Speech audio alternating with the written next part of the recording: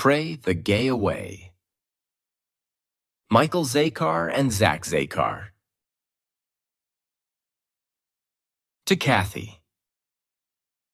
Thanks for always pretending to be our girlfriend at family gatherings. About the authors.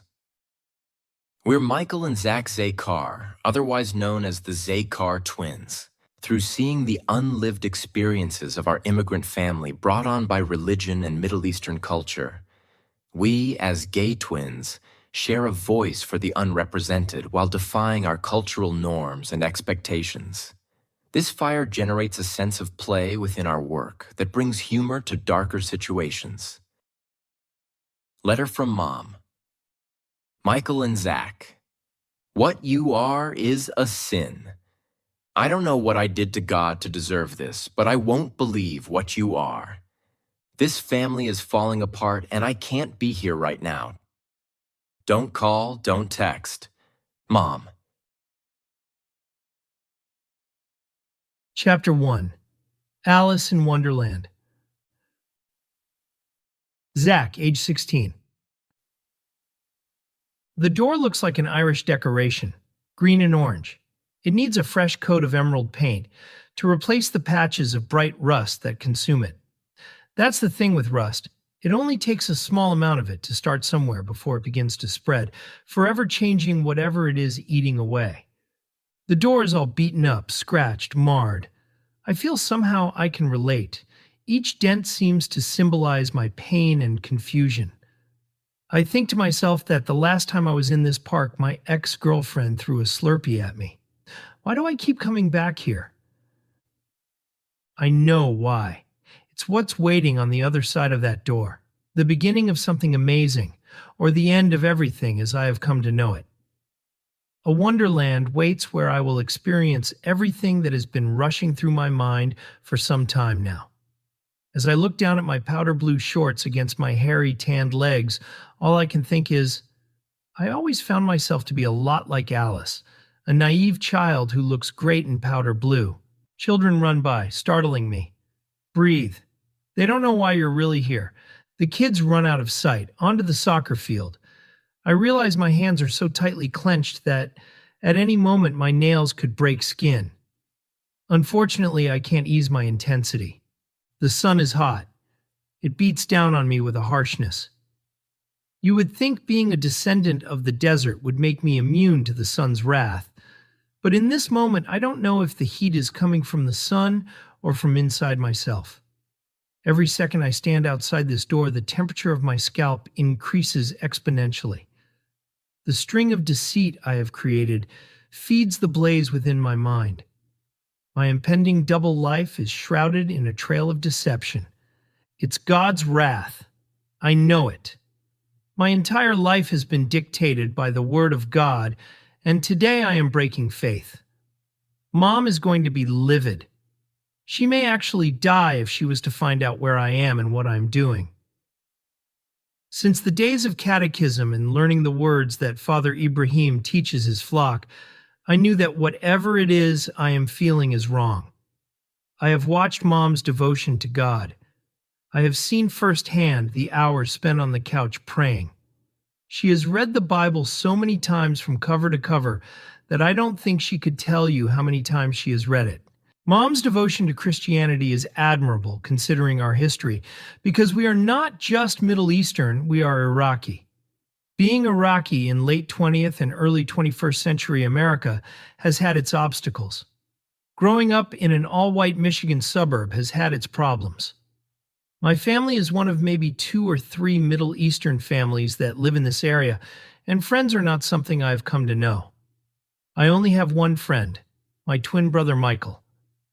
As I stand outside of this emerald door that is going to lead me to the answers to some of the most burning questions in my life, I begin to wonder if it's all worth it to defy my family, to trick my brother, to risk being more of an outcast than I already am, to defy God, and worse, to defy Mom.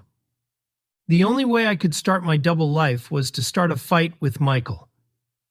The ploy is to insult Michael and leave the house. I told him he's the ugly twin, even though we are identical. 27 minutes my senior. We could be mistaken for conjoined twins because we are closer than close. But something in me is changing. I am the one who is starting to feel different and look different. I am the one who is becoming some kind of monster. I am slightly heavier than Michael. Slightly. No matter what he says, I am not the fat twin. Alice is not fat.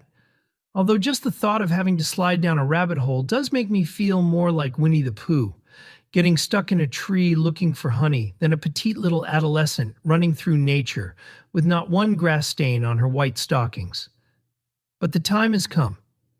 It's time to step forward, and the only way to experience Wonderland is to follow this bunny hiding in the bathroom. I better hop to it. As I advance toward the door, my knees quiver, my thighs twitch. My entire body is numb. I could be mistaken for a statue that someone delivered and left at the door. A statue like the David, except I'm olive-skinned and I have dark, wavy hair and a little more marble around the middle. I feel as if I'm on the verge of a stroke. Perhaps I have already had one? Why else would I be standing here about to do what I know I'm about to do? As I start to vibrate, I think, shit, I really am having a stroke. I quickly realized that it's not a stroke, but a text coming from my powder blue shorts.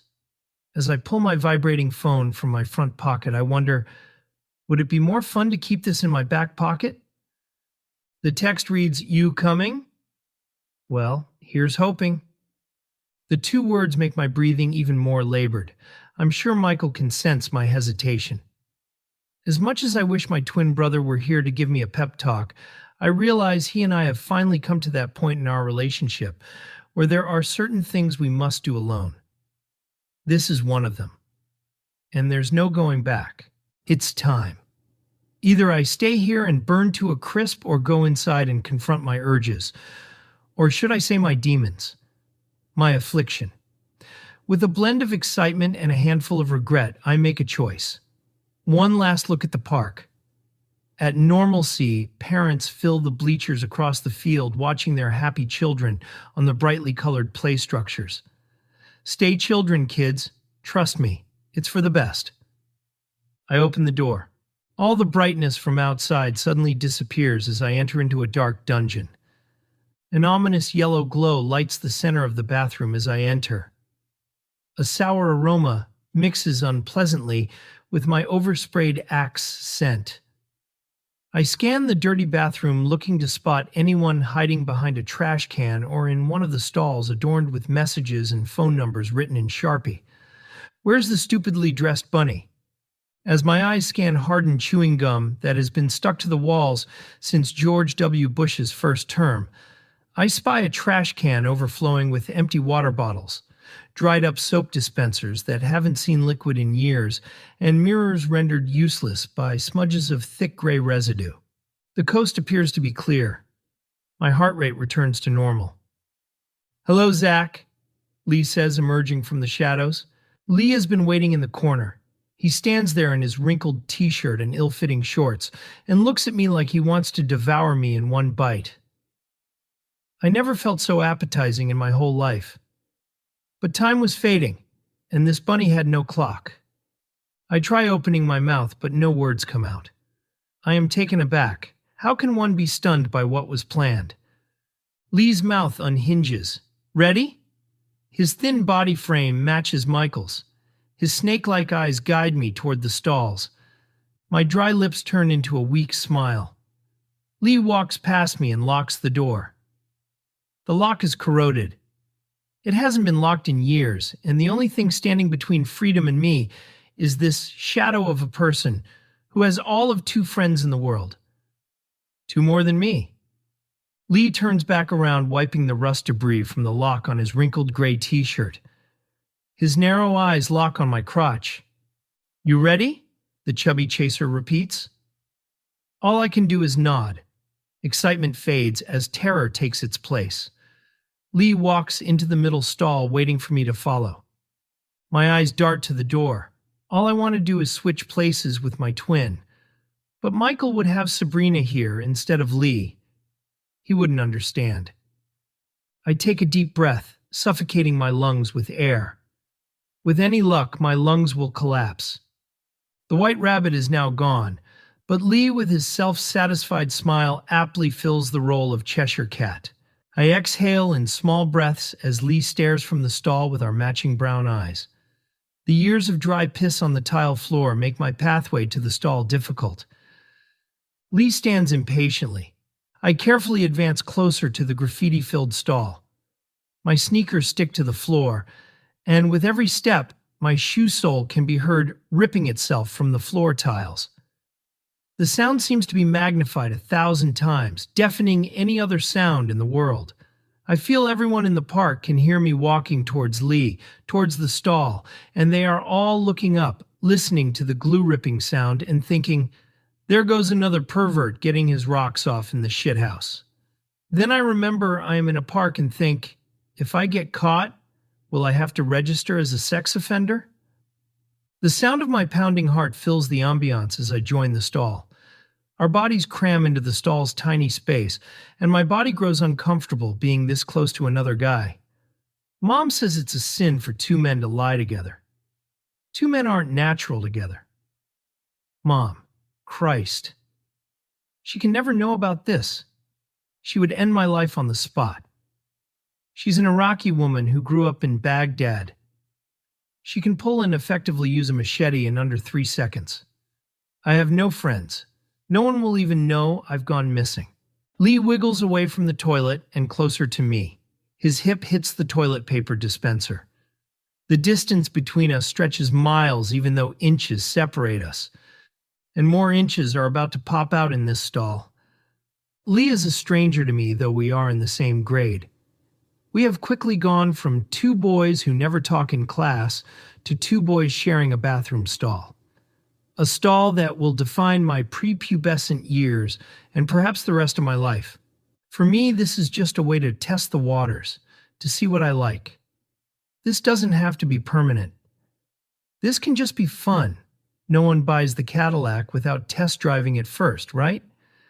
After today, I will know if I want an automatic or if I want to spend the rest of my life playing with a gear shift. Lee slithers closer, causing our bodies to physically touch, causing me to back into the cold brick wall and a potential super strain of syphilis in the stall. Lee bends down. His unnatural position makes him appear as though he's repenting for his sins. Good timing since we're both about to commit the ultimate sin, as Mom says. There's Mom in my head again. My neck straightens upward to avoid eye contact as he grabs the zipper to my shorts. "Alice, you slut." The sound of children playing outside invades the space. My knee reactively hits Lee in his forehead. "Sexy." Lee pushes my knee back down. "Don't worry." As his cracked fingers outline the rim of my pants, I focus on the intermittent flickering of the fluorescent lights to distract me from my jittery nerves. He unzips my pants. "Wow." He gasps. "You're huge." Part of me wants to flip my imaginary long blonde hair like some shampoo commercial. Lee grabs my cock with his cold hands. "You like that?" He has only been touching me for about a nanosecond. "Yes," I quietly respond. Lee smiles at my coyness. Without hesitation, I'm in his mouth. The white rabbit definitely does not waste time. For a second, this isn't real. I can't believe I'm doing something like this. My body is in total ecstasy. I can't compare it to a girl's mouth, but something about just knowing that I'm getting pleasured by another man makes me feel alive for the first time. As if for the past 16 years I have been dead inside. All those times I told myself something was missing, something was wrong. All those life-altering, life-changing questions were just answered by the mere act of putting my dick in another man's mouth. Perhaps this is how the Middle East will achieve peace? If Benjamin Netanyahu would just put it in Mahmoud Abbas's mouth, peace would have a chance. I look down on Lee, who is going down on me, and his silky dark hair rests flawlessly on his head as he sways back and forth. I don't know if it's polite to watch, so I stare at the ceiling. My toes start to curl. "I'm close," I say after an impressive minute. I lunge forward as I finish. Catching my breath, the hot feeling turns to full and utter regret. I thought that regretful feeling would only occur after masturbating, but here it is again like herpes. Just when you think it's over, it's back again worse than before. Hate and anger fill my body with the burning sensation of outrage. This was wrong, I slur. Lee gets up, inclined for a kiss. As our lips touch, I shove him off in the fear that I am about to get snowballed. "What are you doing?" I say, almost tossing in a bro to regain my straightness. I wipe the taste of my own penis off my lips. Lee looks at me again with those snake eyes and Cheshire cat smile. "Are you going to return the favor?" I stare at Lee, who looks as if cottage cheese is falling from his mouth. I really need to get back home. I'm late. I put my flaccid dick back in my shorts and turn around and bolt towards the door, as though the Queen of Hearts is chasing me, trying to cut off both my heads, which is what Mom will do if she knows I'm here. Struggling to unlock the door, I punch it open, practically bursting straight through the wood. Lee watches silently from the stall as I leave him behind, with only confusion and millions of my unborn babies swimming on his lower lip. The sunshine blinds me, but I run. My head grows faint as the rush of fresh air hits my face. I keep running. I run away from the bathroom as fast as I can, as fast as my skeleton can haul my weight. The sounds of the outside, of normalcy, grow in volume. But everything's different. My body, my mind, my view of Asians. I don't stop running until I hit the other side of the play structure, farthest away from the bathroom. A good 20 yards. A good 15 seconds. I'm winded. A stinging sensation comes from my knuckles as I notice the small cuts I sustained during my escape. I'm bleeding. Alice is a woman now. I wipe the streams of blood on the grass and stare at the rust color of my blood on the emerald green grass. I'm corroded. I dig through my powder blue shorts, making a mental note to burn them later, and grab my shared silver flip phone. Who to call? I can't call home. What if Michael picks up? He won't understand. What will I tell him? More lies? I dial the only person I can think of in times of emergencies. A couple of long rings go by. Hello? The familiarity of Mom's stable voice allows me to breathe a sigh of relief. "Mom, can you pick me up? I'm at Goldman Park." "What's wrong, Habibi?" she questions. "Everything." "Nothing. I think I hurt my leg while running." "I'll be there in 10. Leave the machete at home. 10 minutes in American time is at least 23 minutes in Middle Eastern time. I decide to wait underneath a slide in case Lee and his cottage cheese mouth try to find me. I wait, hoping to find a potion to make myself smaller. I committed a sin, a mistake of epic proportions, a mistake I should never have made. I let Lee taint my mind. That harlot, that deceiver, that Jezebel. Kids play in the distance.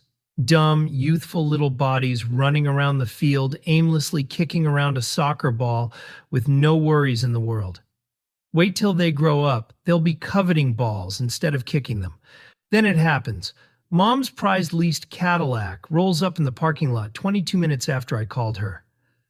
I race to the car, and as I go to open the door, I catch a glimpse of my new reflection against her window. My hair looks the same. Black, wavy, short. My body frame looks the same, thick. My skin is still dark. I still look as if I need to be selected for secondary screening at the airport. I may not look different, but I certainly feel different. Who in the world am I? What have I become? I put the final piece of the puzzle together. I know what I have become, and no one can ever know. Mom's cherry blossom perfume escapes as she rolls the window down. "You sure you're okay, Michael? Zack?" Mom never calls my 3 siblings or me by the correct name. "Yeah, Dad," I say as I hop into the car.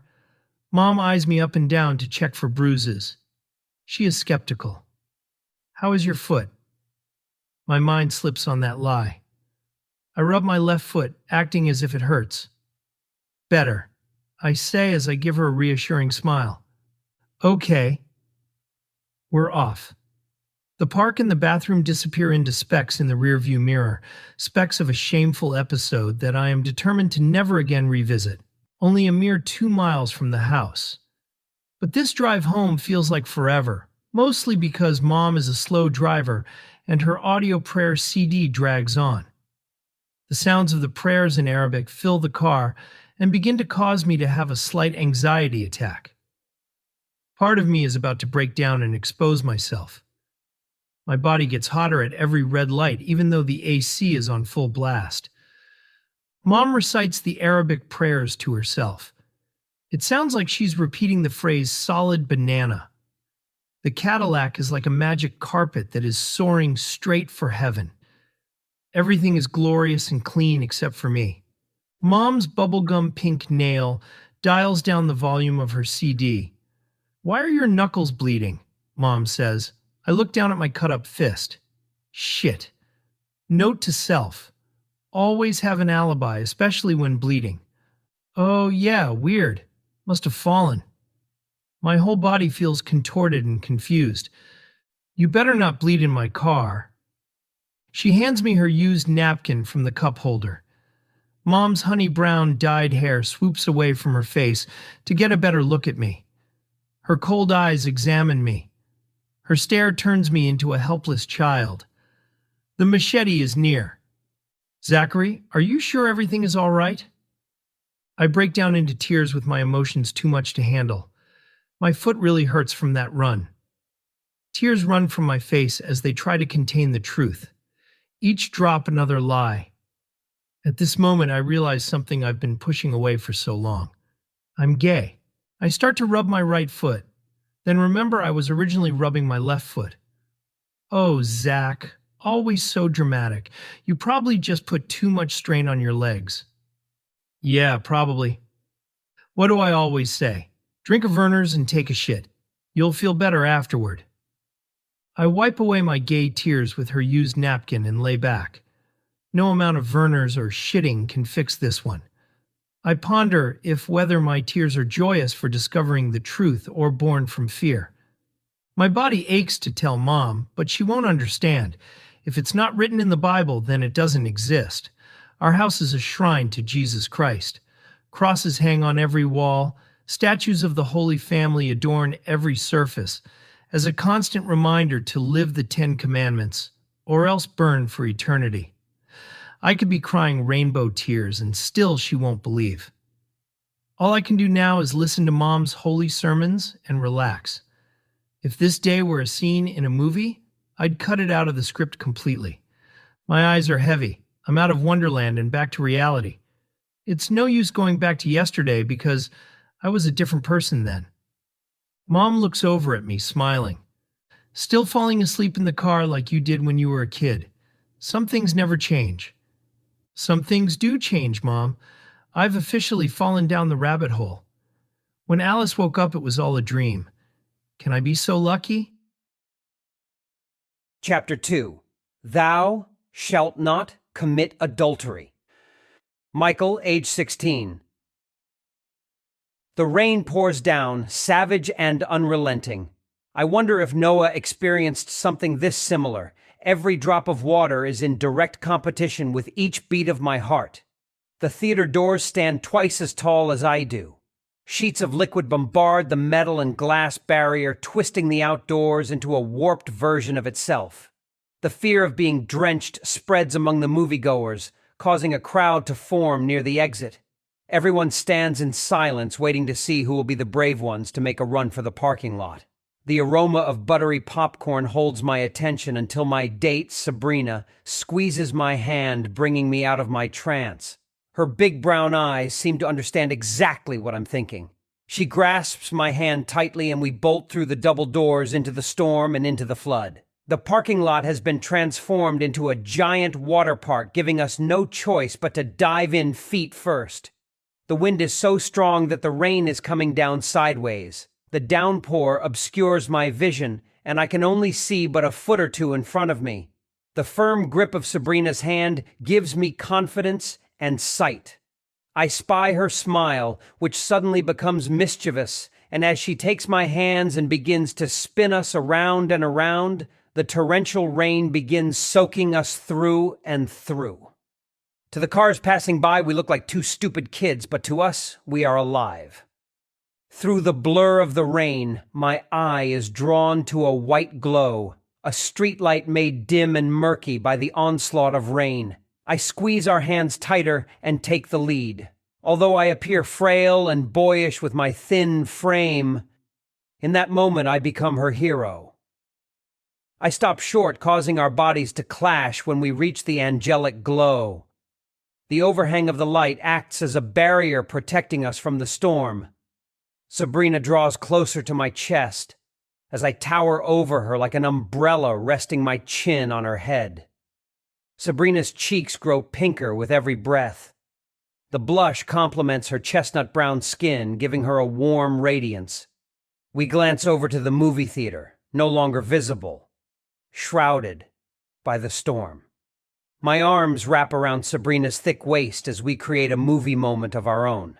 Sabrina's smile outshines the streetlights. My hand takes the back of her neck. I pull her closer and closer until finally her tender lips meet mine. Time stops with my first kiss.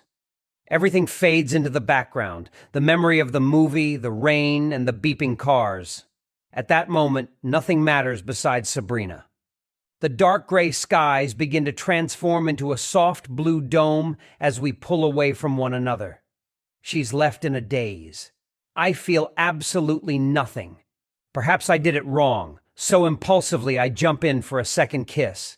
This one is much sloppier, definitely not screen-worthy. Our faces separate once again, and in this monumental moment of life and romance, I am overcome with one distinct feeling.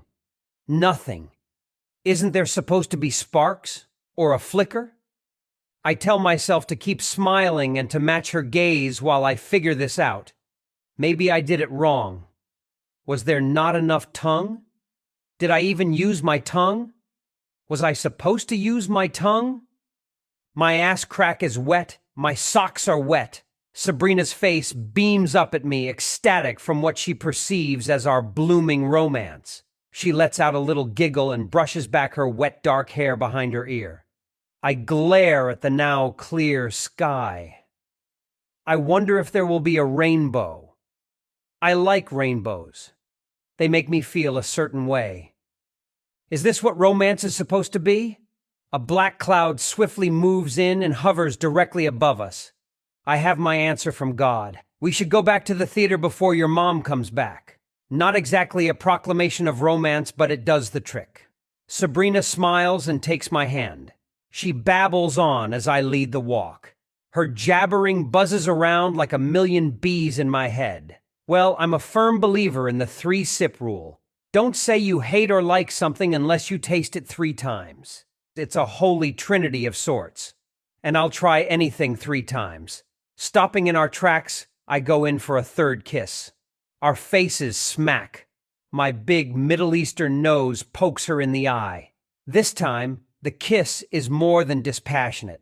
It's a disappointment, an annoyance, somehow even a threat to all that is romantic. I pull away. In a sorry effort not to ruin the moment further, I plaster my newly braceless smile across my face. When in denial, just smile. Sabrina takes her half-polished fingers and weaves them between mine. She rests her head on my shoulder, perfectly complementing my tall stature. She fits me like the perfect Tetris piece.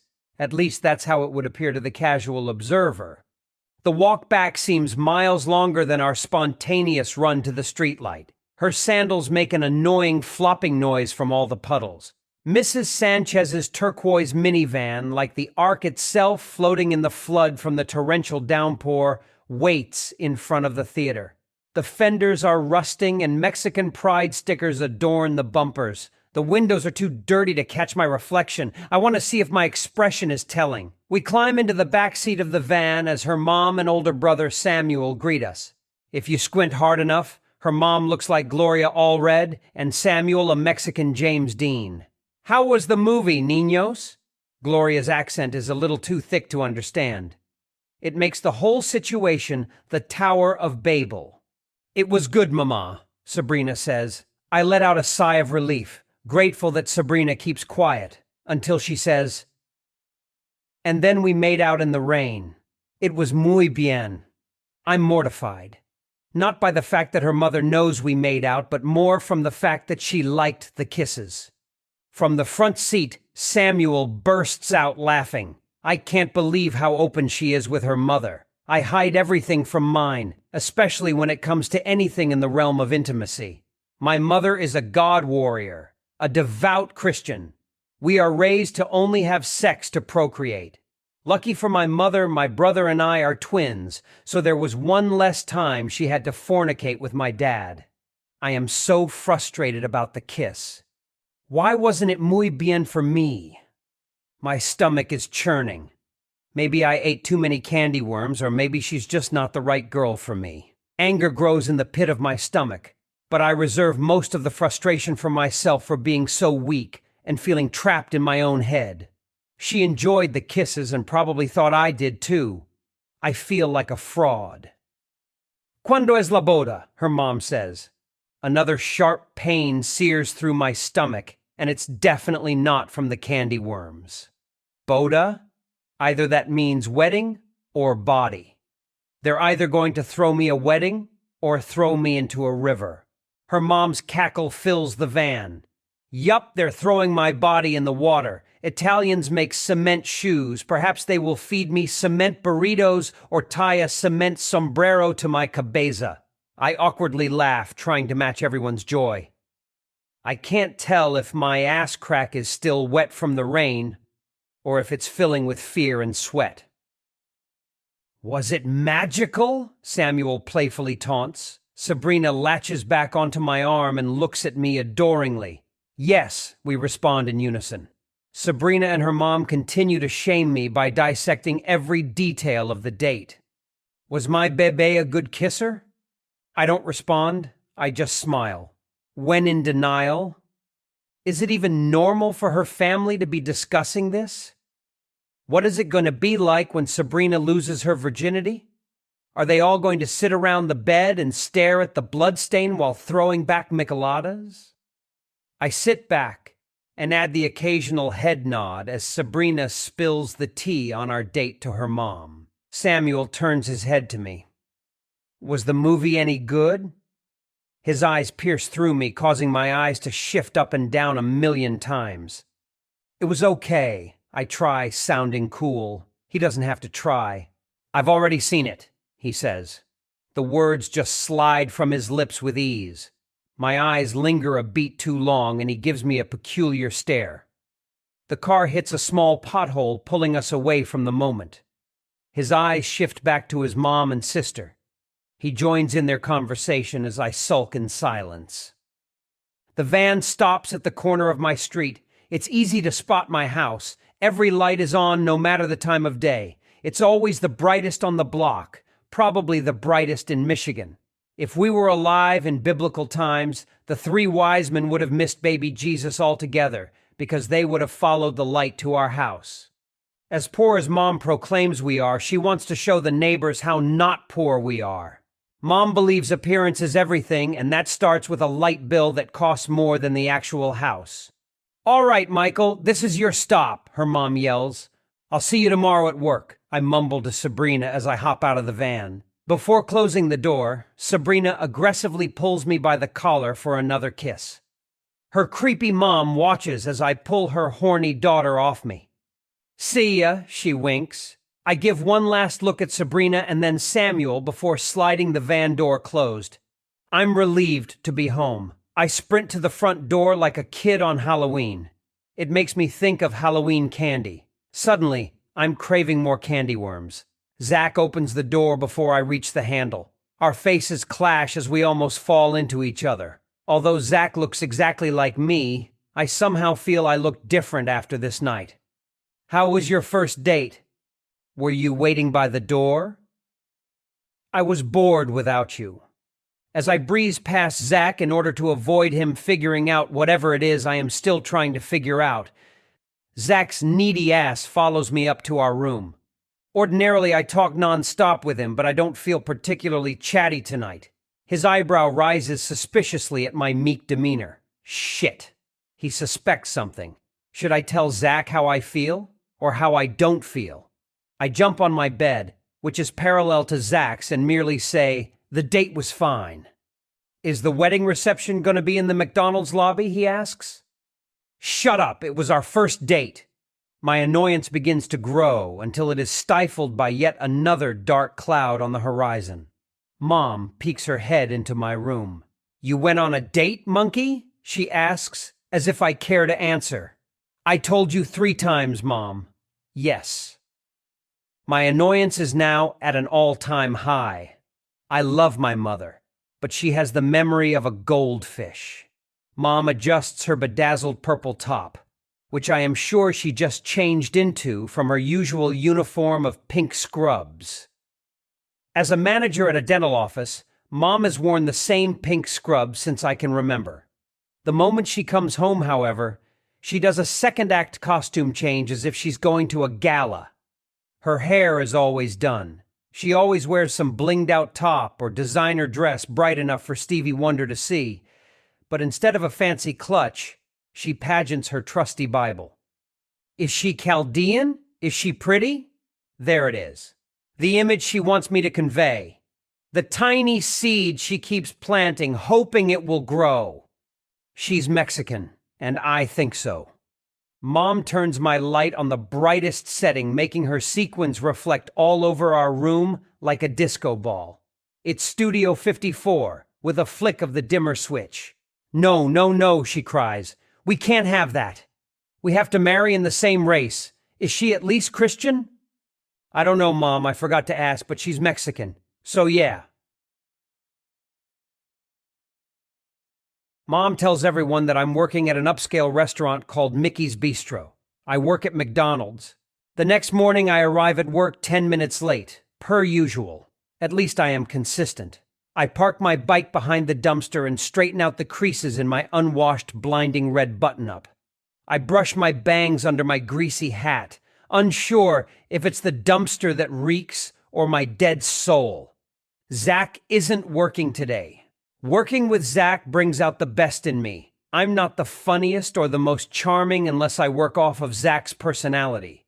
We both wear headsets to mess with the customers in the drive-thru, constantly telling them the ice cream machine is broken while we sit and eat vanilla cones. When he's not here, the shift just seems to drag on like my own personal hell. Speaking of which, as I am walking in, Sabrina immediately spots me from the grill. She rushes at me like a chihuahua. I can't tell if she's going to bite me or kiss me. Based on the night before, I'd prefer to get bitten. "Hi, babe," she coos, forcing her chapped lips against mine.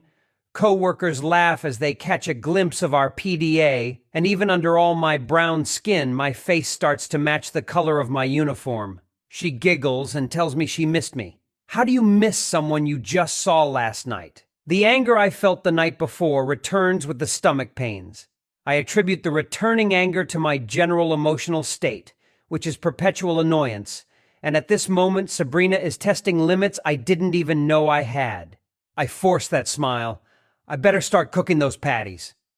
Sabrina's twin sister, Sarah, looks over at us from the register and waves. Sarah is identical to Sabrina's Tweedledum and Tweedledee shape. They weeble, they wobble, but they don't fall down. The only difference is Sarah wears fake, eerie green contacts that disguise the same deep, dark eyes that Sabrina has. Maybe I can set her up with Zack? What is Zack's type anyway, besides edible? When I come to think of it, Zack and I have discussed everything under the sun except girls. If I had to guess, his type would be blonde. That's what I can deduce from the mound of Dad's vintage Playboys he thinks he's cleverly hidden under his mattress. Sabrina follows me to the back as I clock in. "So listen, yesterday was great." She leans against the oily tile walls. "Want to come over for dinner tonight?" "Sure," I lie. Her smile stretches from cheek to cheek like a chipmunk with too many nuts in its mouth. I throw my uniform onto Zack's bed where he's pretending to study. You missed an annoying day at work. Someone took another dump on the bathroom floor today. Zack looks up, vaguely interested. Oh yeah? Cool, cool. He is distracted by our phone. Today is Zack's day to have the flip phone. I have a dinner date with Sabrina tonight. Great, he says as he ignores me staring at the small screen. Mom shuffles into the room with her Michael Kors top slightly burning my retinas. Keep it down, I'm trying to pray. Zack's eyes widen to the size of hamburgers. Michael's meeting Sabrina's family tonight, Mom. She nearly drops her Bible. The same girl? Yes, I glare, instantly annoyed.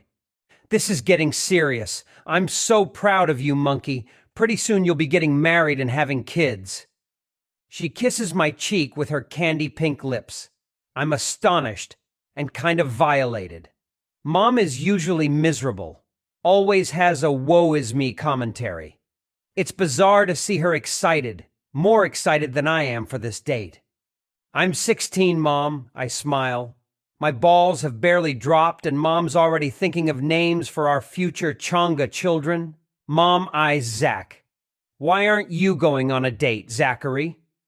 I smell an opportunity. Yeah, I say. You could go out with Sarah. We could have a double twin date. Mom lights up with excitement. Zack lowers our phone. Her fat twin, he says disgusted. Be fruitful and multiply and fill the earth and subdue it and have dominion over the fish of the sea and over the birds of the heavens and over every living thing that moves on the earth, Mom recites.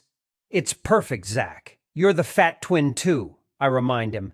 This way neither one of us has to be single while the other one has a girlfriend. I'll be perfectly matched and you'll be perfectly matched. Fat and fatter.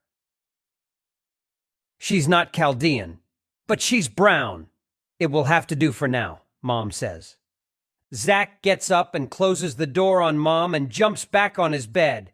I'm not fat, you skinny bitch. I'm just not a twig like you, he says as he throws a pillow at me as I wonder if we were supposed to be triplets, but Zack ate the third baby in the womb. Hey, watch your language, Zachary, Mom yells from outside the door. We wait in silence until her footsteps begin to fade. Zack gets up. Anyway, have fun. I got to go for a jog. Where are you going? The park. Don't wait up. Zack pokes at his muffin top as he throws a pocket-sized Axe spray in his powder blue shorts. By the way, everyone knows you're the ugly twin. He walks out the door before I can punch him. Always picking a fight. I grab the only button up in my drawer and hurriedly button it as I enter my sister's room down the hall. My sister Bridget is basically Dad, since Dad is working at the party store from dusk till dawn every day while not being a present father. As a matter of fact, Bridget is the one who taught Zack and me how to shave, because Dad was either not around or too stoned to carefully hold a blade. Since we are Middle Eastern, this rite of passage was experienced when Zack and I were roughly about 6. Every month, Bridget tries to bring new life into her existence with a different hobby. Once there was the plain yogurt diet. Then there was last month's obsession with framing finished puzzles. Since Mom would kill her if she were out of the house past 5 p.m., she's clipping coupons. I watch her from the doorway, trying not to break her concentration. She sits on her bed among scraps of coupon clippings like some sort of domestic queen with her crown of enormous curly hair. She lays the newly clipped coupons down in certain piles as to not confuse them or mix them up. She knows which coupons save what and how much. I am forced to interrupt her focus. Will you tie my tie? For your date tonight, come here. She waves me in. I just heard Mom calling her sisters about it. My stomach turns hearing about Mom's joy. Where is this joy coming from? Why isn't she in the shadows praying and counting down to Armageddon? I sit on the edge of Bridget's bed as she ties the tie around my neck, and the tie starts feeling more like a noose every time she makes a move. What did she say? I ask. She's never been happier, Bridget says through her smile. All I can say is, will you tie it a little tighter?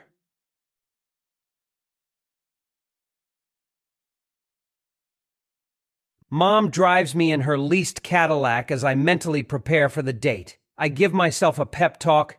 You will like Sabrina. This time you will kiss her, like it, and mean it. Make Mom happy. Mom hands me a bouquet of white roses. For me? I joke. Give them to Sabrina. The cashier at the store told me white roses mean love. Love? As always, Mom jumps the gun. I'm just trying to like the girl and get to a point where I can stand kissing her without vomiting a little in my mouth. How much were these? I say. Don't worry about it. Mom continually complains about having no money because Dad sucks it up from gambling and just being an overall degenerate. It makes me feel bad that she spent her last buck trying to get me laid. She never gave me lunch money as a kid. I would always open my lunch bag and find an IOU note and a bite-sized candy bar from the back of the cabinet. Today's message from Mom is clear. Marriage is more important than her child's hunger. I guess this is why Zack stays single. Dad's oversized black dress coat drowns me. Dad is just as thin as I am, but thinks extra large clothing makes him look gangster. The man thinks he needs street cred. Have fun because your dad never takes me out, that Mom wants to say motherfucker, but won't allow herself just in case God is listening. Instead, she says, mother-father. She didn't fool me. And my bet is she didn't fool God either. I know my parents aren't fond of each other, but they're still together because of what our Middle Eastern community would say if a divorce even resonated out of Mom's mouth. She doesn't want people gossiping about us. She always remains calm until she's behind closed doors. I leap out of the leased Cadillac with Mom's overly expensive flowers in hand. Wait, she calls from the window. Wear this. She hands me a sterling silver cross. Make me proud, monkey. I will, Mom. I stroll up the driveway and knock on the door 5 times for every person in my family.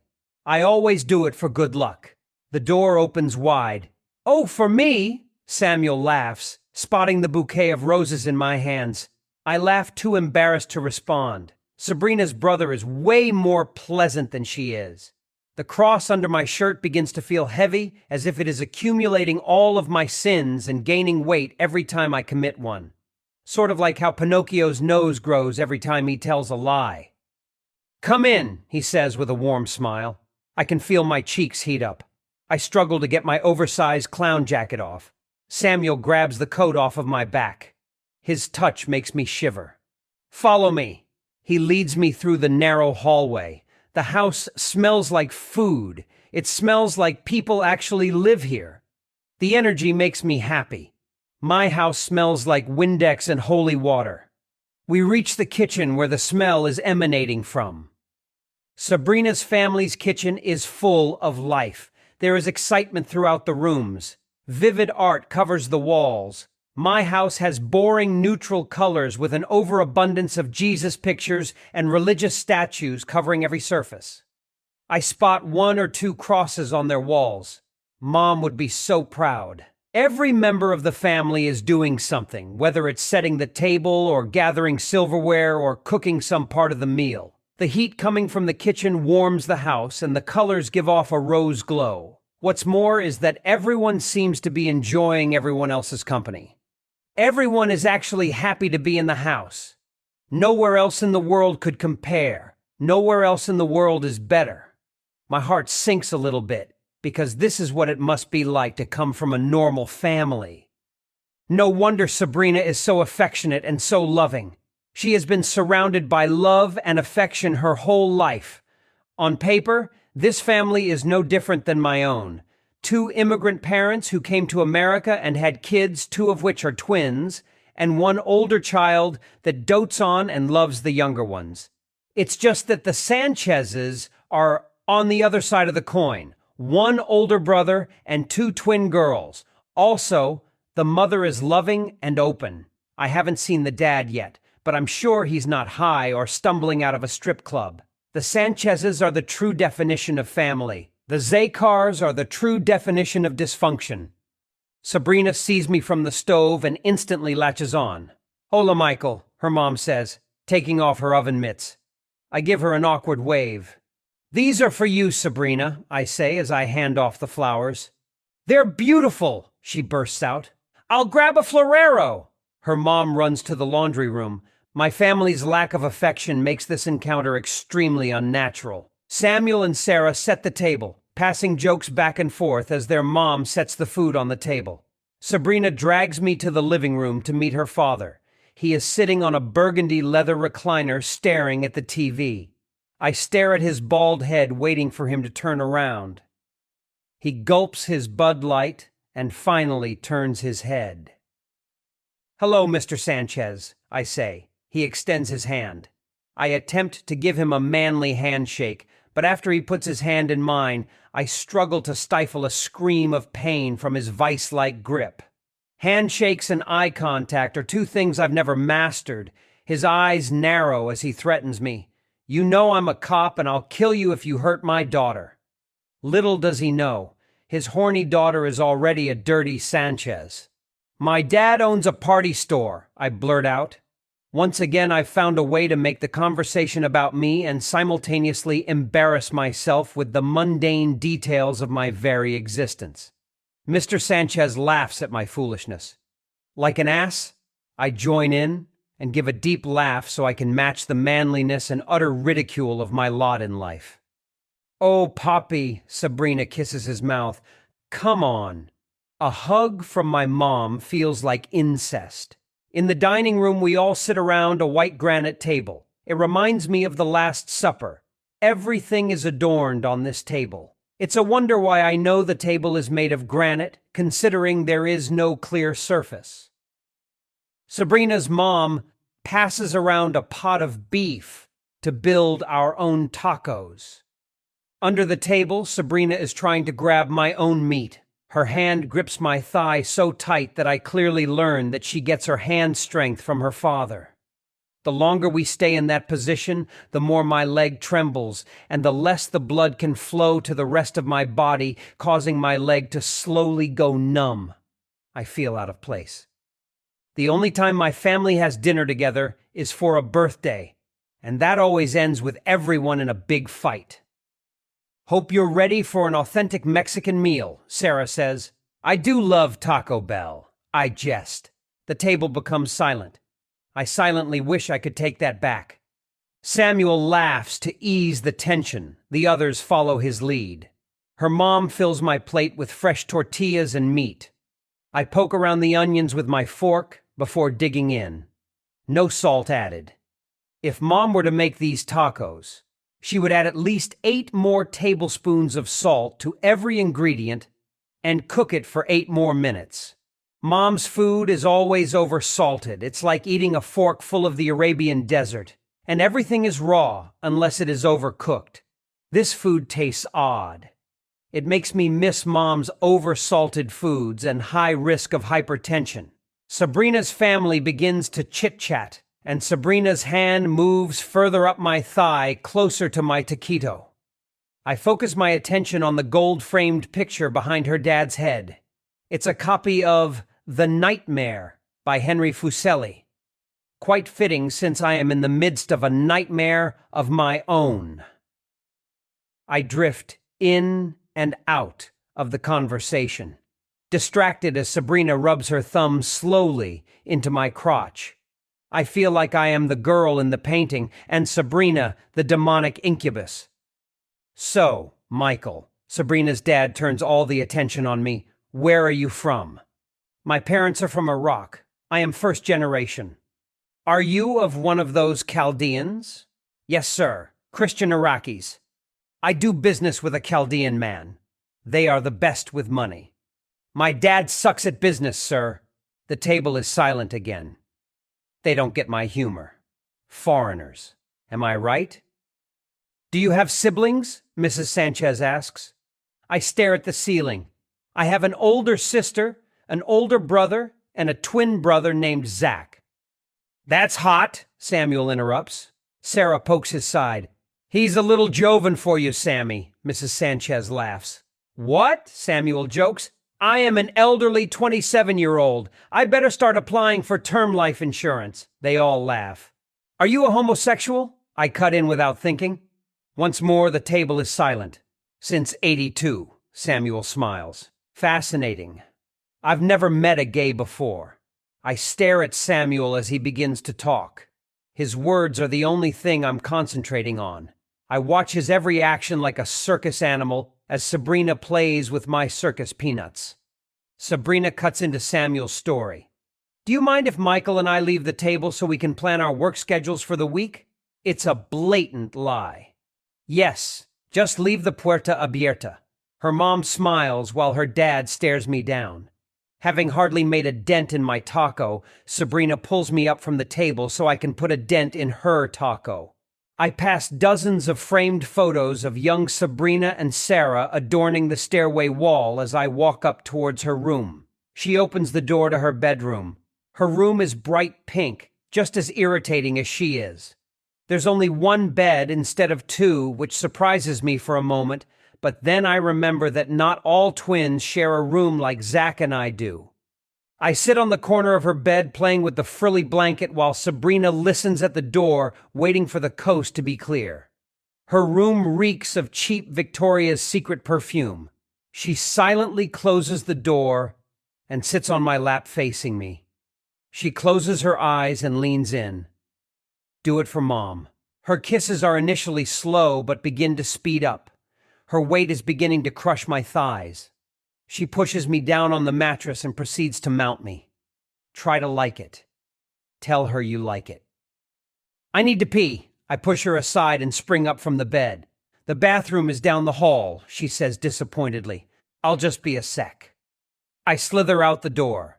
The hallway is dark. One room has a small beam of light coming from it. As I pass, I realize it's Samuel's room. He must have come upstairs just behind Sabrina and me. I have to pass his room on the way to the bathroom. Quickly, I glance in and see him throwing clothes all over his floor. I stop.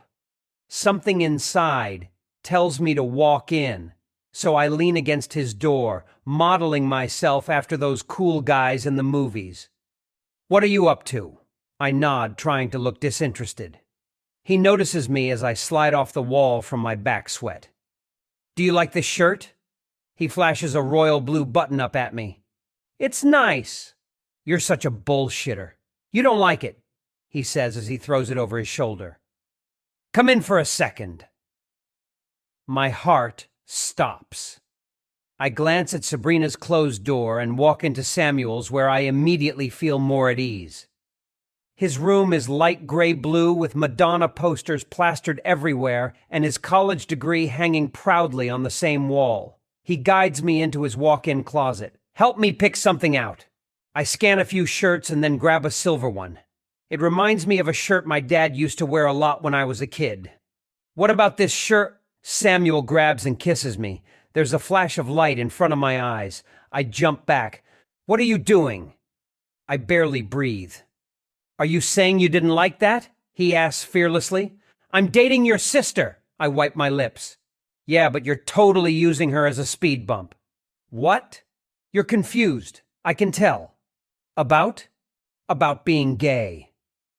I jump out of the closet.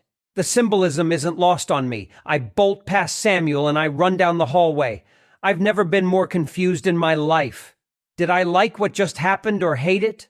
I think I hated it. What was that spark of light? Have I committed the ultimate sin? Is the Lord taking my sight? Mom would hate it. It was two boys. What do? How do I re-baptize myself? I slither back through Sabrina's door and stare her down. She watches me from her bed, emulating my stare. Her body language says it all. I climb on top of her. We grab each other's faces and make out furiously. I can't stop thinking about Samuel's lips. Stay focused. That's not you. She unbuttons my shirt, causing the heavy metal cross to swing out like a pendulum as I pull her shirt off. Her thick brown body contrasts with my thin one. I'm not enjoying a single minute of it, but I've got something to prove to myself. She moves my limp hand from her waist to her chest. I pull back quickly, but she moves my hand back. I begin to take off her bra, struggling to unclamp it. Sabrina unfastens her bra for me, letting her breasts spill out, which takes more than a few seconds. I play with her boobs like they're water balloons and try to forget what happened. I roll them, like Mom rolling bread puffs. Mom always makes these special bread puffs filled with meat once a year. She rolls the dough and makes sure it rolls out evenly. I try to match the technique. She unzips my dress pants. Sabrina pulls down my Fruit of the Looms and plays with my crotch. She lies back on her bed. I get on top of her and recreate what I've seen in those Playboy magazines under Zack's mattress. The cross swings back and forth like an axe on a rope. The heaviness of the sins is going to decapitate one of us. I rub myself between her breasts. A few strokes in, and I start to get flaccid. I think I have to go, I say, jumping up, realizing I still have to pee. Sabrina looks up at me. I come up with the first excuse I can think of. Your parents are home, but we can continue this tomorrow. I can only bring myself to kiss her cheek. I hurriedly throw my clothes on. My shirt is inside out and my shoes are on the wrong feet. It doesn't matter. Freedom is just a few steps away. I sneak out of her room as Samuel watches me from his doorway. I turn red and run down the stairs. Her parents, preoccupied with TV, probably rewatching Selena for the 30th time, don't notice my departure.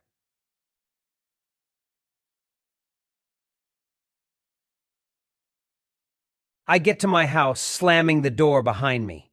My shirt is soaked in sweat. I realize that I kind of missed my humdrum home.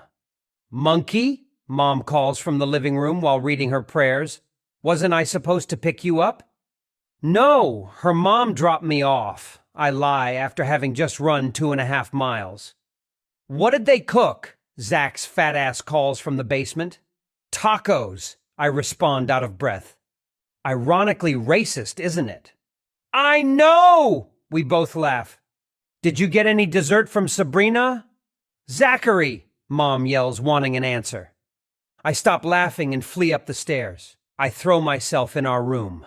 I need time to unwind about the whole night. Samuel is much older than I am. He already graduated college. He's ready for an adult job. I'm still in high school, almost on the verge of failing. I'm dating his younger sister. What do I do with Sabrina? Am I cheating? Is it cheating if it's another man? I feel like an adulterer. Samuel is David, and I'm Bathsheba. 5 minutes go by until Zack pops his head in the room. Michael, phone. My bed is too soft to get out of it. It's Sabrina. Ugh, I whisper as he throws our phone to me. Hello? Hi, what are you doing? I just got home from your place. Samuel says you freaked out when you left. My heart falls to my stomach. Did he say anything else? No. Was I... She takes a long pause. Bad? No, not at all. You were great. I just really had to get home to go to bed. I work early at McDonald's tomorrow. Michael. Yeah, Sabrina? I think we should take it to the next level after tonight. What do you mean? Do you want to be my boyfriend? Of course, I lie. After an awkward pause. Well, good night. Wait, put the phone up to your mouth before you fall asleep. Why? I want to hear you breathe, says the future sociopath. Okay. I roll onto my side, resting the phone against my pillow as I pretend to sleep. Sabrina might be double-clicking her mouse based on the muffled breaths I hear, but I do my best to ignore them as I stare blankly at the wall. How long do I have to wait before hanging up? I doze off thinking about what Samuel said. He could tell. Zack and I sit in the back seat with our matching red uniforms. When's your next date with that girl? Mom parks the car. You mean his girlfriend? Zack unbuckles his seatbelt. Girlfriend? Mom says like she's about to shed tears of happiness. I'm so proud of you, monkey. I hate when she calls me monkey. When I was younger, I used to climb on top of counters and cabinets, sometimes on Zack, and the nickname stuck. But I'll take that over Sabrina calling me boyfriend. You know what the Bible says, but truly God has listened. He has attended to the voice of my prayer. Mom, don't get crazy. Maybe she can come to church with us tomorrow. We both slam the doors as she yells at us from the window to remind us that we can't eat meat today. Mom is always fasting for God. Her fasts never make much sense, but she makes sure we're all in on it. No Meat Monday has no correlation to being Christian, but we do what Mom tells us. The day starts out calmly. Sabrina isn't working today, which brings a sigh of relief on my part. Also, no one has shit on the bathroom floor.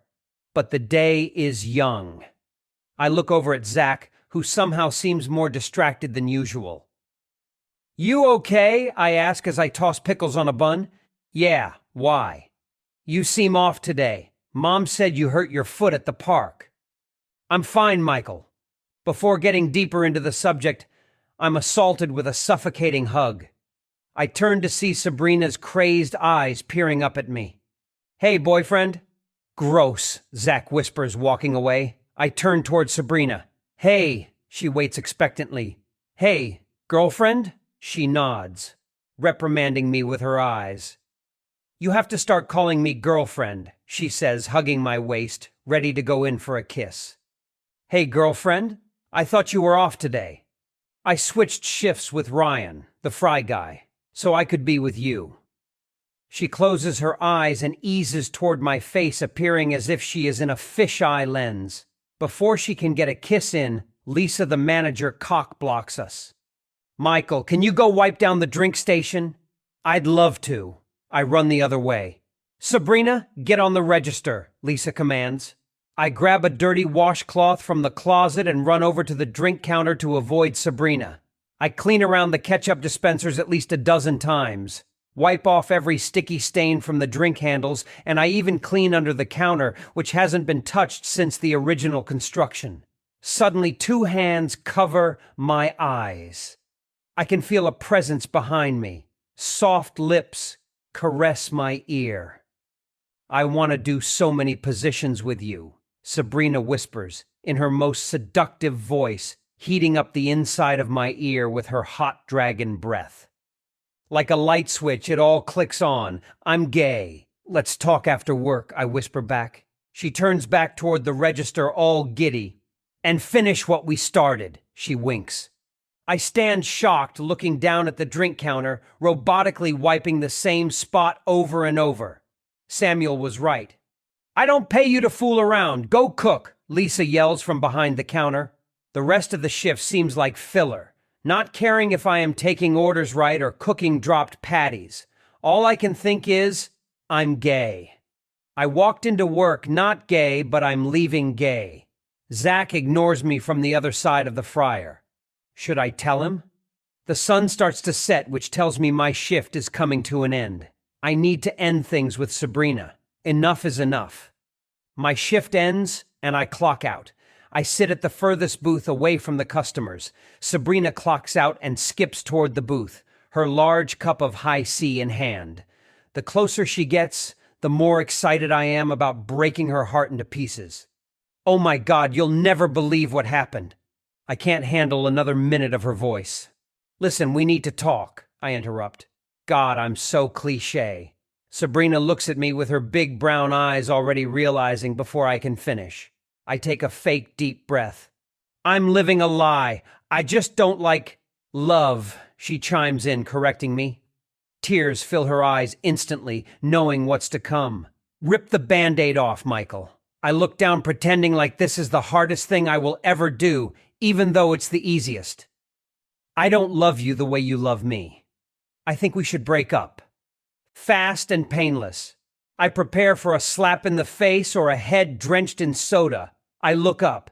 Tears stream profusely. Her banshee cry fills the room. "Why would you do this? I don't understand," she says tersely with clenched jaw and sobs between each beat. "Shh, Sabrina," I say, looking around at the customers now glancing our way. "I don't understand either. Being gay only occurred a few hours ago." She continues her uncontrollable crying, capturing the attention of some of the employees now. "Sabrina," I say louder. She gets up, wiping off her whale face to kick me under the table. Her twin sister comes running out from the back and picks up on what's happening. "Asshole!" Sarah yells, hurling Sabrina's drink at me. There it is, the predicted downpour. Lisa runs out. "What's going on here?" Sarah comes to her twin's aid. Michael's yelling inappropriate things at Sabrina. Lisa eyes me. "Michael, come to my office." "Yeah, go, pervert," Sarah says as she hugs her twin tightly. Shortly thereafter, I get fired from the job of a lifetime for having an inappropriate relationship with a fellow coworker and causing a scene at work. I put my coat on and sit on the sidewalk. The breeze feels good on my face after a 6-hour shift behind a hot grease machine. "Asshole!" Sabrina scoffs walking past me. Sarah kicks dirt at me as they climb into their mom's van. Sabrina's mom glares at me as the two sisters give me the finger driving away. I didn't plan the breakup too smoothly. Since we've been dating, Sabrina's mom has been dropping me off at home. Mom is still at work. Ugh, Mom. She is going to hate this news. "You okay?" Zack joins me on the sidewalk. "Yeah, I'm fine. Shouldn't you be inside?" "No, I just heard you were fired, so I quit. Bros before burger hose." I zip my jacket and walk down the windy pathway home with Zack. I don't allow myself to think. I just aimlessly walk home, counting my steps on the sidewalk as a distraction following Zack's footsteps. "Doesn't your foot hurt?" I ask Zack before our phone starts having a seizure in my pocket. I open it up to see a group of threatening texts from Sabrina's all-girl gang. "You ugly piece of shit. My bestie doesn't need you. Sabrina is the best thing you'll ever get. Good luck, dickbag. How could you? You terrorist. She's gorgeous. You're a loser with a big ugly nose. Wait till you see what I post about you. She'll be on to the next guy so fast. Hey, so will I." "What's going on?" Zack turns around, catching on that I'm experiencing a dilemma. "You know, dealing with the aftermath." I raise my brows. I hand Zack our phone. He reads the attack, laughing. "I got this." He types, "Sabrina sucked in bed." He clicks the send button and throws me back our phone. "Now, let's go get an ice cream from Burger King." I take a deep breath. A real one. Part of me feels free, while a whole other part feels burdened. Deep down, I knew I had a whole other set of issues that I would have to deal with. Zack is the only person that can make me feel like I'm not a piece of shit. He needs to know the real reason I broke up with Sabrina, but he won't understand. He quit his job for me, but he might quit being my best friend if he knew. I'll just tell Mom Sabrina moved back to Mexico because her dad got deported. Little did I know, the worst part of the storm was yet to come. New employment finds me at Build-A-Bear just a few days later. It's a pedophile's dream. Unsupervised children running around wild. The walls look like one royal blue and yellow coloring book with mountains of stuffed animals. Besides looking like a lesbian camp counselor and being surrounded by the children of the corn, I don't mind it too much. At McDonald's, I always left covered with a layer of grease. With Build-A-Bear, no grease and no Sabrina. Most customers are confused why I'm the only male. They are probably scared I'll kidnap their kids and sell them to Al-Qaeda. One of my duties includes walking around the store to make sure no one is stealing, which is ironic because stealing is all I do. I wouldn't say I am a kleptomaniac. It's more like I have a deep admiration for certain things. I like to think my stealing doesn't count since I work here. It's a fair trade-off. Today is more irritating than usual. We're hosting a 20-person Girl Scout party. The girls are always named something trendy like Brittany or Olive. Strolling through the store, half greeting customers, I watch kids pull outfits on their stuffed animals, fighting for the last overpriced purple tutu. A small girl with glasses zooms into the store. Her pigtails follow behind as she runs through the crowd. She stops in front of a little blonde girl. "Hi, my name is Zoe. Wanna be friends?" she asks with genuine excitement. The little blonde girl walks away from Zoe as if she's non-existent. Zoe has clear signs of Down's syndrome, which many people mistake me for having, But the downs didn't stop Zoe from running to other kids. "Hi, my name is Zoe. Wanna be friends?" she asks a group of children. My heart breaks watching these little shits walk away from her. Zoe and I are two of the same. Both of us different from most people our own ages. If I were to come out, people would shun me just like they are doing to poor, loud, chromosomally challenged Zoe. Zoe stomps over to me with a great big smile. "Hi, my name is Zoe. Wanna be best friends?" she proclaims again with enthusiasm. I match her zeal. "Of course!" Zoe's face lights up like a Christmas tree. She hops in place, glasses falling off. She raises her hand for a high five. I follow her lead, raising my hand. She goes right past my hand and cups my balls. Not a tap, a grab. Zoe has that strong Sanchez grip right on my sack. My balls are a pack of gushers and she's digging for the gooey center. My voice goes up several decibels. 2 crystal champagne flutes shatter in the Macy's housewares department. Zoe's mom strolls around the store with her Starbucks coffee and nonchalantly grabs Zoe off of me.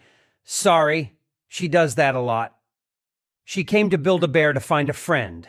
Little did I know she and I would get to third base. This kindergartner has gotten further with a man than I have. My manager, Carol, rushes to the scene having observed the unsolicited hand job. "Michael, you can go on break now." After giving Zoe the best 10 seconds of her life, and my contracting a case of PTSD, I run into the break room. Getting touched by Zoe reminds me of my shitty dating life. Zack has no problems. Girls love him even though he's chubby.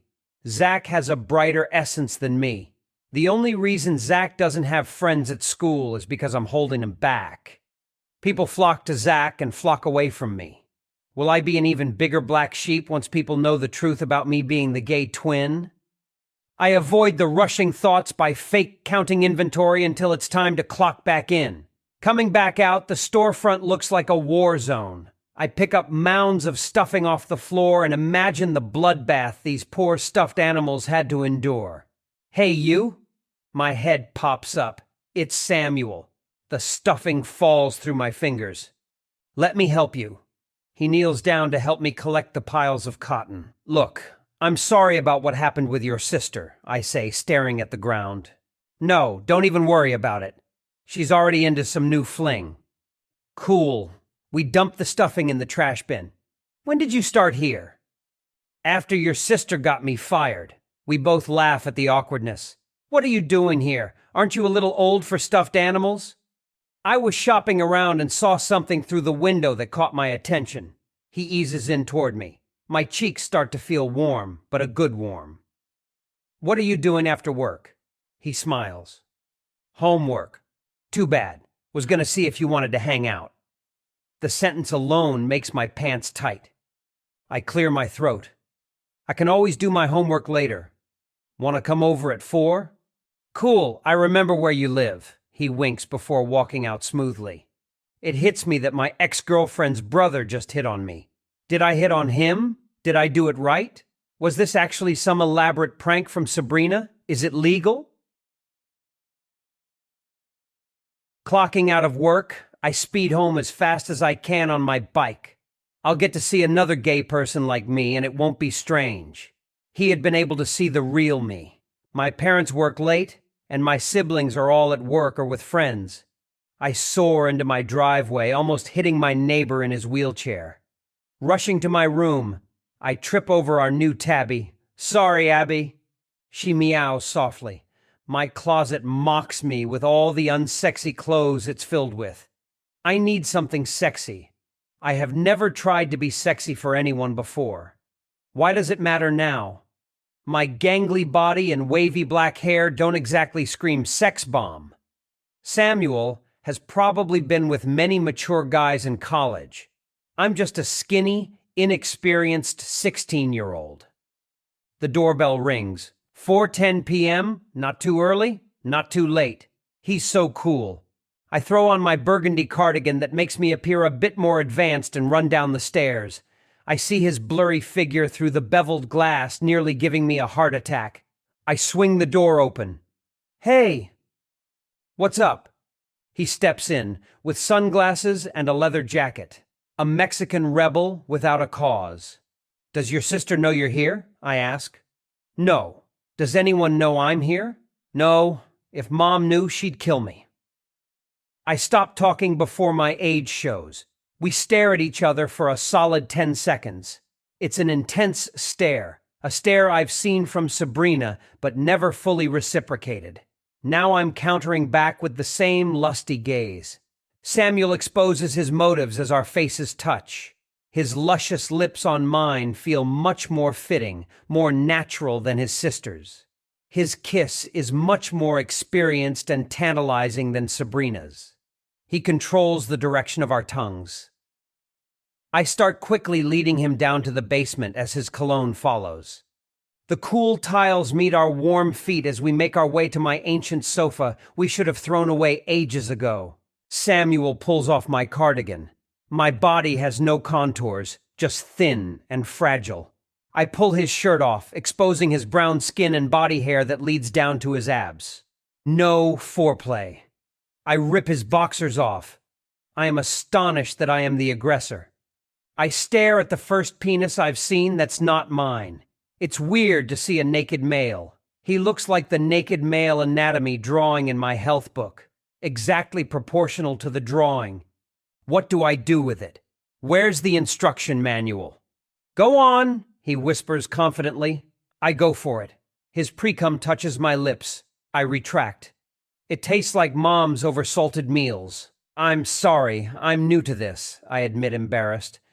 Do you want to have sex instead? My mouth speaks faster than my mind. Yes. I mean no, but I don't want to look lame in front of him. Do you have lube? This word is new to me. Lube? He repeats. He can tell just how inexperienced I am. How about lotion? I shake my head and smile. Half naked, I run up the stairs to my bedroom. I jump on Zack's bedside and grab the half bottle of scented lotion behind his pillow. I look at our room, bright red like a clown nose, so childish. I hit the pile of stuffed animals off my bed and run back down the stairs with the lotion that will lead me to the Holy Grail. Here, I say, throwing him the bottle. I eagerly get into my position on the beat-up sofa. He rubs a thin layer of lotion on his shaft and on his fingers. Then he slowly inserts his fingers into my ass and starts to massage my prostate. The feeling isn't like I'd expect as it begins to burn, but smells like a delightful coconut paradise. Ready? He asks. Sure, I lie. I just smile. The tip of his penis jams into me and I jump from the initial shock. Is it supposed to feel like you're stabbing me in the asshole? He laughs. No, it will feel good in a minute. I promise. I turn and count the white ceiling tiles until it feels better. My body is not in beat with his. You like that? Yeah, but I don't. Feels good, right? His breathing becomes heavy. So good. I try to like it. Oh yeah, take it. Take it, Zack. My rectum pushes his dick out, and I jump up. He is incredulous. Sorry, I thought you liked it. Yeah, but you called me Zack. No, I didn't, he says, breathing heavily. My parents are coming home soon, I say as I cross my arms defensively. Samuel gets up and wads up his garments without saying a word. He uses his underwear as a sweat rag. He knows I'm lying. We walk silently to the door. He slides on his sunglasses, making me doubt my motives. He walks right past me in his leather jacket and no shirt. I close the door after him and look out from the door window until his white Ford Explorer is out of view. I want to cry, but can't. My first time is not what I expected. It's not magic and butterflies. It's baby wipes with an impending bowel movement. The house feels different now. Once a safe space, it now feels like a danger zone. Good thing these walls don't have eyes. I sit on the couch, icing my ass, staring at our family picture proudly hung up. I hate myself. I don't see the person the photograph is portraying. Just when I thought the storm was over and God would share his rainbow covenant, I slowly realize the tempest is just beginning. I need to tell Zack, eventually. I will tell Mom, never. Our phone goes off. A text from Sabrina. You slept with my brother. Well, that's one less person I have to tell. Chapter 3, Dumb and Dumber. Zack, age 14. Where you going, retards? Gwen 1 hollers at us as she pats her weave. Going home, I say back, as if she doesn't know where this journey is going to end. It ends the same place every Monday through Friday, our garage. We gonna get us some pop when we get to your house, Dumb and Dumber? Gwen 2 barks, adjusting her way too tight top. Sure, I retort, as if she doesn't just walk into our house and take it herself. Gwen 1, Gwen 2, and Gwen 3. The Gwens. Those are not really their names. Just the eldest is Gwen. I don't know the names of her 2 younger sisters because I'm too afraid to ask. Gwen 1 is in the same classes with Michael and me. Apparently calling me a retard for 6 hours a day does not satiate her appetite for torture and dehumanization, so she and her minions Gwen 2 and Gwen 3 follow us home calling us names. The Gwens get off terrorizing Michael and me to unbelievable ends. Their tactics are so precise and their way so cunning that they manage to infiltrate our house and do all of their best bullying in our garage. Not in the cafeteria or in the schoolyard. These 3 rebels roll up to our house and take it by storm. The Gwens have become so ingrained in our daily lives that it's hard to picture life without them, as much as I try. When they march into our garage, their first stop is usually our refrigerator, where they take all of our red Faygo. Michael is so anti-confrontational that he serves them pretzels when they come over. The Gwens then take turns playing our Frogger arcade game. They bang the machine every time the frog dies. Broke-ass machine, Gwen 1 shouts. Under normal, healthy circumstances, Bridget or Joey would protect Michael and me, or our parents might also protect us. But when it comes to being home after school, Michael and I are always left alone. Mom and Dad totally believe that the American dream is to work 12 hours a day and never sleep. So Mom and Dad work every day from 9 a.m. to 9 p.m. Bridget is probably off enjoying what little freedom Mom allows her to have, so she stays as far away from home as possible, and Joey is off finding a new way to get high. Being alone and having to fend for ourselves has become a new skill for Michael and me. The gymnasium of our middle school fills with miniature Joan of Arcs, Albert Einsteins, and Abraham Lincolns. Explorers, leaders, sports stars, and artists abound. No one is who they appear to be, especially me. Today is the day where one of my biggest dreams comes true. Today is what I look forward to all year. To be someone who isn't me, Wax Figure Day. It's all of 1 hour long, but that's all I need to taste the sweet nectar of normalcy. Students line against the curves of the gym like sculptures frozen in time.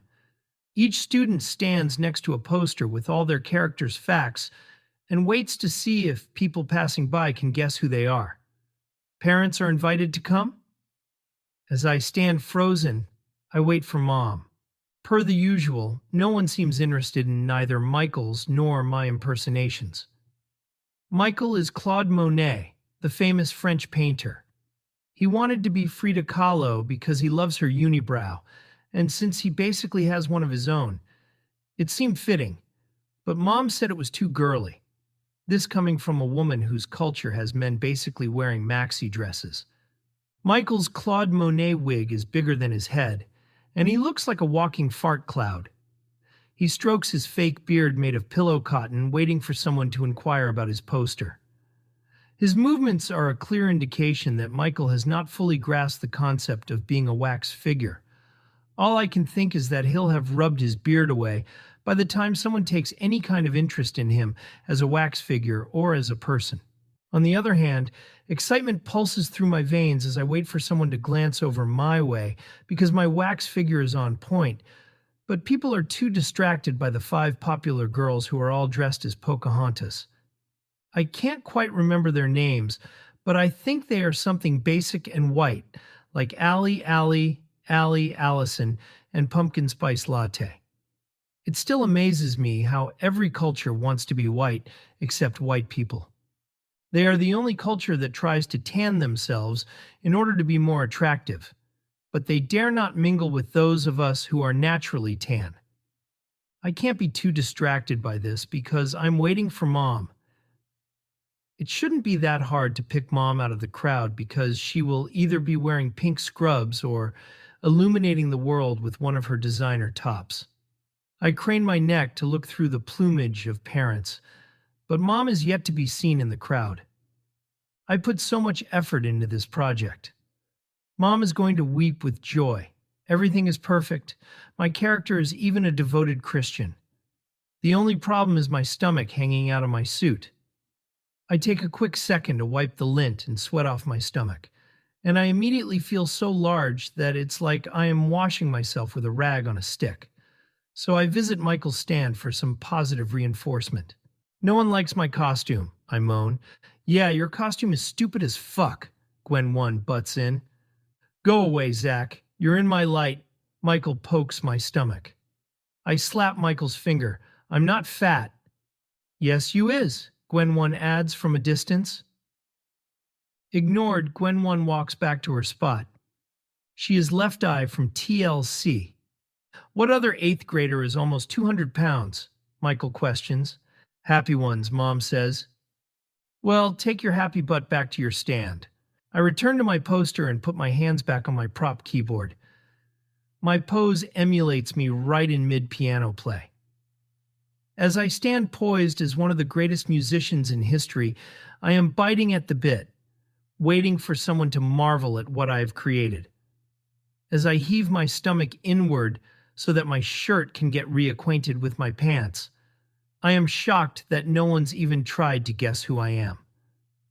Wow, Zack, look at you! I look over at the familiar female voice, hoping for Mom. It's not Mom. Mrs. Almond appears next to my lonely stand. Her red hair glows as brightly as she does. Her skin matches the texture of an actual almond. Her excitement matches a tiny dog that pees himself whenever its owner returns home, red rocket out and looking for love. I can't talk to you right now. I have to be frozen, Mrs. Almond, I say, hoping she realizes she's cramping my style. Okay, Zack, she laughs. I love your sunglasses. I do like Mrs. Almond. She calls me by my actual first name instead of twin. She's my school mom. She looks out for me. She makes me feel accepted. She turns and latches on to Michael, who finds her very annoying and overbearing. Oh, Michael, I love your Albert Einstein costume. I concentrate on my best piano playing position, one hand on the keyboard and the other elevated in excitement with a huge smile plastered on my face. A black lady in a yellow dress approaches my stand. Your Elvis impersonation is wonderful, my dear. I drop my sunglasses. I'm Stevie Wonder. Her smile quickly turns into a frown as she walks away. Where is she going? Why doesn't anyone want to ask to hear my amazing piano skills? The only song I can play is Mary Had a Little Lamb, and I play it flawlessly. As the lady walks away, Michael looks at me and says, and of course no one likes your stand. You're a fat Middle Eastern Stevie Wonder. Michael's so mean that I'm not speaking to him for the rest of the event, which sucks because we are being avoided like the plague until one of the Pocahontases comes over. I think it's either Lindsay, stretch pants, infinity scarf, or Ugg boots. White girls all look the same to me, but I smile when they ask Michael who Claude Monet is. Serves him right. When the bell rings and our hour is up, I dump my costume in the trash bin, glad that the embarrassment has ended, but saddened the event is over. Mom never showed.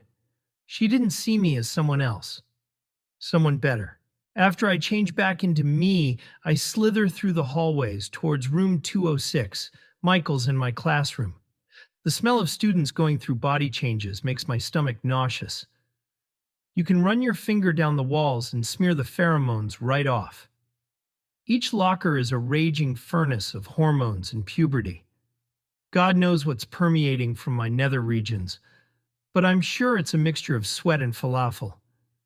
Despite this olfactory distraction, I'm starving. I hop into room 206, where Michael, Gwen 1, and 4 other students are ready for the day. "Hey," Michael says. A fight with Michael lasts no more than 5 minutes. "Hey," I smile. I don't have too many friends, but fortunately for me, I was born with my best friend. "Hello, everyone," Mrs. Almond says with an excited manner. "Today we'll be practicing spelling." Mrs. Almond hides her hands under her desk and wiggles out her trusty finger puppets. "Oh, ha!" She mimics the voice of a tiny chipmunk as she becomes the girl finger puppet. "Who's ready to do some spelling?" Her other hand pulls out a bag of candy. Everyone's eyes go directly to the bag of bite-sized Snickers. I'm ready. Just the thought of that chocolatey goodness in my mouth floods my basement, and I slide off the chair. Mrs. Almond deepens her voice as she shakes the old man finger puppet on her middle finger. "Okay, class. C-A-T.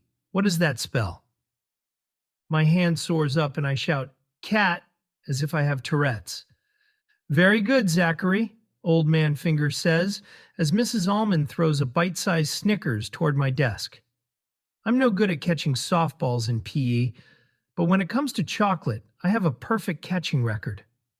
Another girl puppet dances on Mrs. Almond's pinky finger.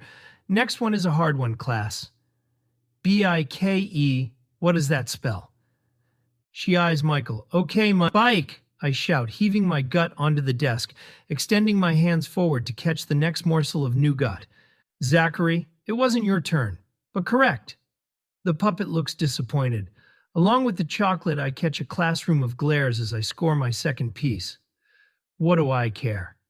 Half these morons can't even spell cat. Bing, bing. The bell rings. I dispose of the candy wrappers as Mrs. Almond approaches Michael and me. As she approaches, she uses a calming voice and speaks at a half pace.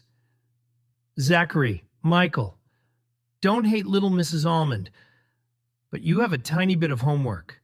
Is that okay?" "Do we have a choice?" Michael asks. She laughs as if he told the world's greatest joke. "You guys crack me up. Just take it to Mrs. Redford after school." She speaks slower. "Okay?" "Sir, Mrs. Almond," I say, taking the homework and wondering why she is addressing me like I'm fresh off the camel. Michael and I are off to fourth period with the same 5 kids who are from Mrs. Almond's class. Mr. McNaughton teaches fourth period.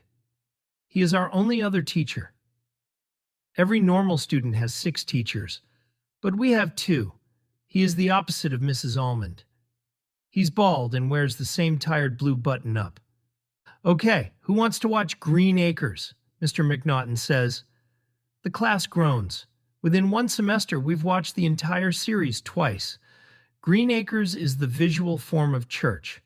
Super slow, super boring, and basically teaches nothing about life. The show is about a couple and a pig that live on a farm and deal with farm problems. "Can't we watch something else?" I whine.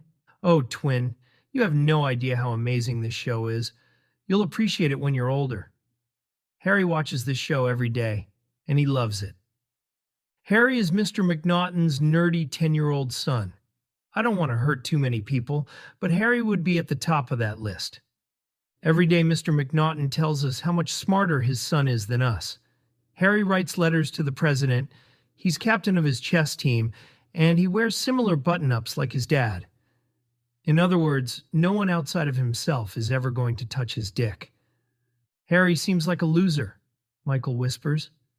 Mr. McNaughton shoots Michael a glare, similar to the one Mom gives me every time I use God's name in vain. Well, thanks to Michael and Zack, the whole class will have to write a 1-page essay on the main characters in Green Acres due tomorrow. But wait, I didn't do anything. Why is my name thrown in there? Perhaps it's because Mr. McNaughton can't tell us apart, so he is just using both of our names to cover his bases. The other 5 students give Michael and me matching glares. Gwen 1 punches me in the arm. Soon, after the end of another life-crushing episode, bing, bing, the torture ends. Mr. McNaughton turns off the TV and says, "Just wait until what happens in tomorrow's episode, class. And don't forget to thank the twins for the extra homework." After school, when most kids play on sports teams or go to after-school clubs, Michael and I make our way to Mrs. Redford, our ESL teacher, with our homework from Mrs. Almond. The classroom fills with 3 other Middle Eastern students and 2 Mexicans, none of whom speak English. I am struck by a thought. Why are we in ESL? ESL literally stands for English as a second language, but we were born in Michigan. We are Americans and have always spoken in English. Our foreign-born parents speak English. Bridget and Joey speak English. Why are we in ESL? I look over at Michael, who doesn't seem to care one way or another. That's Michael for you.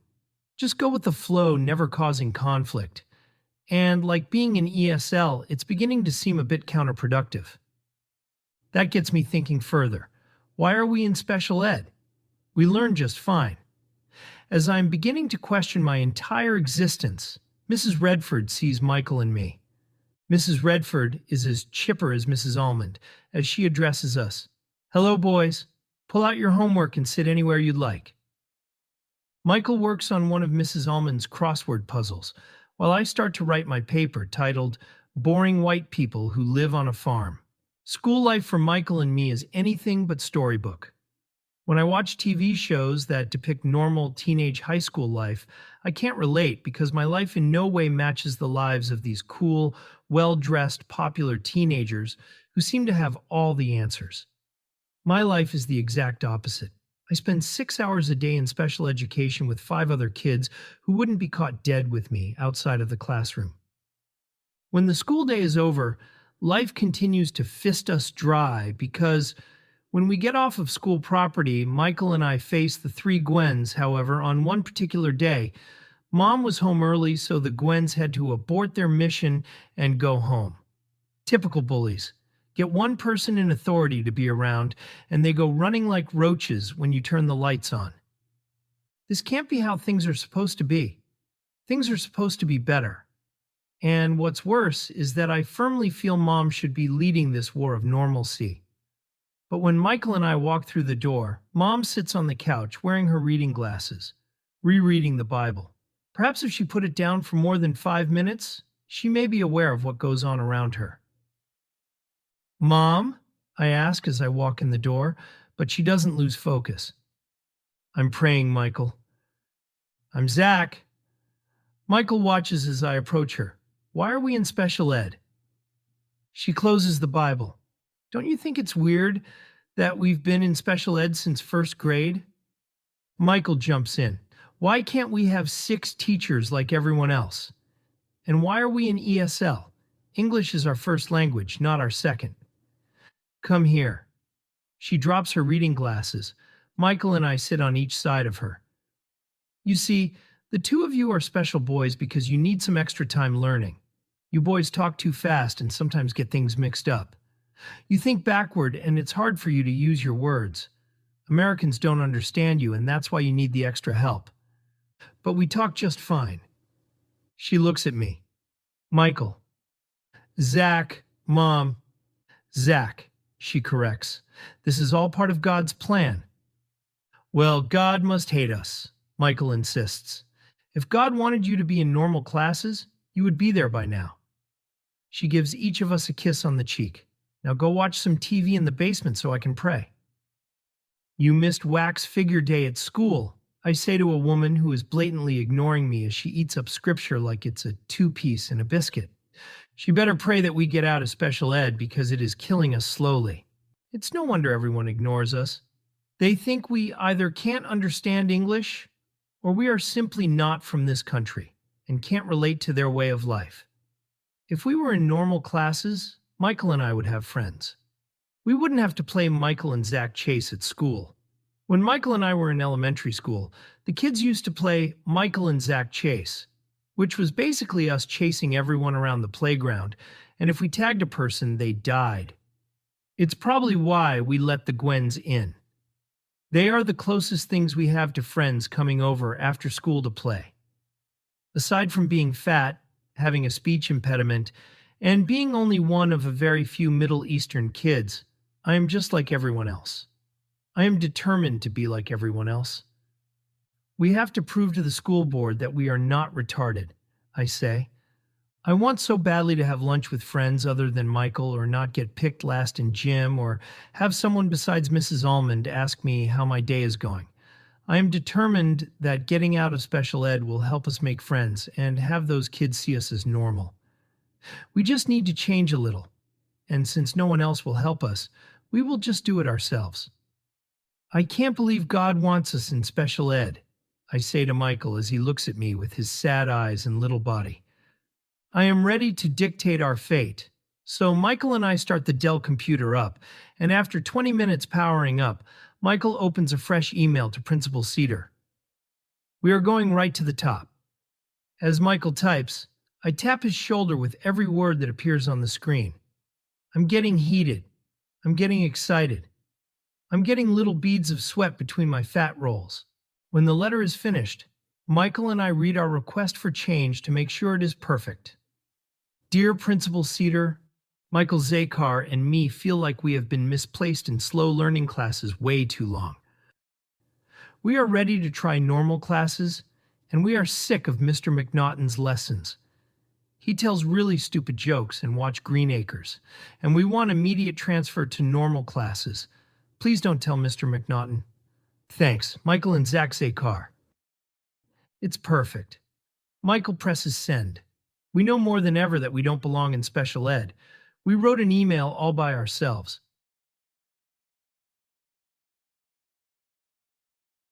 Mr. McNaughton is in a different state of the same mood, stern and a little cold.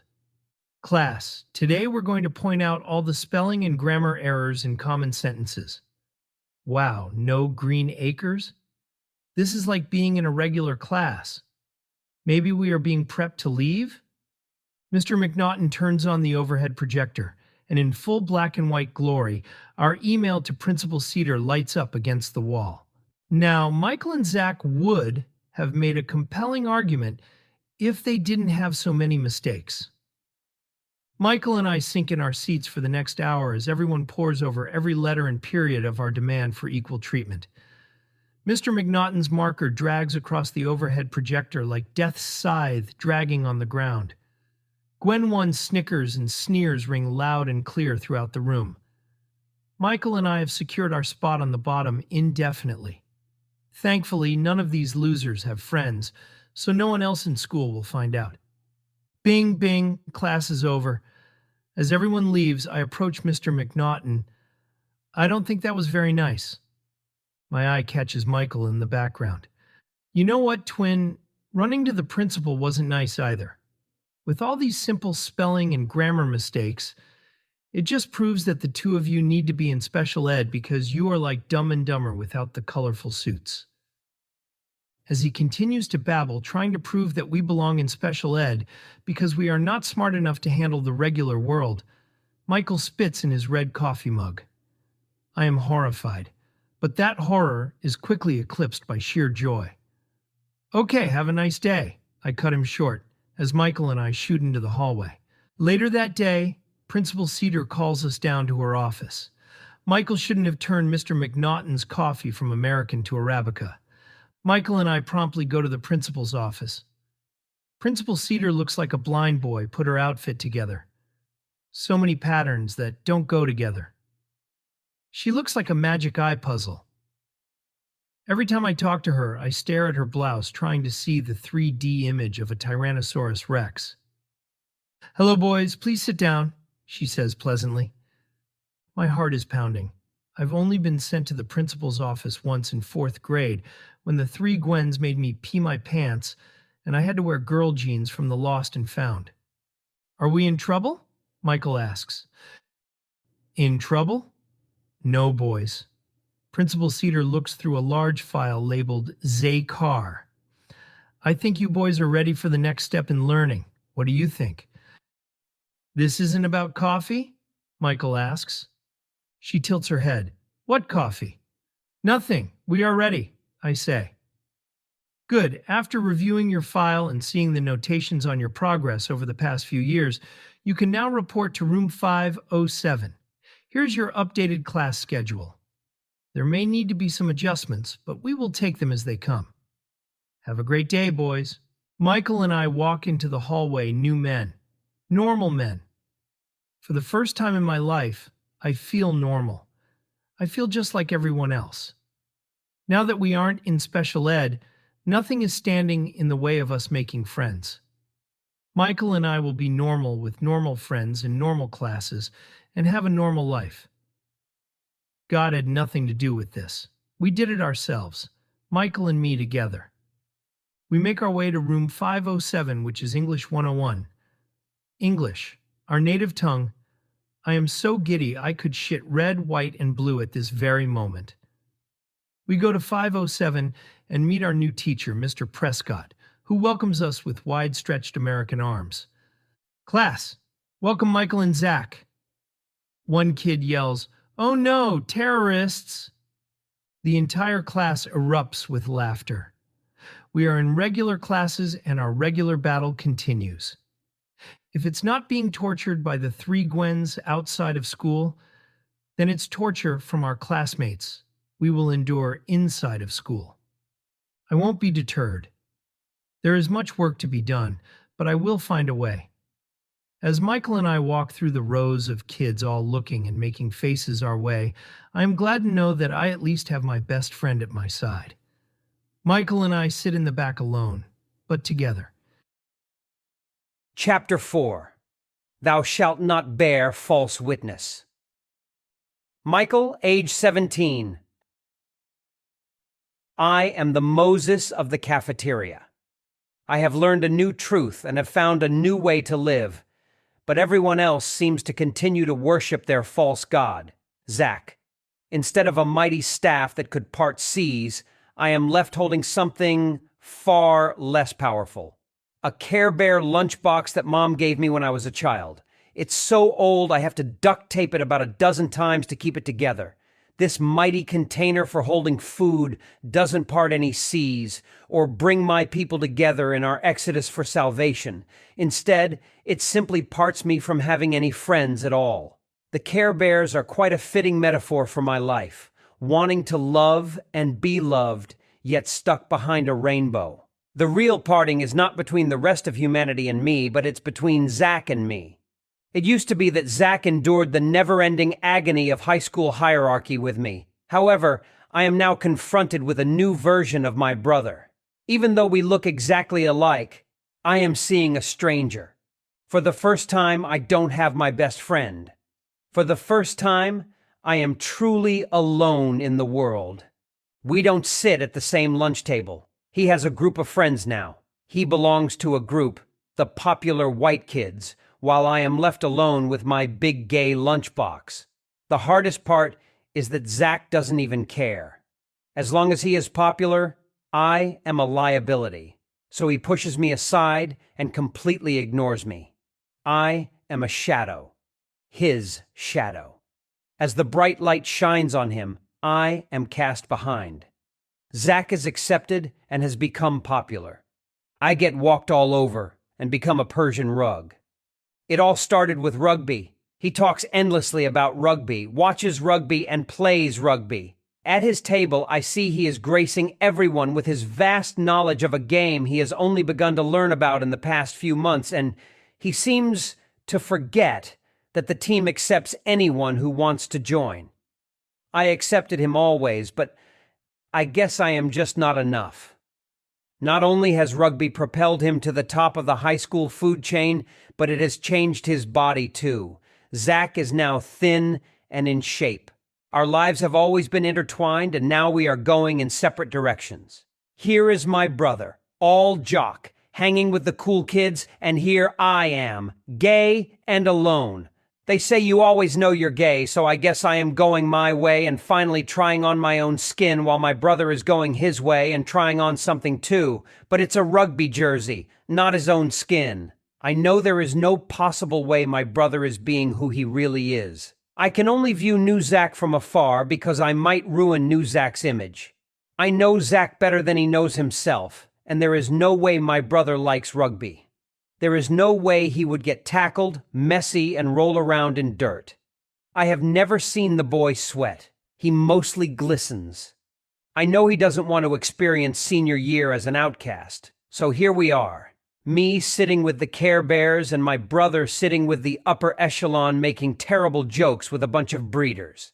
They are gifted jocks and early developed cheerleaders who think it's cool to go to Starbucks because everything they possess, even their coffee, has to come with a label including relationship statuses. I watch Zack waiting for his girlfriend Peyton to choose her lunch. Peyton tweezes her eyebrows so much they look like they belong to a drag queen. Her hair isn't shiny, it's greasy, and her eyeliner makes her look like a raccoon that just rolled out of a dumpster. I just look at Zack and can read his thoughts. He is bored with her. He is only doing it to appease others and fit into a mold that society has cast for him. I can see myself in that rugby jersey waiting for Peyton. Waiting as she chooses a meal that matches her delicate frame. Something that would be easy to throw up in the bathroom next period. Why would anyone wait for her? What does Zack see in her? My twin and I have never talked about what he likes in girls, and now we could never have that conversation. Peyton eventually chooses a strawberry yogurt parfait, then the two kiss and assume the rugby table, a public display of place on social pyramid. The high school social pyramid. For the past 4 years, I have been enduring its wrath. At the top of the pyramid are the PWK, popular white kids. The leader of this obnoxious group is a basic girl named Brittany, who named their group TLCT, an acronym for Top Left Corner Table, which is the exact location of their table at lunch because she has the uncanny foresight to know that where you sit to eat lunch for 45 minutes of your day completely and totally defines you as a person. Right under the PWK on the social pyramid are the kids in student council, aka the kids who run the yearbook. By default, the popular white kids befriend and manipulate them in order to guarantee a spot in the high school Bible, so that when they look back on 4 years that in the long run are absolutely meaningless, they can honestly say, I was there then. Beneath the student council are the foreign exchange students. These kids are the students who can't speak English very well but have a sexy accent and exotic look. This excludes kids from less cool countries like China, Chile, and coincidentally, Iraq. Under foreign exchange students are the cool outsiders. These are the students who don't play any sports, but the elites party with them in order to secure top-of-the-line drug connections. The cool outsiders might range from 16 to 28 years old. Often, their IQs are closely matched to their age, so they never actually stop hanging out with high school kids or hanging out near the high school. They almost become legends for their ability to never change their clothing style, hairstyle, or teenage attitude. My older brother Joey falls into this category because he has the IQ of a piece of toast and the self-motivation of a quadriplegic. At the very bottom of the pyramid is everyone else, which includes your awkward artists, band geeks, and followers, fans, and admirers of the popular white kids. These students stay quiet and try not to shake the natural order of the animal kingdom.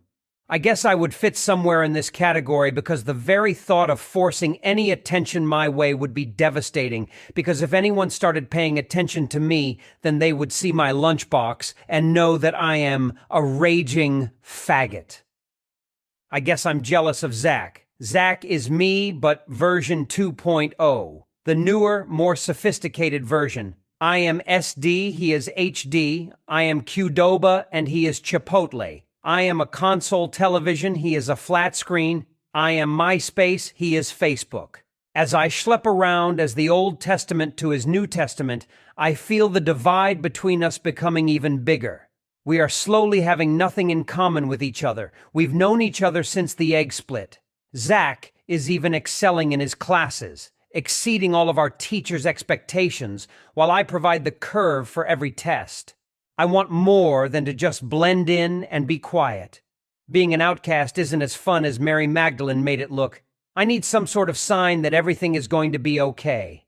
The PA system cracks to life like some half-assed miracle from God. Remember, today is the last day you can sign up for student council, so go out, Red Hawks, and be a part of your school. That's it. I'll join the student council. If Zack can be transparent, so can I. A large table draped with a red plastic cloth sits in the front of the cafeteria. I run first to the table, and I spy one of Brittany's henchmen sitting there. "I'd like to sign up for student council," I blurt out with so much excitement I spit a little. She looks me in the face with her bright green eyes. Ew. We have a brief stare-off as I gut this bitch from chin to chocha with my gaze. "I mean, okay," she pretends to correct herself, sliding me the clipboard. "I sign my name extra large like an autograph so Brittany's crew knows things are about to change.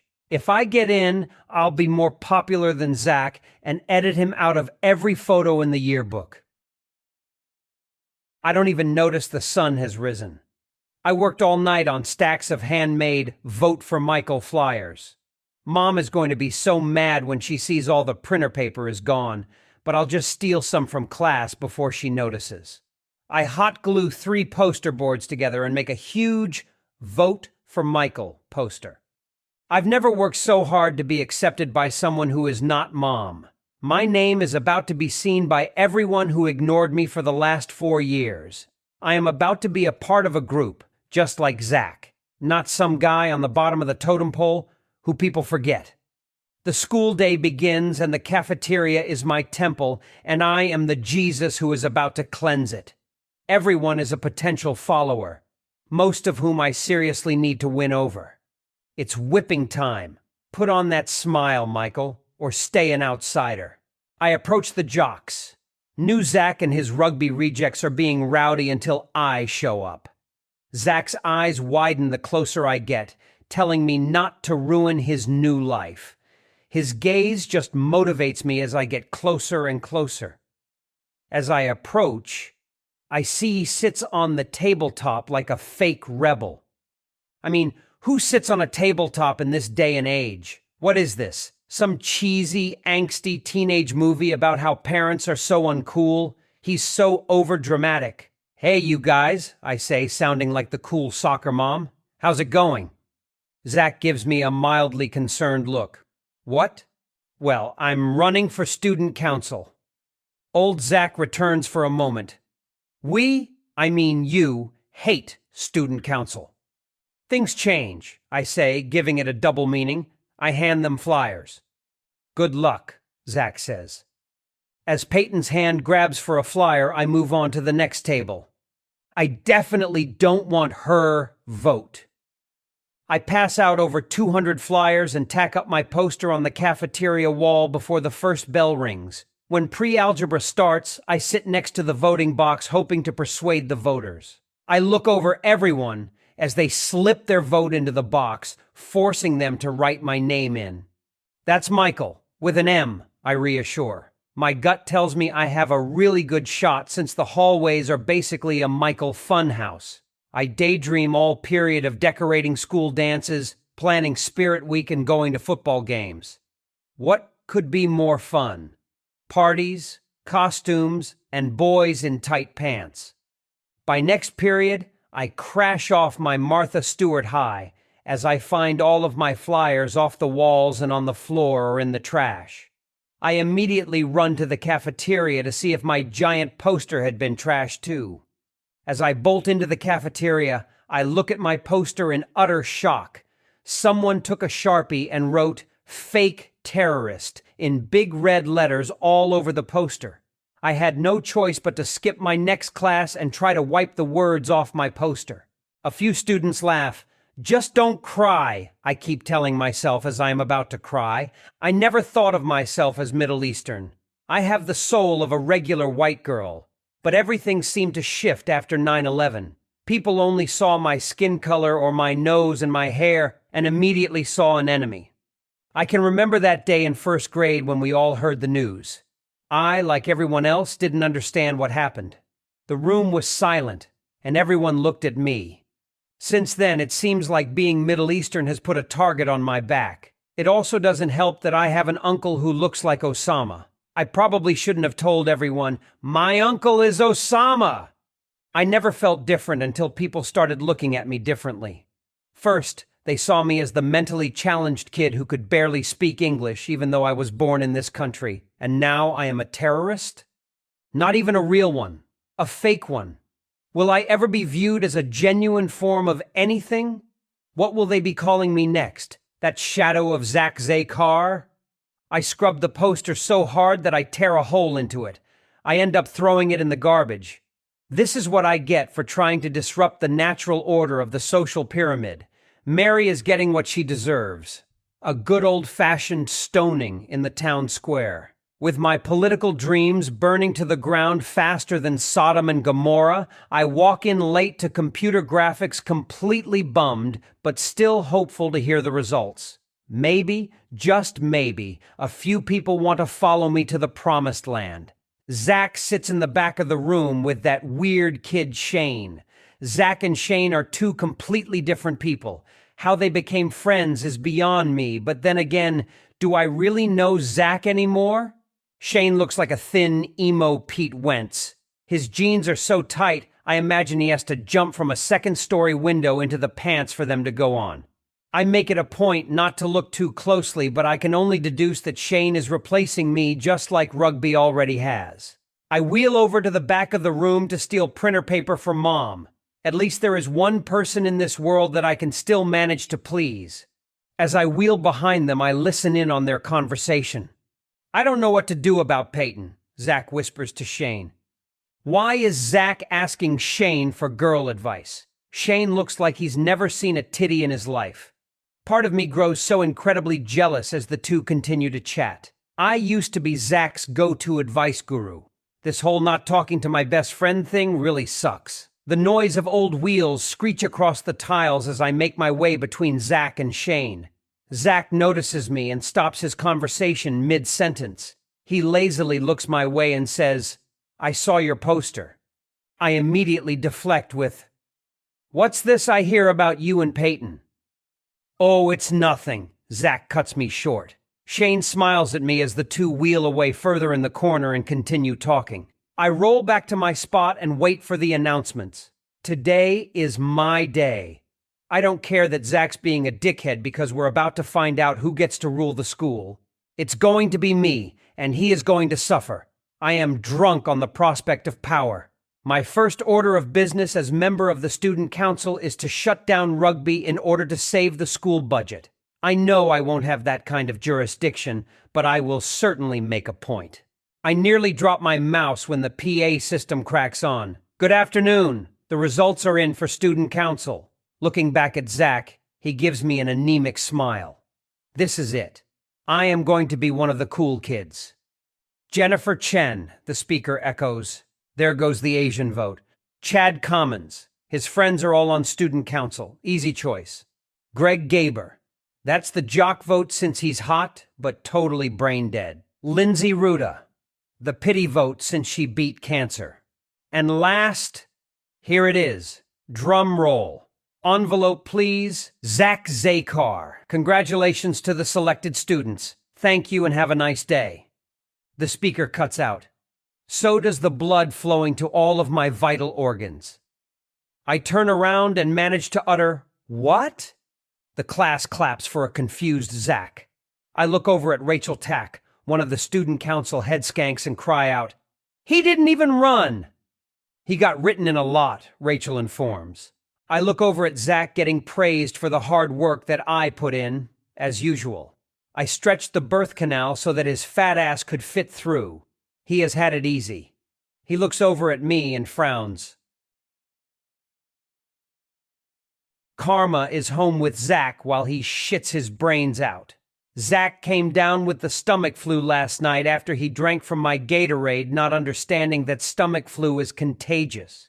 If he didn't already lose the weight, he would have lost it now. There was not one bit of liquid or solid matter left in his body. I hope his asshole gets chapped and bleeds.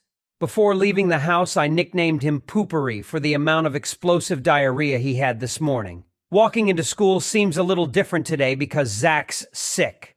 Even though he ignores my presence, it's always nice seeing a familiar face in the crowd. At least one person knows who I am. As I walk through the halls of school, someone passes me and says, "Hey, Zack."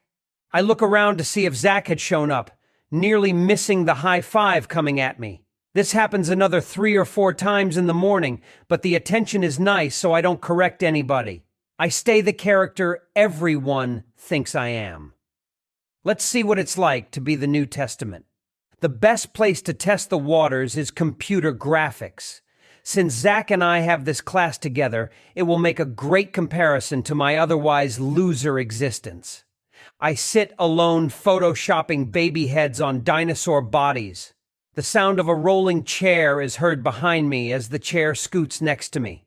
"Hey," Shane says, "do you know I'm Michael?" He laughs. "I know." "Oh." Shane is Zack's friend. Everyone is Zack's friend. What could he possibly want from me? He says, "Can you help me?" I don't understand today's lesson. The request seems silly. Shane is at the top of this class. That's impossible. You help Zack all the time. Today's tricky, I guess. I roll my chair over to his screen and immediately identify the problem. I take his mouse and scan the screen. He puts his hand over mine. "See right there? That's the problem," I say as I slide my hand away, trying to not be weird about our hands touching. I've closed myself off from feeling those certain feelings that had all almost burst out. He smiles, making me think his hand touch was intentional. My hand places back on his mouse. His hand plops on top again. It actually feels nice on mine. Soft, actually. Manly, but delicate. Nervously laughing, I don't move it. I know how to fix it. He wheels his seat even closer to mine. "You do?" My body wants more of his attention. Those feelings are coming back. My insides are resurrecting from the tomb. His hand is on mine as the mouse glides across the screen. His hand tightens on mine. "Want to meet in the bathroom next period?" he asks in a confident yet quiet undertone. I retract my hand again. I look around to make sure no one heard. My pants start to get tight. Almost as tight as his. Can he tell I am gay? Was my voice too feminine? Are my hands too soft? "Kinda," I say with no thought, but with every dirty intention. He gives a small smirk. "We'll have a little fun." It's strange how he makes the word fun sound dirty. What kind of fun can 2 guys have in a bathroom? Maybe we will flush things down the toilet. Like our dignities. No one knows about me, hoping he understands what I'm saying, and me not understanding why I said that out loud or with a tone of normality. "It will be our secret," he winks. "Okay," I say in a voice 2 octaves lower than my own. Sweet. The bell rings. I jet to Spanish class muy rapido. As I sit sweating in Spanish class, I wait for the clock to hit 1:20 p.m., the time we agreed upon before leaving computer graphics. At any moment, I could burst open like a battered piñata. My Spanish teacher, Senor Francis, hates me since I'm the reason the class gets a curve on every test. I can barely speak English well, so cut me some slack with yet another language that is foreign to me. My speech impediment makes it difficult to roll my R's. You think I would have picked up some Spanish dating Sabrina, but the only word I can retain is the word puta, since she texted me that dozens of times after our breakup. The clock reads 1:15 p.m., 5 minutes before Shane and I agree to meet. I raise my hand. "Senor Frank, may I go retrieve some fun in the bathroom, por favor, because I'm bored shitless," I shout internally. "Senor Frank, can I use the bathroom?" I actually say. "I don't know, can you?" They must teach this line in teacher school. I consider peeing on the floor to make a point while asking him why he doesn't ask me in Spanish. I mean, I can, if you let me. He throws me the bathroom pass as everyone laughs quietly. Giving him the mental middle finger, I walk out the door and toward salvation. The halls are dead. The halls stretch with never-ending rows of red lockers. If you walk fast enough, the lockers look like red burning flames, kind of like walking through hell. I walk past each classroom and peek at rooms full of students. Every time a student eyes me passing, my heart drops, thinking they know what I'm doing. It's a sea of Sabrinas and Samuels judging me. I gain speed, making sure no one catches a glimpse of me. My feet stop in front of the main bathroom above the gym. I've used this bathroom thousands of times, but this time, this place is more than a bathroom. It's a bathhouse. Not a soul in sight besides Carol, the oldest hall monitor ever, probably the oldest person alive. She can recall exactly where she was when Lincoln was shot. I take a deep breath, eyeing the clock on the wall. 1:17 p.m. I push open the door, and Shane is pretending to wash his hands.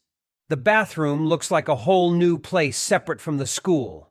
The fluorescent lights give off a light green glow. "Hey," I say casually. He doesn't respond. He nods and walks into a stall. Follow him or run? I listen to my dick instead of my brain as I follow him into the handicap stall. As always, the little head wins. Nothing but silence and uncomfortable eye contact abound. This is something new Zack would do, ditching class to fool around with Peyton inside a bathroom. He latches the bathroom stall door and gets on his knees like a wedding proposal. I help him unbutton my pants. Nerves run down my spine, almost causing me to fall. I try to focus as the last button becomes undone. This is happening. This is actually happening. I figure a blowjob would be somewhere more romantic, like during a sunset or in a field of flowers. I wonder where Peyton gives Zack blowjobs. I cut those thoughts out because thinking of your twin during a blowjob can be a real boner killer. Like thinking about Mom. He rubs my crotch. His hands feel warm, giving me a bit of relief. This didn't feel right, but it didn't feel wrong. I stare up at the ceiling, trying to calm myself. Shane gets up real quick for a sloppy kiss. The nerves shake my body. His kiss is messy and doesn't make me feel like our faces fit together. His tongue bounces off mine. Our teeth keep clinking as our bodies try to get closer than physically possible. It's different from Sabrina and Samuel. Sabrina's kissing was soft and persistent. Samuel's was sensual and slow, but Shane's kissing is a lip fight. Even his kissing skills are filled with angst. He kneels down again. He pulls my cock out of my fruit of the looms. I look down, immediately embarrassed. My dick is covered in pre-cum. He starts blowing me. My body takes over from the sensation. My body twitches as Shane works his magic. This is so much better than butt sex. He puts more of my shaft into his mouth. I'm afraid I am going to asphyxiate him to death. Has anyone ever died from giving a blowjob?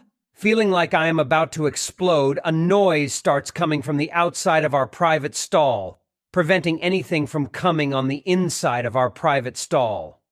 "Yeah, I saw that last night," says the voice of one guy entering.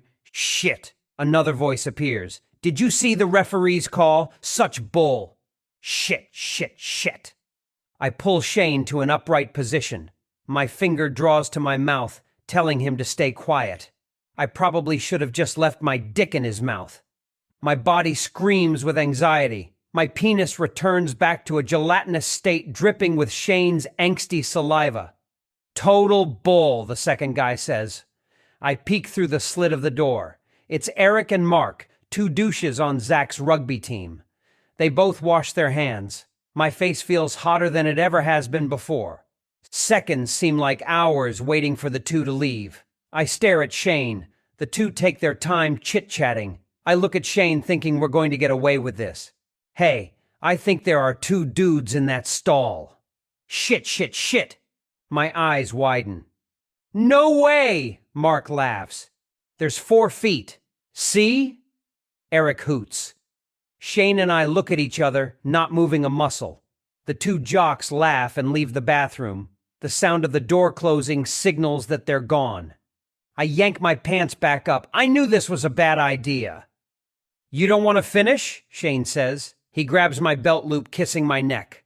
"I can't!" I push him off. I bolt out, leaving Shane in the stall. Exiting the bathroom, I walk fast to class when I hear laughter come from behind me. I turn to see Eric and Mark laughing and pointing. I run in the opposite direction from the paparazzi, hoping to remain unidentified.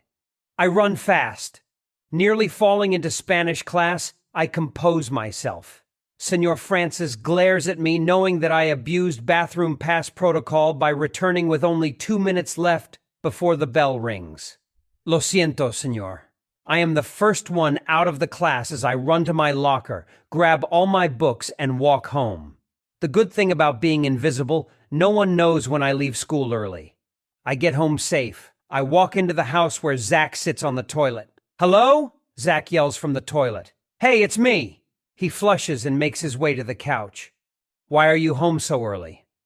"I think I caught stomach flu again." He nods, uncaring. "Any of my rugby friends ask about me?" "A few." "Nothing interesting at school?" "No," I lie. "Just the whole school about to find out I'm gay." He goes into our room and closes the door after he gets the information he wants. The next day I wake up and think, it's a new day. No questionable texts received. Who would send them anyway? I don't have any friends. I take our phone from Zack for the day in case one of his rugby friends text him. No one posted anything weird on social media, just another perk of being invisible. Maybe I could float around all day pretending to be Zack and get more high fives. That would be nice.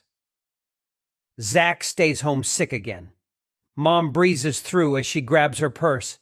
"Drink a Werner's and keep shitting. It'll make you feel better." "That's all I've been doing," Zack shouts from the bathroom, a king on his throne. "Jesus will heal you soon," she talks to the bathroom door. "Let's go, monkey." I freeze in the corner. I wish I am small enough to fit under the bed. Maybe I should stay home with Zack. "Why? So you can wipe my ass?" Zack says. "Zachary!" Mom puts her jacket on. "He's fine. Let's go." The halls are extra crowded today. Being unnoticed will be a good thing. I jump into the busy hallway and glide to my locker, waiting for someone to throw glitter at me. I grab my art supplies out of my locker, feeling safe. "Faggot!" The unfamiliar voice puts me in a state of panic. I stick my head in my locker, much like an ostrich burying its head in the sand. I pretend not to notice. Mild stares and quiet laughter are in the air as I make my way to class. I get a few shoulder shoves. They know. The big pink pussy is out of the bag. "Fag!" The source of the voice bumps me against the wall. Oddly, I am no longer invisible. Be careful what you wish for. My day quickly goes downhill. The journey to first period is longer than Moses's through the desert. I look around my AP art class for potential bullies. All I want to draw is myself hanging from a noose. They say life imitates art. This is as good of a place to start as any. Taking a seat, all eyes are upon me, taking note of my every move. I consider crying, but it would only make things worse. Do what you do best. Just keep to yourself. Feeling like I'm under a microscope, I bury myself in my backpack, pretending to look for anything. I find pencils, books, my lunchbox, and a picture of Jesus with Arabic writing on the back. Mom always sticks random holy things in my backpack. If this was supposed to protect me, it's not doing its job. No one says anything, probably scared the lone Middle Eastern kid might set off a bomb. I continue sketching my suicide as class drags on. Quinn approaches me. She is the emo girl who cuts herself with paper clips and wears all black. She doesn't speak much. She pulls up a chair next to me and says, "Is it true?" "Is what true?" I answer, playing dumb. "That Zack got caught fooling around in the bathroom with another guy?" My heart drops. My spirits rise. My brother is literally and figuratively shitting the bed. "Zack?" "Yeah. Everyone's talking about how he got caught with that Junior Shane in the upstairs bathroom yesterday." "Really?" I say, actually surprised. "Is it true?" a small white voice says behind me. I turn around to see to whom it belongs. I clap eyes with Peyton. A few classmates seem to ease in, getting wind of our conversation. "Zack likes girls," I say, feeling my throat close up. "It's some stupid rumor." Peyton sits and immediately starts texting under the desk. My phone vibrates. She forgets Zack and I share a phone. The text reads, "We need to talk." Holy shit, everyone has the wrong twin. People think he was in the bathroom and not me. I never thought I'd say this, but thank God he lost the weight. Ms. Mattel goes on about color scheme, but all I can think about is how I ruined Zack's reputation with an unfinished blowjob. Poor Zack, he's worked so hard to be new Zack. Now he's going to be worse than old Zack. I want him back as my friend, but I didn't want everyone to hate him in the process. I spend all day speaking like a broken record. No, he's straight. No, really, not a gay bone or boner in his body. Shane isn't even in computer graphics today. My stomach feels like someone punched a permanent hole through it. I am feeling the cramping and pain of Zack's stomach flu. The entire day is a blur. I spend it dodging people's looks and avoiding the brother of the fag commentary. I spend lunch in the bathroom to avoid the confrontation, which is kind of symbolic and ironic, being that the scandal has its root in the same bathroom. The day goes down faster than Zack's popularity. After school, I jump onto the bus, ignoring the laughter when I walk by, praying no one talks to me. "Can I sit here?" Angela, my neighbor, asks. Unsure of her intentions, I make a face. "Sure." "I heard what happened to your twin. Everyone acts like he was just diagnosed with a big gay tumor."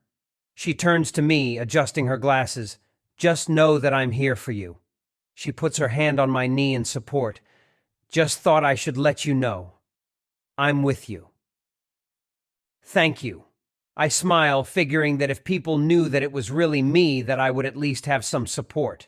The bus then stops in front of my house. I get off, waving goodbye to my new ally.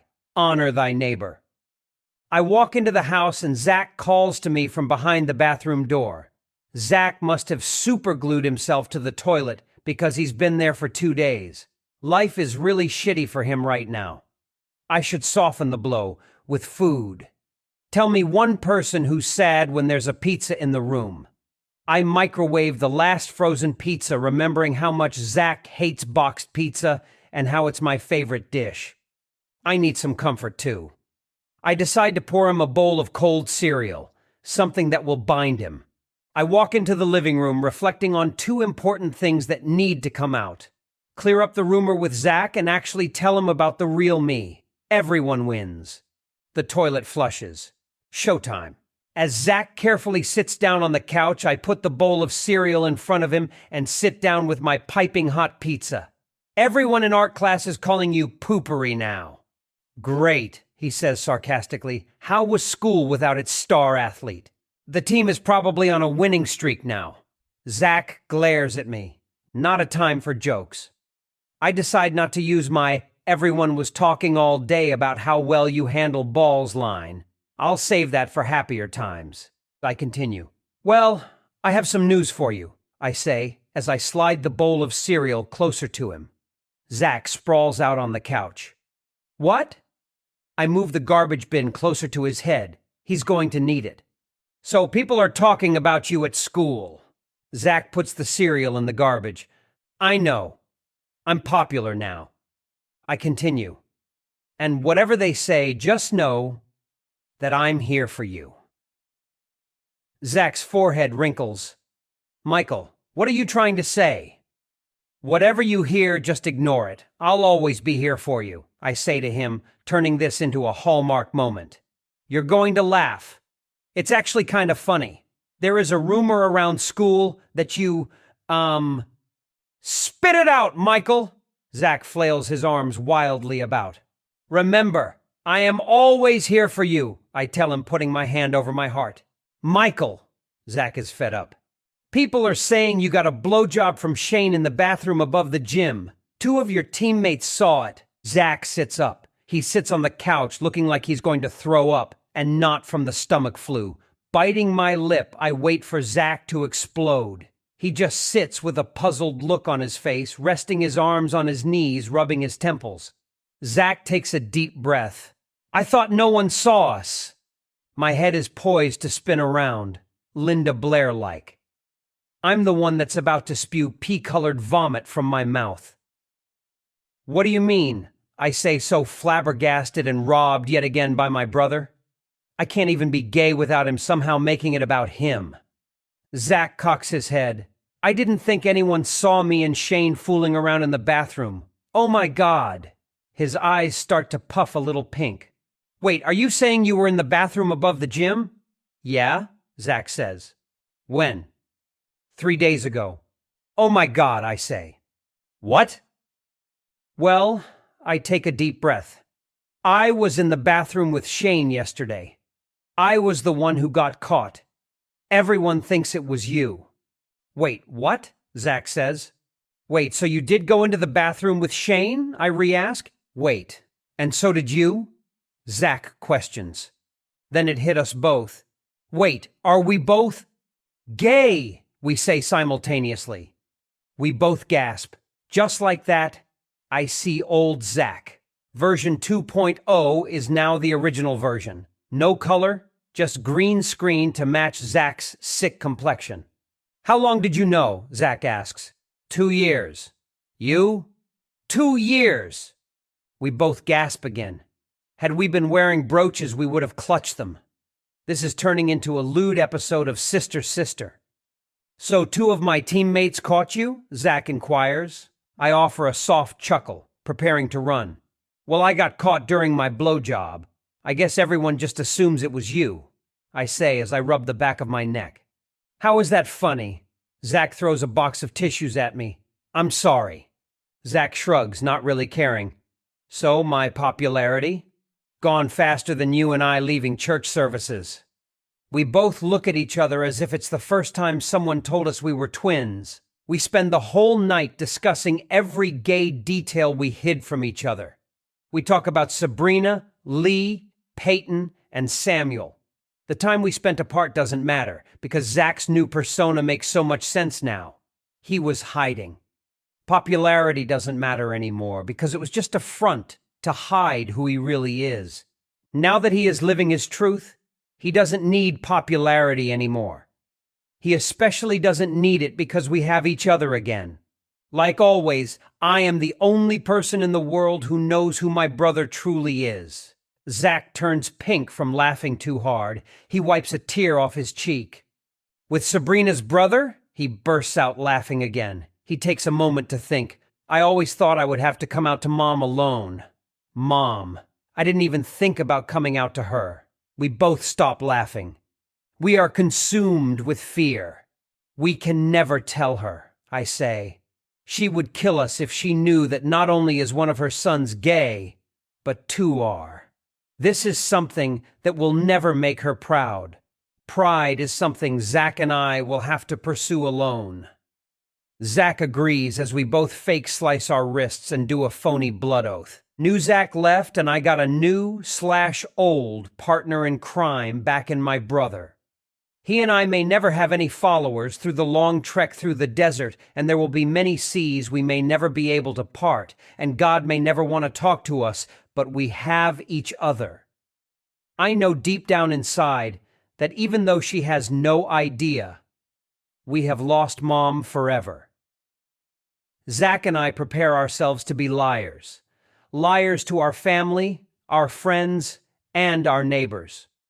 Mom will be home soon, and Zack and I will have to figure out, moment by moment, how we are going to go on. 2 gay Care Bears riding on a rainbow. Chapter 5. Devil's Advocate. Zack, age 15. I dread Mom.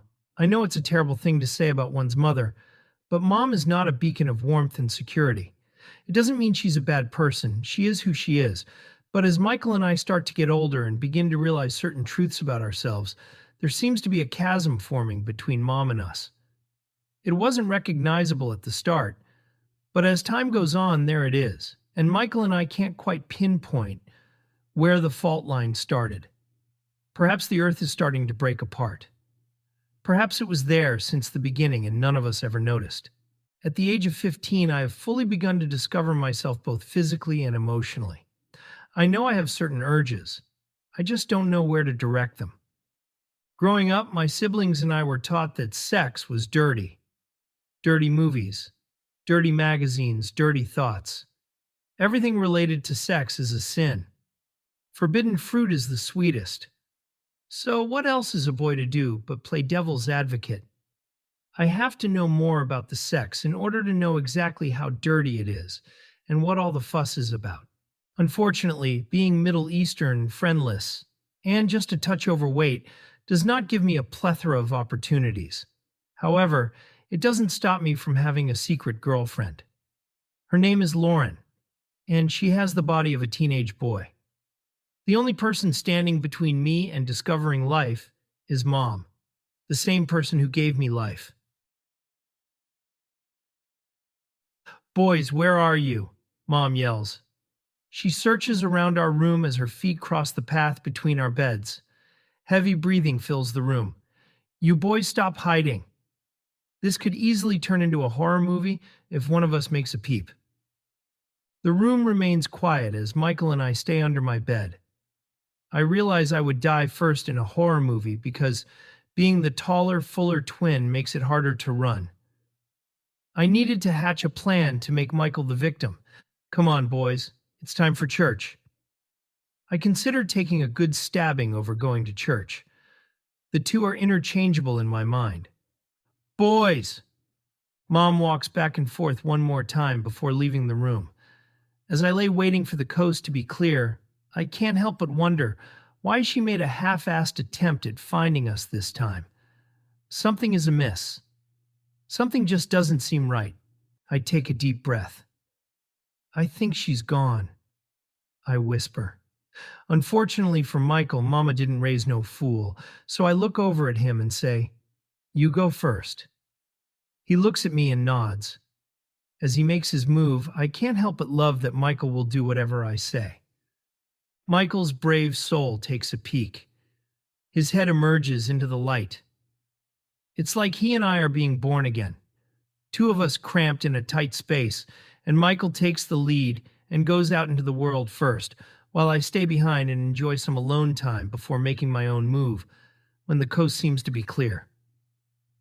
As Michael rolls out from under the bed with his frame so slight he has to be careful not to fall through cracks in the floor, a shadow appears over him. "Monkey, you idiot!"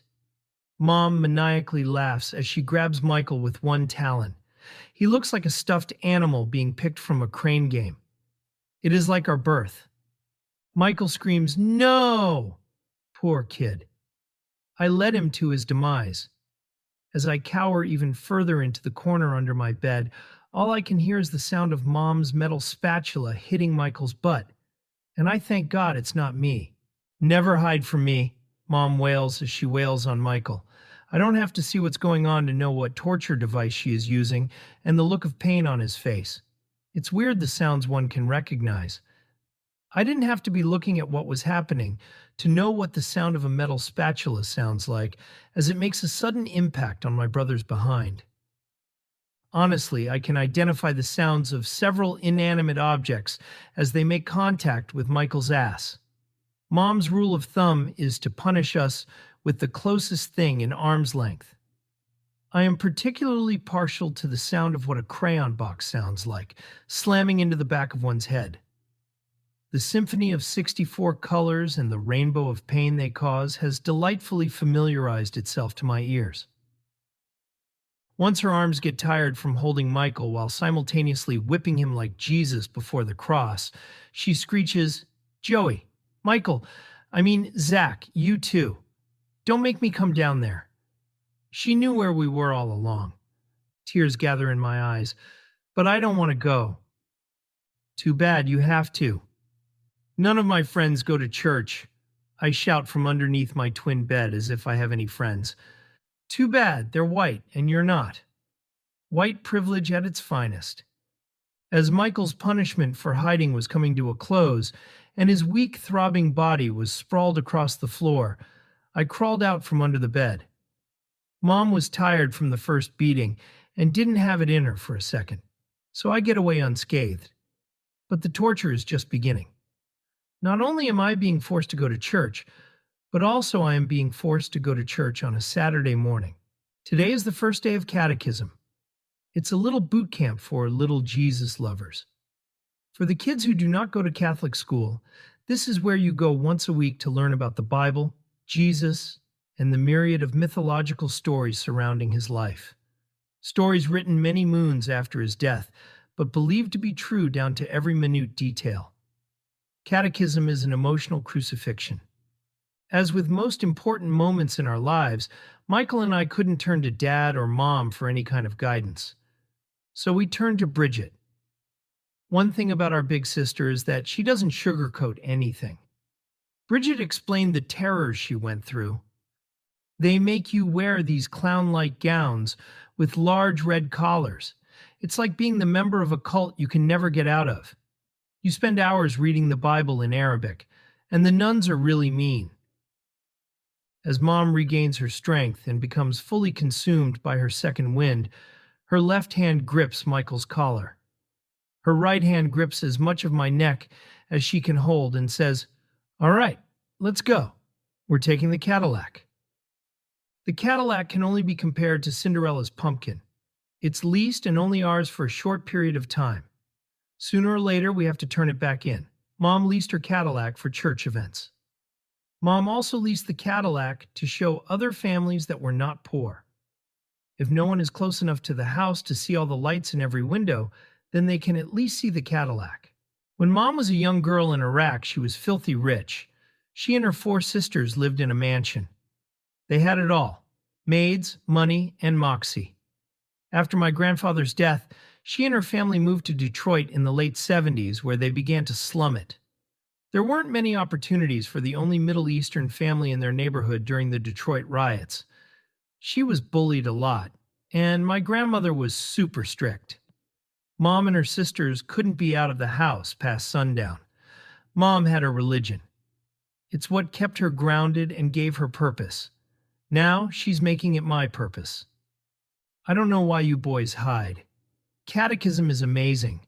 I did it when I was a young girl, and look how remarkable I am now. The jury is still out on that one, considering what normal, well-adjusted person spends 6 out of 7 days a week at church. Before I can fake a hurt foot, I am in the Cadillac being whisked away to the most dull Saturday on record. I desperately tug at the locks inside the car, but the locks in her car are impossible to pull up while driving. I'm sure that is a safety measure, but no one is safe in this car. Before I can come up with an elaborate plan to escape, we arrive at St. Anthony's. Mom barely stops the car as she flings open the doors, causing Michael and me to perform a tuck and roll out of the car. "We're late, hurry boys," she screeches as if she's consumed by the spirit. "I'll pick you boys up later," Mom says as the Cadillac blazes out of the parking lot. Michael and I dust ourselves off and make our way towards the front door of the church. As I stand in the parking lot, an unholy war begins to rage inside of me. All the red flags of utter demise are waving at me as I ascended the steps to the church doors. All the signs are telling me to run the other way or else be killed. I am a hopeless virgin, so if this were a horror movie, I'd be okay, but the signs are still quite obvious. I notice Father Ibrahim's brand new black Lexus parked in front of the church, just steps from where Mom threw us out of the car. What happened to the vow of poverty? The car raises eyebrows, at least my eyebrow. I'm a Middle Eastern teenager going through puberty. My eyebrows almost meet in the middle. In that moment, I realize why the offering basket is passed around twice during Mass. The first time to fund the church, and the second time to fund Father Ibrahim's lust for expensive cars. There is no way this is me. There is no way this is the kind of life I want for myself. Michael says nothing. Michael will do anything to make Mom happy, even if it means putting his own happiness last. Michael could spend the rest of his life being miserable, as long as Mom approved of his choices. I know Michael and I are a lot alike in a lot of ways, but this is where I have to take a different path. I won't make Mom happy with this catechism nonsense, but I will at least try to see things from her point of view so that when I break away I will have all the facts. And Father Ibrahim's $35,000 car was the first fact on my list. I stare at my own reflection in the shiny black body panel of the Lexus and wonder how I'm going to survive this. Michael and I enter the church. It's like entering another realm where secular rules do not apply. This place has its own way of life. That life is clearly defined and clearly located between staunch boundaries. There is no room for change or altered thoughts. Either you believe 100% or you are cast out. That's every Middle Eastern person's nightmare. Not belonging to a certain place. Once through the door, my throat immediately chokes on the heavy smell of burning coal. I'm trying to survive the asphyxiation, and I unconsciously pass the cup of holy water on the wall. As vision returns to my watery eyes, I notice Ms. Maple, an unattractive old nun, shooting me a scowl. "Oh, sorry," I murmur as I dip my hands in the cup of used, backwashed holy water to ward off the bad spirits. I do an extra dip, hoping to keep Mom away. The congregation stirs slightly as the interruption of Michael's and my arrival causes a slight scene. All of those Middle Eastern eyes staring at me give me an uncomfortable feeling. They are expressionless and dead, as if they are waiting to be told how to feel and think. They lack all independent thought. Everyone watches as Michael and I, the last two to arrive, struggle to find seats. I've always longed to command the attention of everyone in the room, but when Michael and I do it, they stare for the wrong reasons. It's almost as if they know we want to be anywhere but here. We want to be anyone but ourselves. I jump at the first seat available, leaving Michael to find his own way. Poor Michael struggles to find a seat next to me.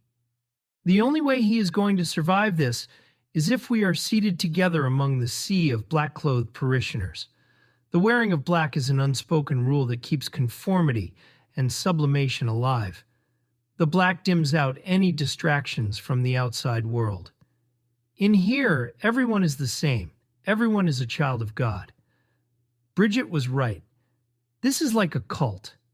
This scene is Mom's dream come true. Blend in and survive. Don't stick out and be the target of anyone's jealousy, rage, or anger. Michael sees a seat in the front, and as he makes his way through what seems to be thousands of overly made-up Middle Eastern girls, I feel a small distance between us. I feel sad.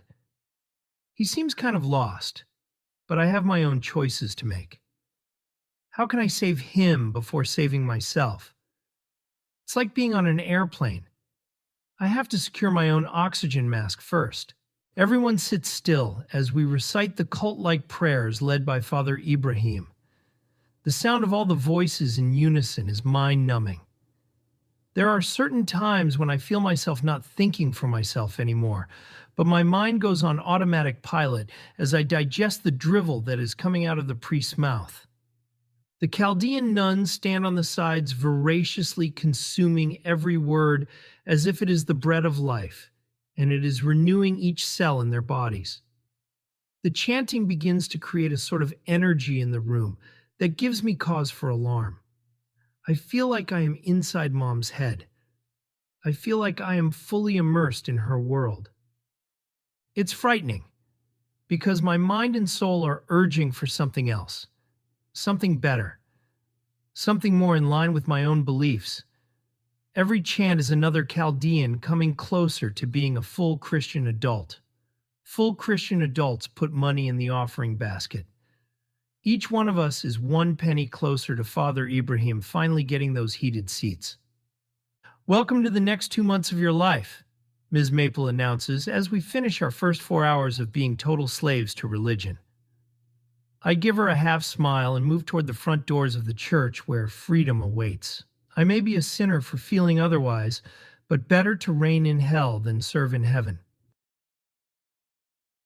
Lauren lies on top of me. We lay on the field, our special spot, our only spot, because we can't drive and my house is off limits for any girl, especially a white one. Her bike rests beside me, not another soul in the park.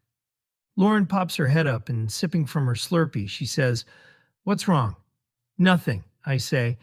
"You seem quiet. Kiss me." She wraps around me. I give her a kiss on the cheek and say, "I'm just so tired of catechism." Lauren drapes her soft blonde hair back on my chest and asks, "Why can't you quit it?" Because my mom would stab me with a machete. We're Chaldean. Quitting catechism is like quitting who I am. It can't be that bad, Lauren laughs. Yesterday, Michael cried in front of everyone because he couldn't remember all 10 commandments. How many did he get?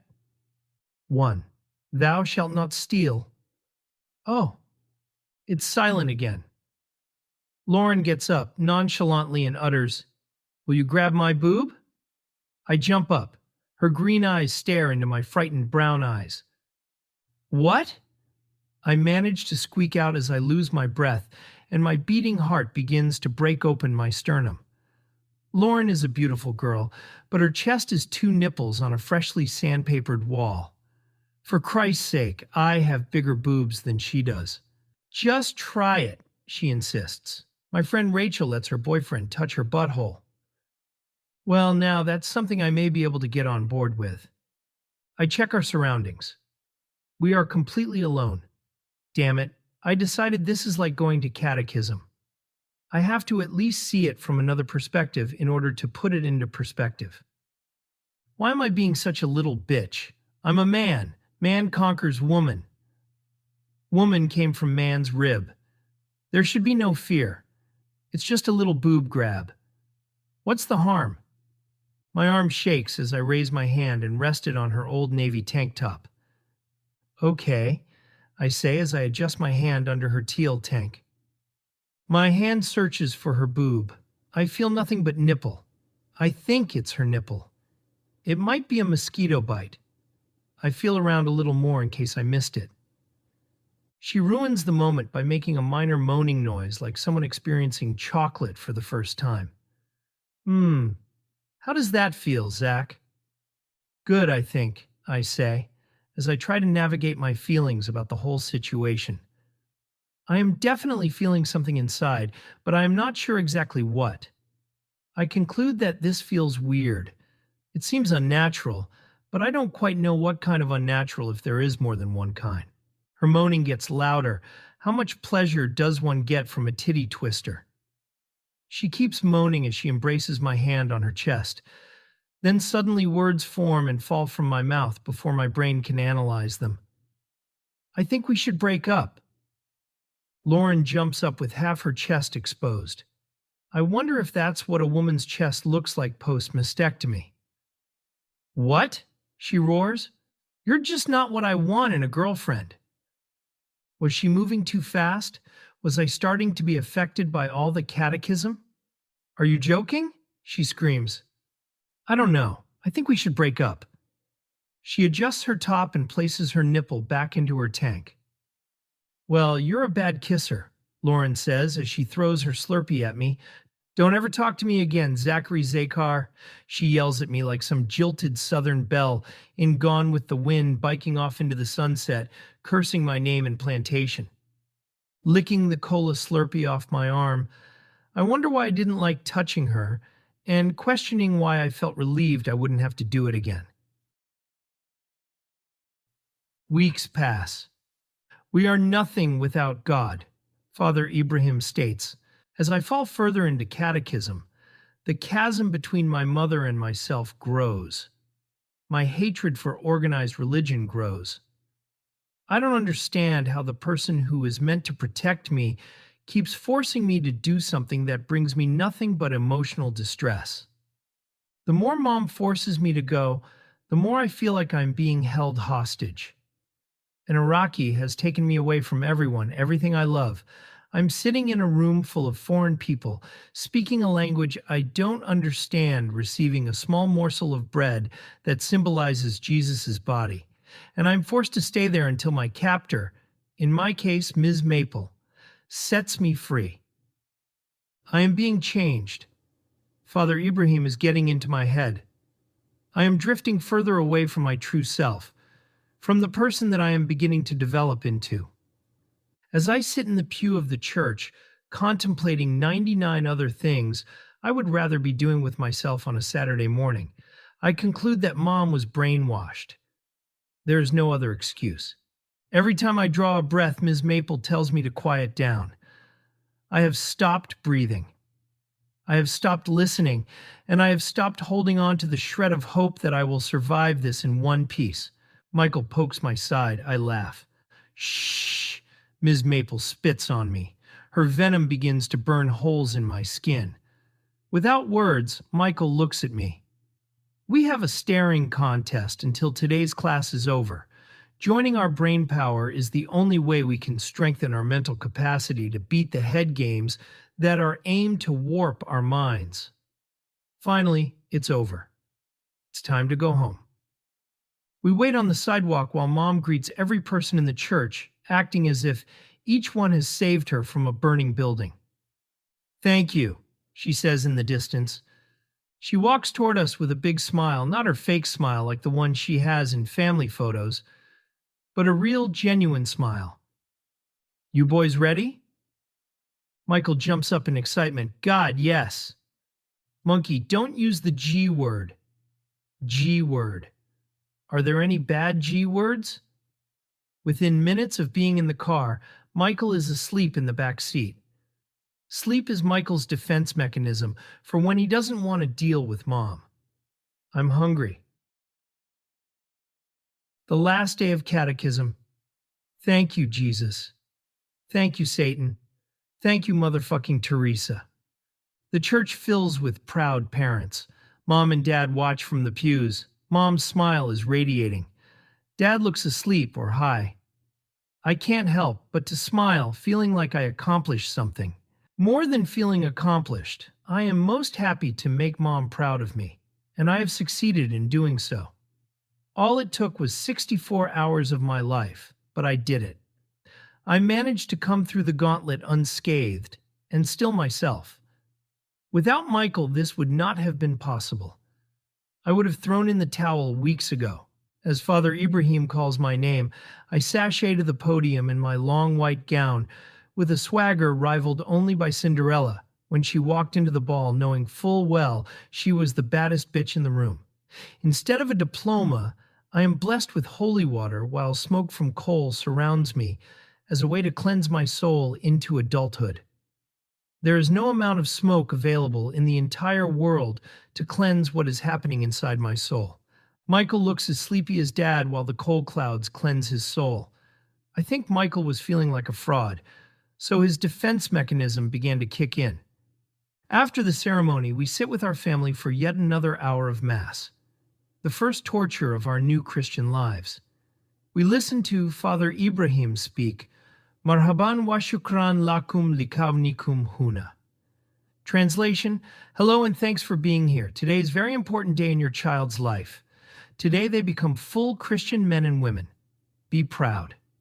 Now God is with them, and new rims will be with me by the end of the church's next financial quarter. I whisper in Michael's ear, "Wasn't God with us before?" Mom elbows me hard enough to cause me to fall out into the aisle. Father Ibrahim continues, "We must protect our children from guns, violence, and people who lie in sin." I count the ceiling tiles in my head. "There's 478, Michael whispers to me. "Shh," Mom says, basking in the bright light of the priest's words of wisdom. She's practically getting sunburn. After church, we go to McDonald's. I think how great it must be to work here and have access to all this delicious food. Either way, catechism and going to church are over. I stare at my McNuggets, happier than I've ever been before. Mom wipes the already clean booth with wipes from her purse. Dad looks at us. "Congratulations, boys, I mean men." "Christian men," Mom modifies. As I stuff my face with fries, Mom sets her McDouble down. "What a beautiful ceremony, wasn't it, boys?"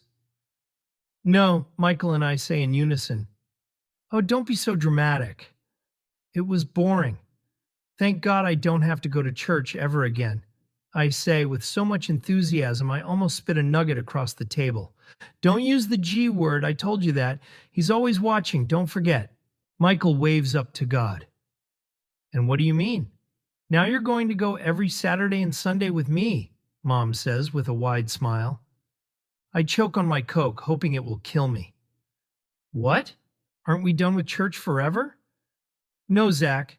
This is just the beginning, she says with a chipper attitude. Why? Michael begins to cry into his Oreo McFlurry. Father Ibrahim isn't even a good speaker. Mom takes offense. What are you talking about? I say, he doesn't make any sense. Like, what does he mean when he says people who lie in sin? Lying is a sin. I already know that much. But he words it like a doofus. Mom points her pink fingernail at me, like a man and a man.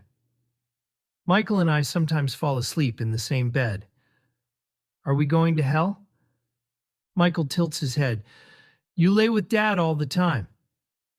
Yes, because I'm a girl, and that's what the church says is right.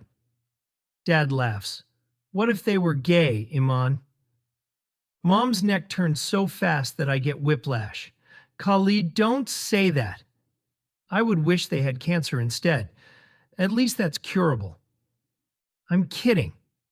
Whatever Mom says next must be bad because she responds to Dad in Arabic. A man with a man. I start to think what that would even look like. It would probably be like me rubbing on Lauren's chest. Just nipple play. I mean, where does one put it? There's no vagina. Michael was staring up at the ceiling, counting tiles. He would be of no help to me in figuring this out. Maybe I should explore this more. See it from another point of view. I stare at Mom basking in our new Christian adulthood. She is so happy. I bet nothing would upset Mom more than if either one of us were gay. Chapter 6. Honor thy mother and thy father. Michael, age 19. I have my own coloring book. People can buy bobbleheads that look like me. Stickers with my face on them abound. On any given day, I entertain an audience of thousands. Mom hates my job. She doesn't believe that what I do is real unless it's behind a desk. She doesn't think a career is truly something to brag about unless it provides health benefits, a pension, and a 401k. She doesn't like my life. She thinks it's not a real life unless I am married with children struggling to pay a mortgage. She doesn't recognize adult life unless you are able to make ends meet with a few dollars left over. Mom has her faith. That's her bread and butter. The world is black and white and easily compartmentalized. That's how one survives the world. Everything has a label and everything is what it is. We don't question it. We just abide by the rules, whether they come down from God or whether they are created by man.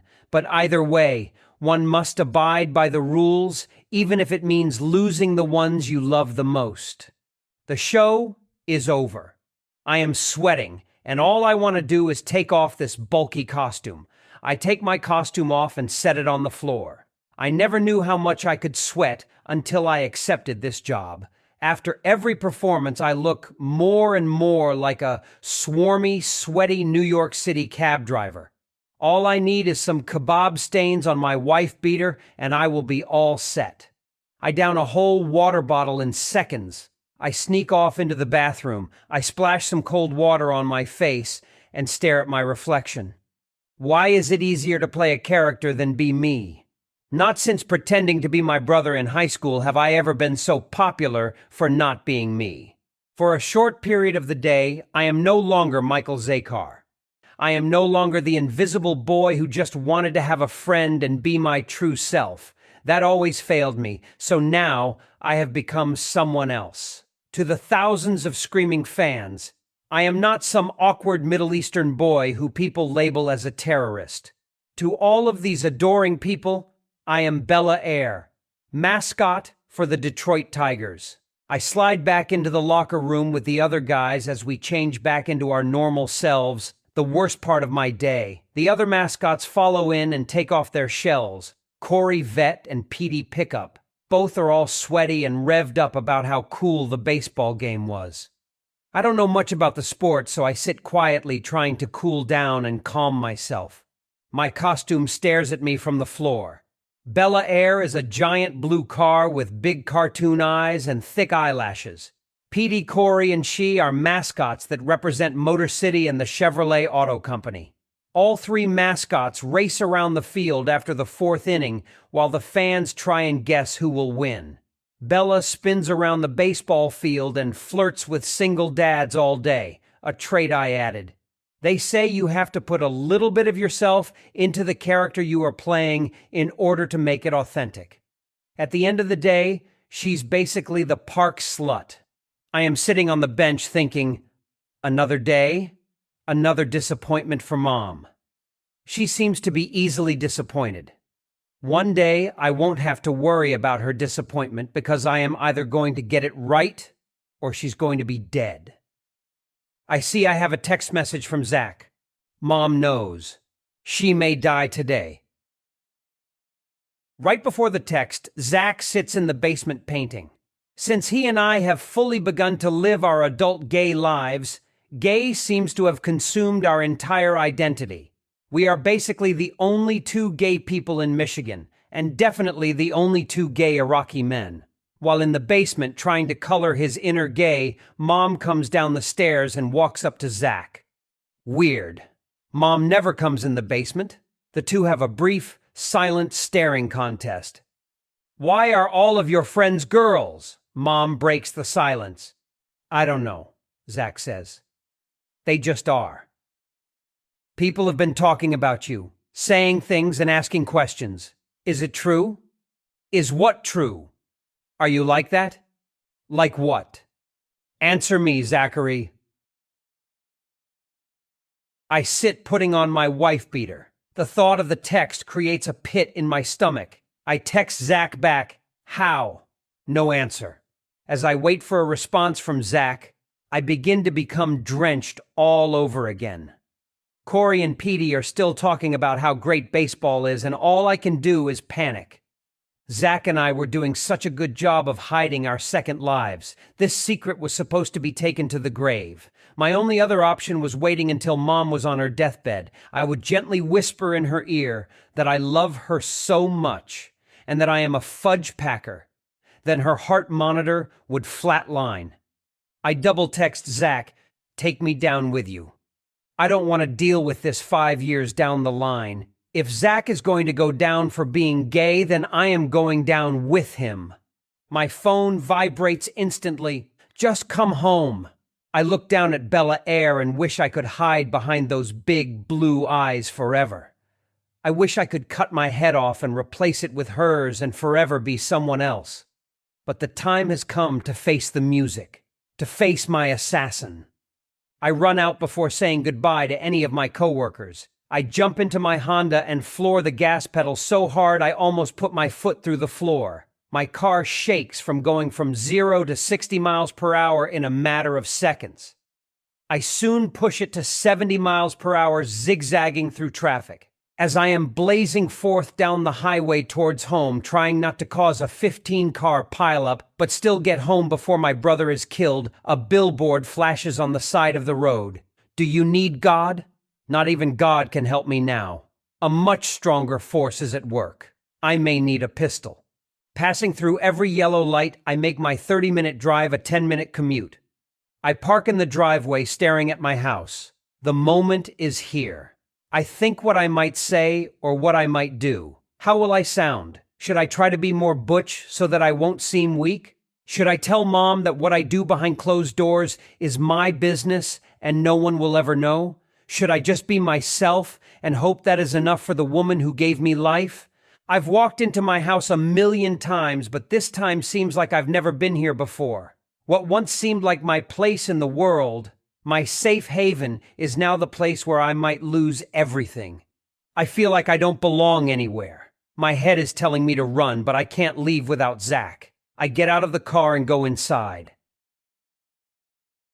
Answer me, Zachary. Zack says nothing. He just looks at Mom. I can see it even though I wasn't there. My brother's brown eyes staring into Mom's, just pleading for some understanding. Wishing for an embrace that will not come. Wanting nothing more but to be told that he is loved no matter what. Zack continues to say nothing. Oh my God! Oh my God! Oh my God! This is not you! This is not you! That's disgusting! Mom starts to wave her arms about as if she is trying to conjure up rosary beads out of thin air. She seems to be looking about for a spare Bible to latch onto, but there aren't any in arm's length, only a creepy baby Jesus statue with piercing blue eyes. She bolts for the stairs, and as she is halfway up, Zack yells from the bottom of the stairs, "And Michael is gay too!" "Are you fucking kidding me?" Mom screams from the kitchen. An hour after receiving the life-ruining text, I walk through the doors. "Hello?" No one answers. "Zack?" The house is dark. All the lights are turned off. Something must definitely be wrong. My mother would never let the neighbors see our house in such a dark state. I hear the faint sound of sniffles. I enter the kitchen easing toward the sniffles, and I am greeted by dozens of tea light candles as they light the dark room. The candles look like a path of glowing flowers leading up to a sniffling Zack sitting at the kitchen table. The entire scene looks like an exorcism. "Zack!" I run over to the kitchen table as Mom walks in from the computer room, emerging from the darkness. The tea lights give off only enough light to light half her face. "Mom, what are you doing?" I clench my fists, just in case a group of nuns tries to ambush us. "Boys, get on your knees."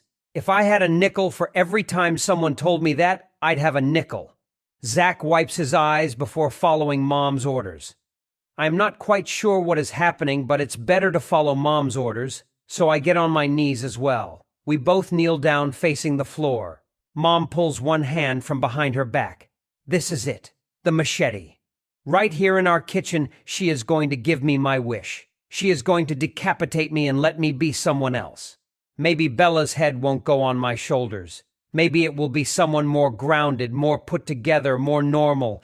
As her arm comes around her body, I am fully prepared for what is about to happen. Panic takes over as we wait for our fate. As her arm becomes fully exposed, there it is, her cell phone. Perhaps there is a decapitation app, I'm not sure, but she points her phone at us. "Look down and repeat after me. Hail Mary, full of grace." We are confused but continue. We've never come out to Mom before, so doing what she commands is better than being thrown onto the streets. "Hail Mary, full of—" A bright light stops us mid-sentence. "Are you recording this?" We both look up at the blinding flash from the phone. "Leverage for God so he knows you are good Christians," Mom says, totally serious. This turns Zack's weeping into laughter as if God has a number you can text this to. "Guys, take this seriously," Mom barks at us from up high. "Okay, sorry, let's try this again, Zack," I say in order to get Mom back on track. We speak in unison. "Hail Mary, full of—" A thought occurs to me. What is happening? A snicker escapes my lips. This followed by one coming out of Zack's mouth. Before we can finish the prayer, our laughter becomes more vigorous. It's like a yawn in church. When one person does it, everyone does it. The laughter becomes so loud that the neighbors may forget about us being poor and become more shocked that there is laughter coming from these rooms. A sound not heard since ever. Mom becomes frustrated in our poor attempts to cleanse our sinning souls and continues the prayer, "Pray for us sinners." Zack can barely contain himself. I am laughing so hard I'm afraid I'm going to piss myself. I can't believe this. I can't believe this is my coming out. I always imagined it would be like a quinceañera, Zack and me in big frilly pink and purple dresses being treated like the queens we are. Zack and I would have a first dance with our parents. So basically, we would take turns dancing with Bridget. Mom points the camera back and forth at us as the harsh flash, which is the only thing brighter than her designer top, brings me back to the reality of my life. This is ridiculous. I get up and turn on the lights. As the kitchen is returned to its naturally bright and wealthy-looking state, Mom raises her other hand, revealing a bottle of holy water.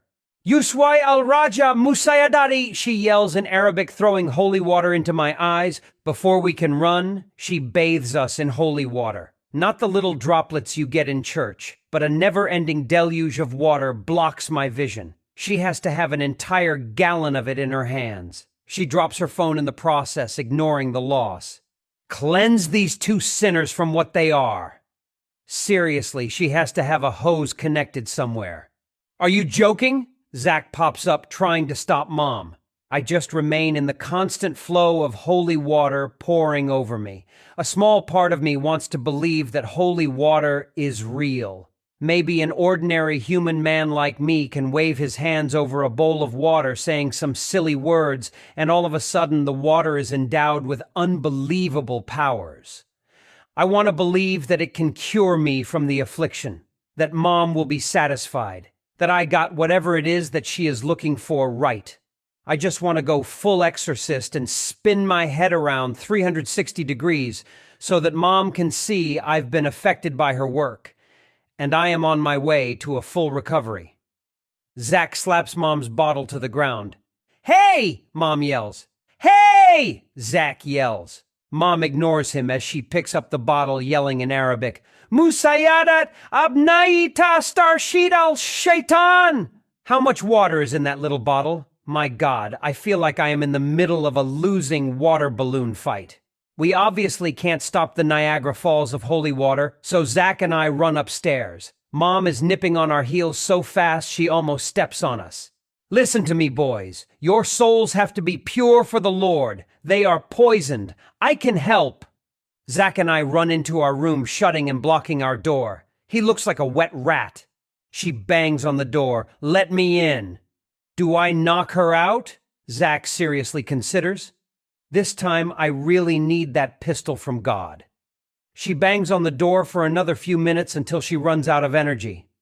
"I'll be back," she says like Christ on Good Friday. We sit on the floor in total silence, waiting until we hear Mom's car roar out of the driveway. "What the fuck just happened?" I squeal. Zack takes his sopping wet shirt off and stands completely defeated. He looks at me. "Now what?" We wait. 5 days go by and still no sign of Mom. She's harder to find than Bigfoot. Her bed has been untouched since she left. The house has been empty. Not even Dad can be found. There's no trace of our Tabby Abby. Mom's probably sulking in some corner praying for our blackened souls. I decide to call Dad. "Hello?" Dad picks up. "Hi, Dad," I say. "Oh," he says. Clearly he did not look at his caller ID before answering. That single word, "oh," speaks volumes. It says that our other parent doesn't want to speak to us either. "Don't hang up. Where have you been?" "I've been out all week," he's lying. "Been out" translates to Dad going to the strip club all night and sleeping at his friend's house so he can avoid Mom. I hang up on Dad. Zack and I pack our backpacks just in case the wrath of Mom comes back. "How much do you have in your bank account?" Zack asks. "Like $600, I say. You?" "Like 100. We can't run away with $700. I start to brainstorm options. We could find sugar daddies, but by the time we worked our way into their wallets, Mom would be back, and we would be crucified and burned on a cross. Maybe we could join a traveling circus? Too bad we aren't conjoined. Perhaps we can stay with Bridget. With her wedding in the midst of all this, I know she won't be too happy with us." I call her. "Really? Right before my wedding?" she greets. "Oh, I'm sorry. Did my coming out inconvenience you?" "This isn't funny, Michael. She called me for 3 hours crying the other night."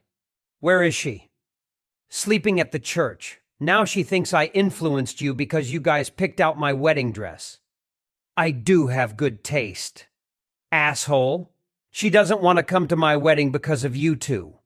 "Wait, you're not going to congratulate your new gay brothers?" "I'm not a dumbass. It was obvious. Now fix it." She hangs up on me. Family trait. I look at Zack. We can't run away. We have to fix this. And by this, I mean us. Sunday morning hits with a loud thunder from the garage, waking us up. "It's time," Zack yawns.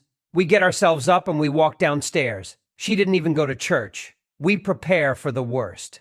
Mom sits on the living room couch with her rosary. She's wearing the same outfit she wore since she left almost a week ago. "Hey, Mom," I say quaintly, trying not to disturb the air too much. "Sit down, boys." "Should I grab us some swim shorts in case she has another bottle?" Zack whispers. I simply look at him. We sit on each side of Mom, bookending her. She takes a minute and finds the words. "I've been at the church trying to sort out this ordeal. Gladly, Father Ibrahim says it's not your fault." "Good," I say, relieved that Mom may very well be on our side. She just needed a few days to sort it all out. I hoped once she knew she would be able to manage it. He said this was caused by something traumatic. "Growing up with you?" Zack coughs. I give him another look. "Oh, were you two ever molested?" Mom asks. "By who?" I ask, shocked. "By a teacher? Maybe one of our neighbors?" she inquires. "I was molested by Father Ibrahim," Zack jokes. "He said there's a retreat you two could go on. It will fix you," Mom says with a slight hint of glee in her voice. "How?" I question. "You and a few others will learn about your faith, and Father Ibrahim can help you get rid of this thing that you are." What is this thing? Why am I being compared to a malignant growth or someone with bad fashion sense? "You mean a D-gay camp," Zack corrects.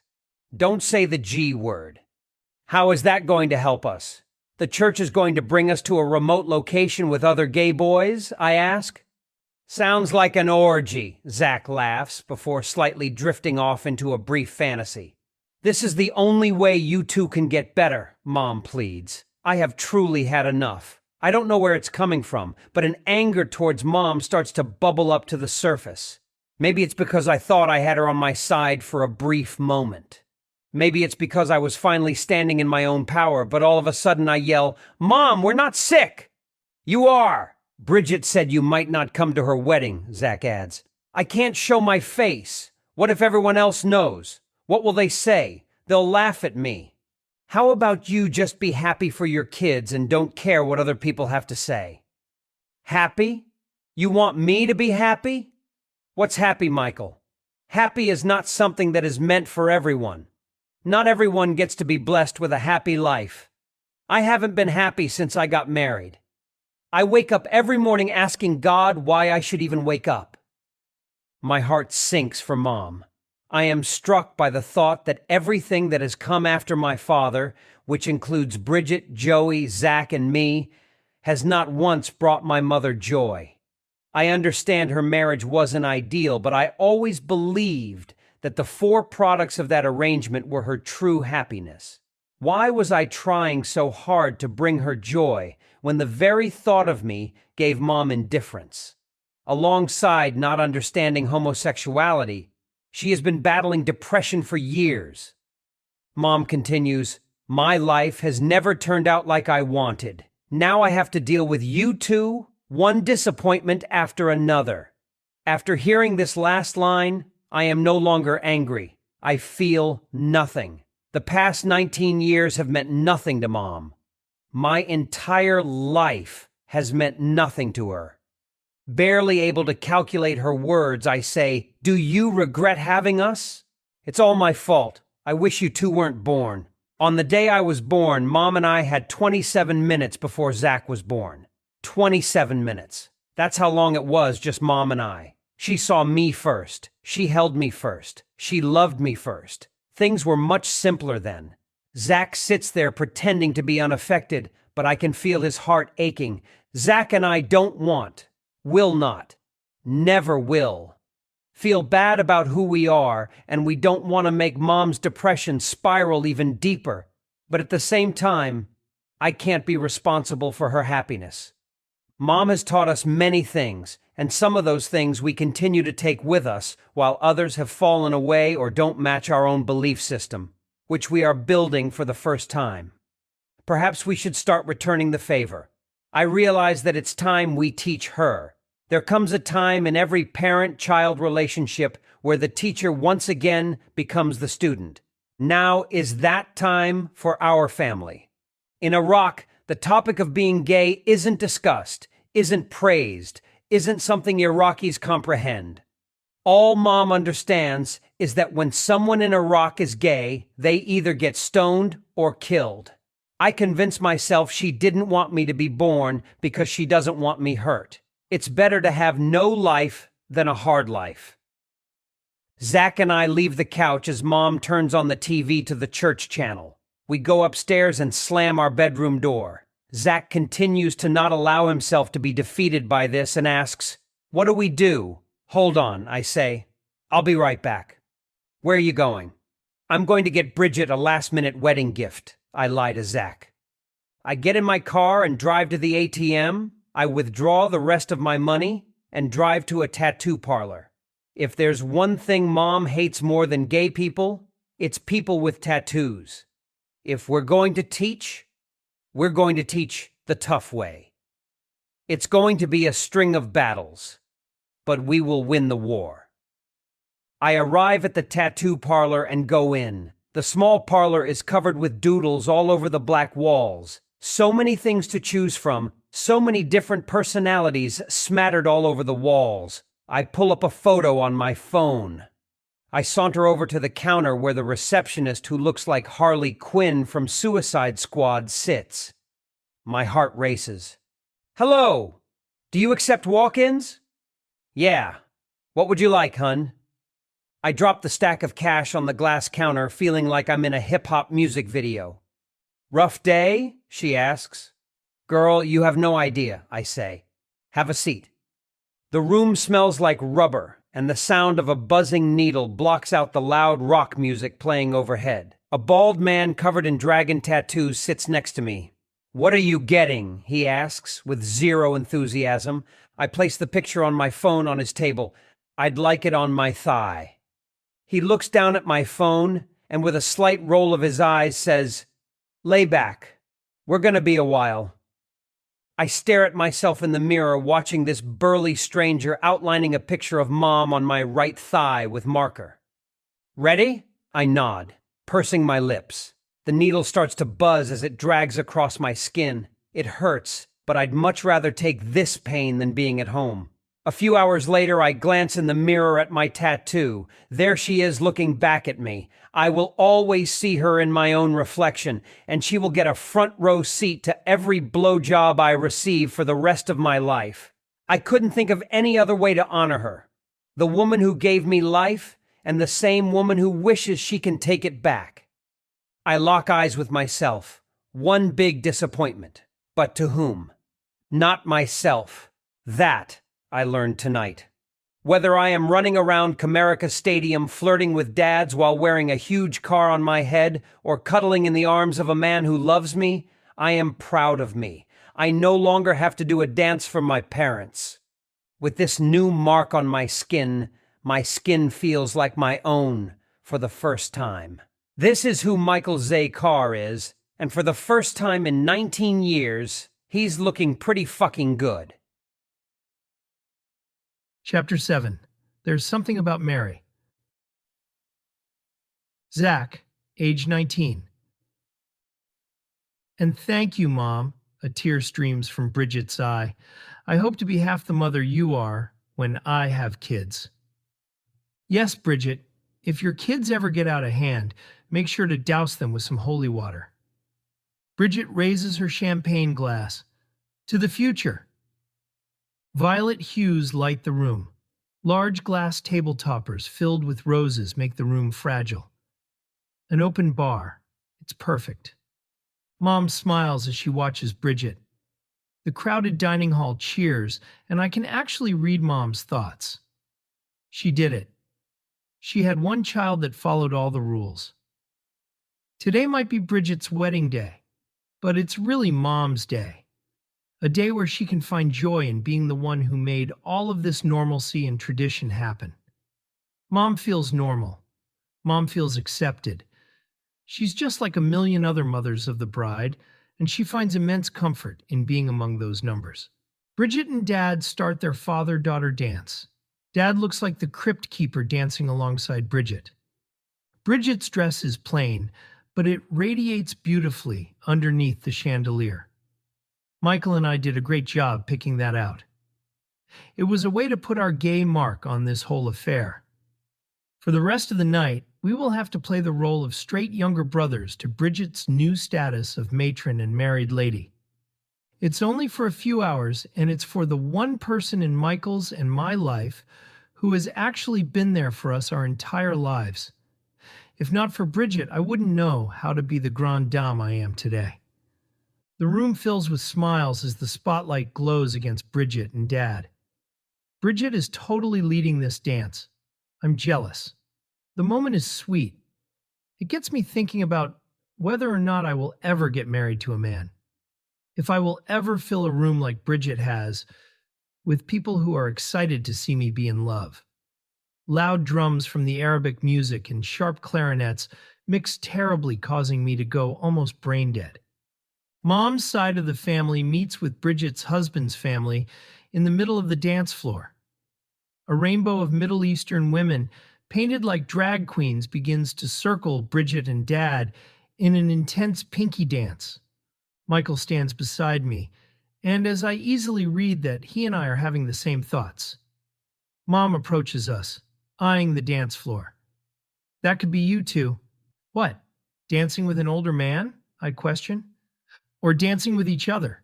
Michael revises. You know what I mean. We must fear our God because he is watching us, boys. Mom stands between us. Why would I fear him? I don't even know him, I say. Or her. Michael and I are bouncing off each other rather well today. Don't make jokes. Have you told anyone here? Mom says, like a KGB spy doing work for the Kremlin. I adjust the coral bow tie around my neck. Just Michael. Good. Don't embarrass me tonight. Right on cue, Mom's sister, Mo Lamy, grabs Mom's arm and kisses both of her cheeks. Iman, Bridget looks beautiful. Mom turns on her acting skills. A large smile appears from kiss cheek to kiss cheek. Thank you, Mo Lamy. I'm so proud of her. Isn't she the spitting image of me? Bridget doesn't have tits. I point out a major difference. I know I'm not alone in this observation. And she isn't crazy, Michael hints. Aunt Mo Lamy looks at us. Only 3 more kids to go. Only 3 more to go. Mom clenches her teeth. The pinky dance ends. Dinner starts to be served. We all sit for dinner. Mom fires off death rays at me from across the room. Thank God I switched chairs with Cousin Dylan. Bridget comes between Michael and me as the plate of lemon chicken goes around. Hey, jackass, she looks at Michael. You're bleeding through your pants. Did Mom stab you? Not yet, he puns. Michael looks down at his right leg. His gray pants are turning red. Want to see something? He asks Bridget. Show me. Like children, Bridget, Michael, and I run behind a big table decoration. Michael takes off his pants. Your tattoo looks drunk, Bridget howls. It's still healing. It's a constant reminder that Mom will always be a pain in my ass. Has she seen it? Bridget asks, adjusting her veil. Not yet. Good luck. Congratulations. Michael kisses her on the cheek. Once the plates of lemon chicken and beef chunks have all been served and eaten, it's time for the groomsmen and bridesmaids to dance. We all stand near the doorway to the ballroom, looking like a line of coral-colored cocaine. We wait to be introduced on the dance floor, but I can't find my date. Mom appears. Zack, your date went home early. You're going to be dancing with Mary now. She waves her over. Who knows? Maybe we'll set you up with her. Like Mary? Yeah, you guys are so close. Why not? Mom, Mary is my first cousin. It's better than being gay. The music plays as Mom creeps into the crowd. I take Mary's hand. I guess we're dancing now. The MC's voice blares out from the speaker. Now introducing Zack and Mallory. We ignore the name change and enter the ballroom. Mom's in the corner with her puffed-up hair smiling at us like a creepy pedophile behind a jungle gym.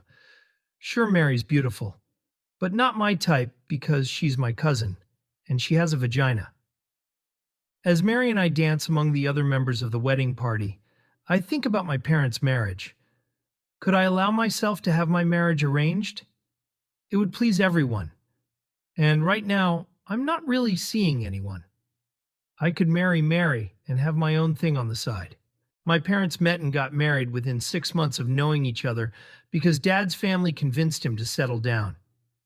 Mom mentioned once that within the 6 months, Dad and she went on a total of 4 dates. They move faster than lesbians. It should have been an omen when Dad chose Careless Whisper by George Michael as their first dance at their wedding. The song is about cheating. Aren't arranged marriages looked down upon in this day and age? Couldn't I at least trade Mary for Cousin Pierre instead? The dance ends and I return to the table for dessert when I see Michael rushing about in a panic. I cut my bridesmaid in the back. I don't know how. Michael rushes over with bloody napkins. That's my Michael, always fucking up. Too bad he wasn't dancing with Mom. As everyone is mingling about and having fun, I grab some ice cream and sit at a table. I eat my scoop of vanilla ice cream alone. Within a few minutes, Ben, Bridget's ex-boyfriend from high school, takes the empty seat next to me. Having fun? He asks. It's all right. I finish off the ice cream and point the spoon at Bridget. Jealous at what could have been? He laughs. No. I'm glad she's happy. Ben broke up with Bridget the day before their prom. They've remained good friends since, but Bridget had to go to prom with Cousin Pierre last minute. I wonder why Mom never tried to set them up. Want to go somewhere a little quieter and talk? His breath smells like whiskey. I follow him out as Mom yells at Michael, who's patting down his bridesmaid's back. Look at all this blood. You're so dumb, monkey. Ben and I sneak into the empty dining hall next door. It looks ghostly. Dark blue shadows cover the tables and chairs. It's so quiet for all the noise next door. Ben sits in a chair. His thick beard reaches down his neck. I want to brush it out and trim it. He looks like a hipster. What have you been up to this summer? He asks. Well, Michael and I got fired from our radio internship, and then I broke up with someone I wasn't dating. Who was he? Who said it was a he? I look up, playing dumb. Oh, right. You're still in the closet. I don't answer. Well, whoever it was, he or she was dumb to break up with someone so cute. With that, Ben leans in. The fiery, hot smell of whiskey slaps me in the face. My eyes get wide, my mouth begins to open, and I don't move a muscle. His face approaches mine, and before I know it, our faces connect. His tongue emerges out of his briar patch of a beard, like a hobbit looking for adventure, and lands right in my mouth. His beard rubs against my baby-soft skin. It's all so drunk and sloppy, and I like it. Ben gets on his knees and begins to unzip my dress pants. He begins to do to me what he couldn't do to my sister. As I get slurped by a bearded man who smells like the bottom of a Jack Daniels bottle, I can't help but think, if Bridget's getting laid tonight, so am I. The loud Arabic music outweighs my moaning. I knew that music could be good for something. After grunting and groaning and unleashing myself inside Ben's beard, I zip it up and get out of there. My sister's ex-boyfriend pleasured me at my sister's wedding within 50 yards of Mom. It's after 11 p.m. when I finish and sneak back into the hall. Where were you? Mom rushes up to me. I'm taking a shit. Mom stares at me like I better have just been taking a shit. She looks over to Mary. Shouldn't you be spending time with Mary? Yeah, I can ask her if she has any hot guy friends I can have homosexual sex with. Before she can get mad, I walk over to Mary. Have you seen Michael? He left a few minutes ago. He left the wedding. What a dick. But I can't argue too much because I just got to third base with Bridget's first boyfriend. I grab my phone and call Michael. White noise meets my ear on the other end of the phone. I know Michael well enough to know he's hooking up with a random stranger and is too embarrassed to tell me. I like to make him feel bad. So as he picks up the phone, I say, You're with another guy, aren't you, you little slut? What's his name? Silence on the other end. Yeah, Mom. Michael's voice prematurely breaks the silence. What? Okay, bye. The line goes dead. Moments later, I receive a text from Michael. Met someone on Grindr. Sorry, IDK what this guy's name is. Meet you at home soon. I guess being a slut is another thing Michael and I share in common. Around midnight, people start to leave. The crowded dining hall turns into a near-empty room with just 5 people. I'll see you guys at home. Congrats again, Bridget. I kiss Bridget on the cheek and give my new brother-in-law a hug. Mom stares as my hug with Bridget's husband lasts a second longer than it should. My body aches. Dancing has made my body sore, but getting a blowjob has made it more sore. At home, I take my tie off and wad my button up back into the drawer. Michael is already asleep in bed. I rest my head on the pillow and drift out of consciousness, dreaming of what could possibly be. A blinding light wakes me from my sleep. My eyes struggle to focus on the blurry figure walking toward me. Satan? My eyes begin to focus. It is worse than Satan. Mom, what are you doing? The alarm clock reads 3:06 a.m., walking slowly toward me with a red bowl in her hands. Her face is calm. The last time she had something behind her back, she nearly blinded my right eye. Michael is now awake, looking freaked out. Hi, Mom. The lump in Michael's throat is getting prominent. What's going on? She answers with a whisper neither of us can make out. Hello? I ask in confusion. Nothing. She moves slowly towards us, still carrying the red bowl. I make a quick assessment that luckily the bowl isn't big enough to hold our chopped up limbs. Her whispers soon turn into chants as I start to recognize what she's saying. She is mumbling Arabic prayers, Abana aldi fi al-samawat. Mom, what are you doing? Michael asks. She stops at the edge of my bed. We don't know whether to run or see how this pans out. Her eyes fixated on my face. I'm sure identical to the looks serial killers give to their victims before offing them. She looks down at her bowl, continuing her muffled chanting, Kama nagfirnan aidan lil. Michael and I stay quiet, watching this live horror show continue. Hi guys. Her head suddenly pops up with a big murderous smile sliced across her face. She moves closer to the bed. You guys hungry? The bowl reaches eye level. Green grapes. Is this a white flag of surrender? I'm good, thank you, Mom, I say as lovingly as possible. She angles her head like she didn't understand what I said, so I repeat myself in case she didn't hear me correctly. I'm good, thank you. Mom forces a green grape into my mouth and lunges on top of me, forcing her knee into my chest, while her other leg balances and braces her on the floor. What are you doing? Michael shrieks from his bed. Nothing. Keep eating, Zack, she declares. She forces another grape into my mouth. Her knee restricts my movement, while Michael watches befuddled as this hazing goes down. He's horrified but secretly enjoying the show and doing absolutely nothing to cause conflict. I manage to shake her off and grab the grapes out of his mouth. Zack, just keep eating, Mom says reassuringly. Mom, what are you doing? I choke, spewing grapes. She composes herself. It's okay. The priest blessed the grapes.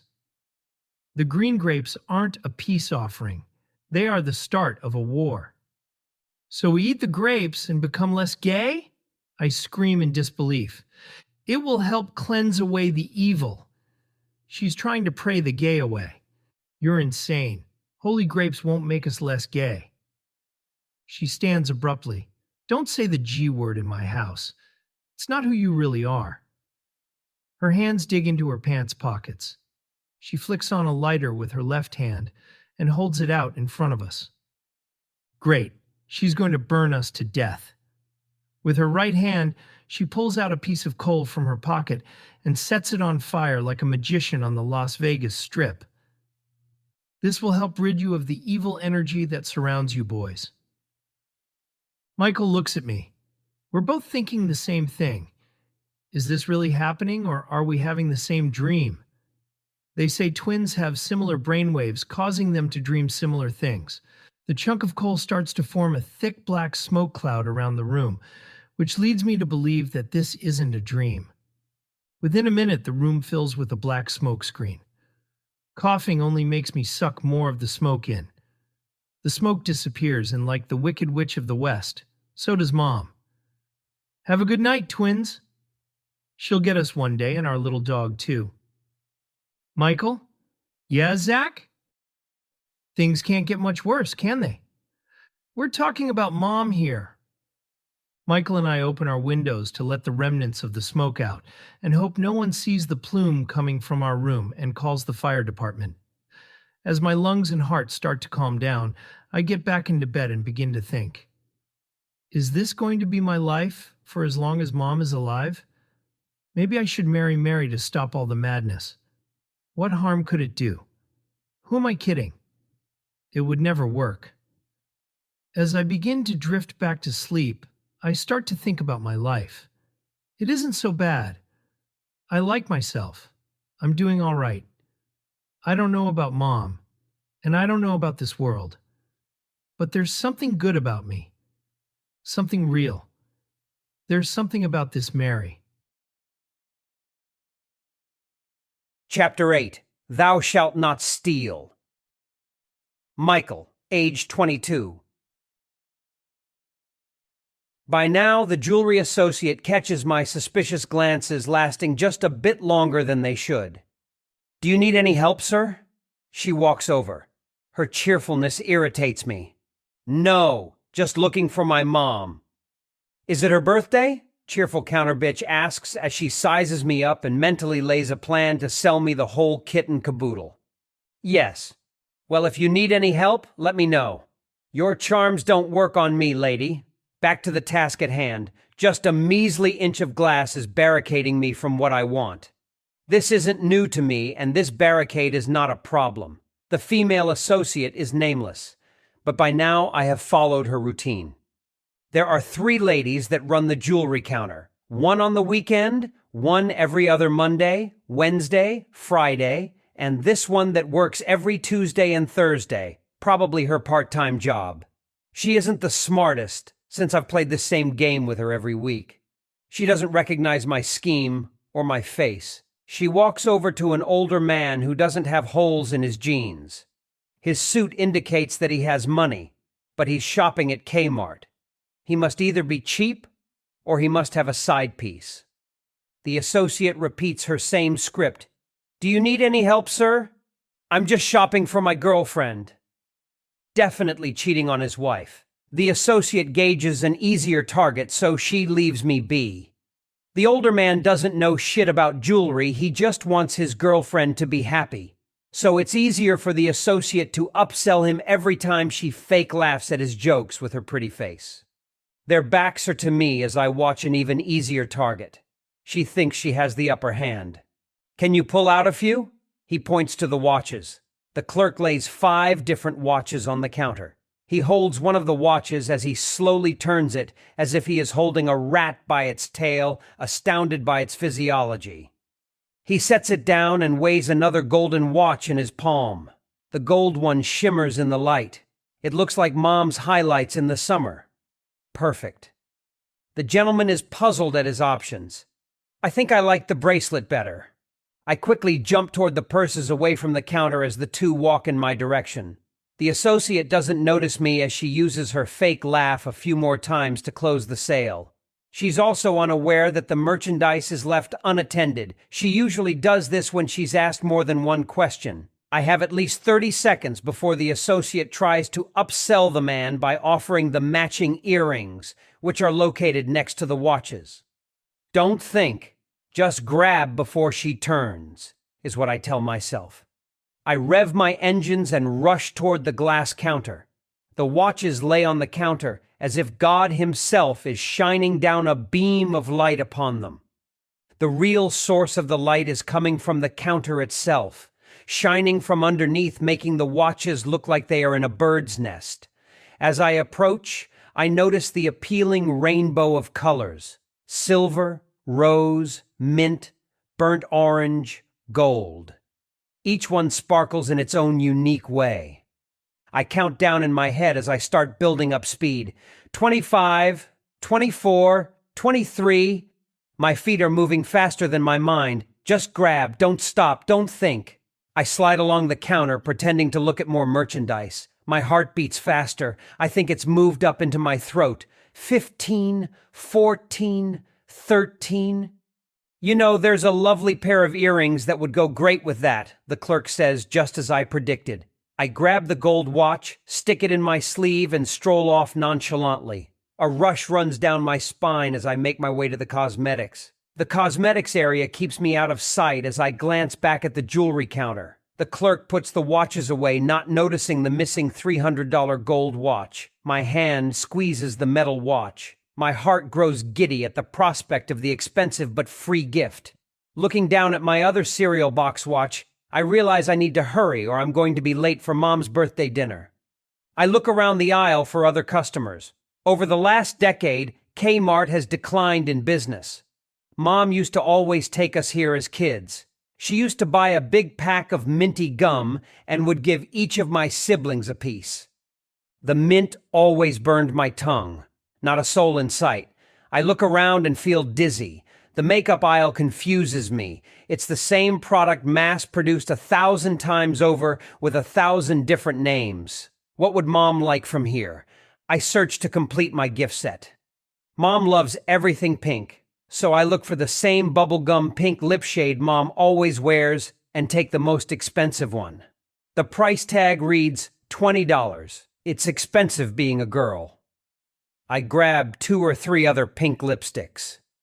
Today, you're free, I mock, throwing it in my pocket. I grab my phone from my jeans and dial Zack. He answers. Hello?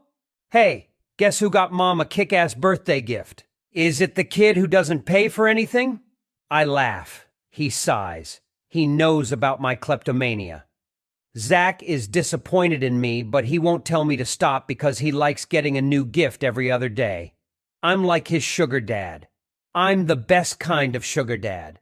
All the gifts, none of the sex. I guess I won't be putting your name on the gift, I tell him as I frolic through the automatic doors, feeling another adrenaline rush creep down my spine when the alarm doesn't go off. A few more steps onto the concrete and I feel a release of anxiety. Mission accomplished again. Mom is going to be so happy. She's going to get a new watch and makeup. I can already hear her now. Monkey, this is too expensive. How could you ever afford anything like this? I can't accept this. Then I will say, Mom, please. It's your birthday. You're my darling mother. Anything in the world for you. She will begin to hold back the tears as she grabs me by the shoulders and says, Monkey, I don't care that you're gay. I love you no matter what. I also see your brother Zack's name is not on this gift. I hope he burns in hell. Then we both laugh as Zack starts to cry into his dinner, which he eats to soothe himself and magically gets fat all over again. I am immediately jolted back to real life by an oily, swarthy voice coming from behind me. Hold on! Sir! Sir! You need to stop! You need to give me everything you just stole! The voice is brash and a little unclear. My body freezes with my back facing him. What's going on? Zack intones before I hang up my phone. Where do you think you're going with that stuff? The voice is oddly familiar. I can't speak. My awkward high school self begins to take over, which usually happens when I want to respond like a bad bitch but end up flustered like a bum bitch. I look to the sidewalk for comfort while slowly turning around as if he has a gun pointed at me. You need to give me the items you took, the voice restates. I stare at his black athletic shoes. And you need to return those cheap Nike knockoffs. I don't say, because I am afraid of the rent-a-cop, who is probably more afraid of me than I am of him. I am brave enough to steal, but scared shitless when face to face with confrontation. Again, no response from me.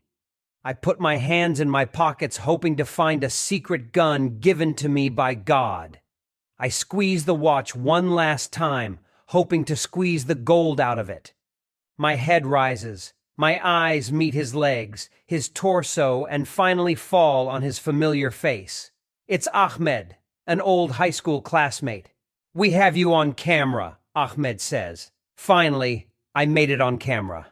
I knew I would be famous. From Ahmed's demeanor, he clearly doesn't recognize me. I have never been happier to have been a loser in high school. I recognize him, what with his bumpy skin cleared up and his greasy hair buzzed off, but he still has no idea who I am. We were two of the few Middle Eastern kids in our high school. I thought we would have some sort of Middle Eastern simpatico, some sort of a deeper connection like we were bros. Ahmed and I had PE together. Gym was where I was deemed terrorist Sonic because of being a fast runner and wearing old red running shoes and, of course, perpetually being suspected of having a connection to Al-Qaeda. Unfortunately, the only thing Ahmed and I had in common was when a gym team was forced to pick between the last two least athletic foreign kids. Until today. Ahmed and I had never talked much in high school. Maybe this is our time to reconnect. Maybe I should ask about his dying dog, or how community college is going. Today is the day that Ahmed and I reconnect, and he lets me leave without a word, because he's looking out for his fellow Middle Eastern man. Although maybe I am lucky he doesn't recognize me. I don't want him to see what a disappointment post-high school Michael is. I'm not sure what hurts more, getting caught stealing at a Kmart or getting caught stealing by a high school loser who doesn't even remember his fellow high school loser. Zack's voice screams in my head now like the ghost of Christmas past. "You're going to ruin everything we worked for." It's how Zack and I operate together. We are struggling models and actors, and I can't let my mistakes bring us both down. The whole Shane thing was my fault. Switching our careers was my idea. I messed up our last 3 big auditions, showing up late or hungover. If I was a starlet, this incident would be front-page news on every tabloid. But in Michigan, I am just a college dropout. With Ahmed still staring me down and ready to tase me at any moment, I take my hand out of my pocket and fill his hands with the sum of the makeup I could never afford. The watch, too. I roll my eyes. Wearing an oversized black trench coat on this 80-degree day must have been a tip-off. I want to explain to him that I'm usually much better at stealing than this, but I am at a loss for words. I've stolen over $5,000 worth of merchandise from this particular store over time, and now I am going down for $300. I plop the watch into his palm. "Can I go?" I break my silent streak. "No," he shakily answers. Ahmed's female manager comes out to help. "You need to stay here," her voice resonates. Another familiar face, another familiar voice. Jackie. Excellent. One more high school acquaintance is now in my midst, a pathetic mini reunion. In high school, Jackie always had this obnoxious blue streak in her over-bleached blonde hair. It looked as if someone murdered a Smurf in the snow and dragged its dead body to an icy grave. Jackie's the type of person I talk to only because I saw her 5 times a week. She's not a friend, but a person with a familiar face who fills idle time. A person to somewhat dull the reality of 4 years of hell. Like any normal person would do, I choose not to talk to anyone post-graduation. However, in the few years since graduation, it's kind of nice to see things don't change too much. Tacky Jackie's blue streak is still intact. She's also still the same old loudmouth. The police are on their way. The look in her eyes shows she doesn't recognize me either. "Police?" I shout. Jackie squints. "Zack? Oh no," or "oh yes." This is like high school all over again. Everyone thinks I am Zack. In my constant state of never knowing what to do, my fight or flight instinct starts to kick in. So I do what I always do. I turn away from the two and speed toward my car like the terrorist Sonic that I am.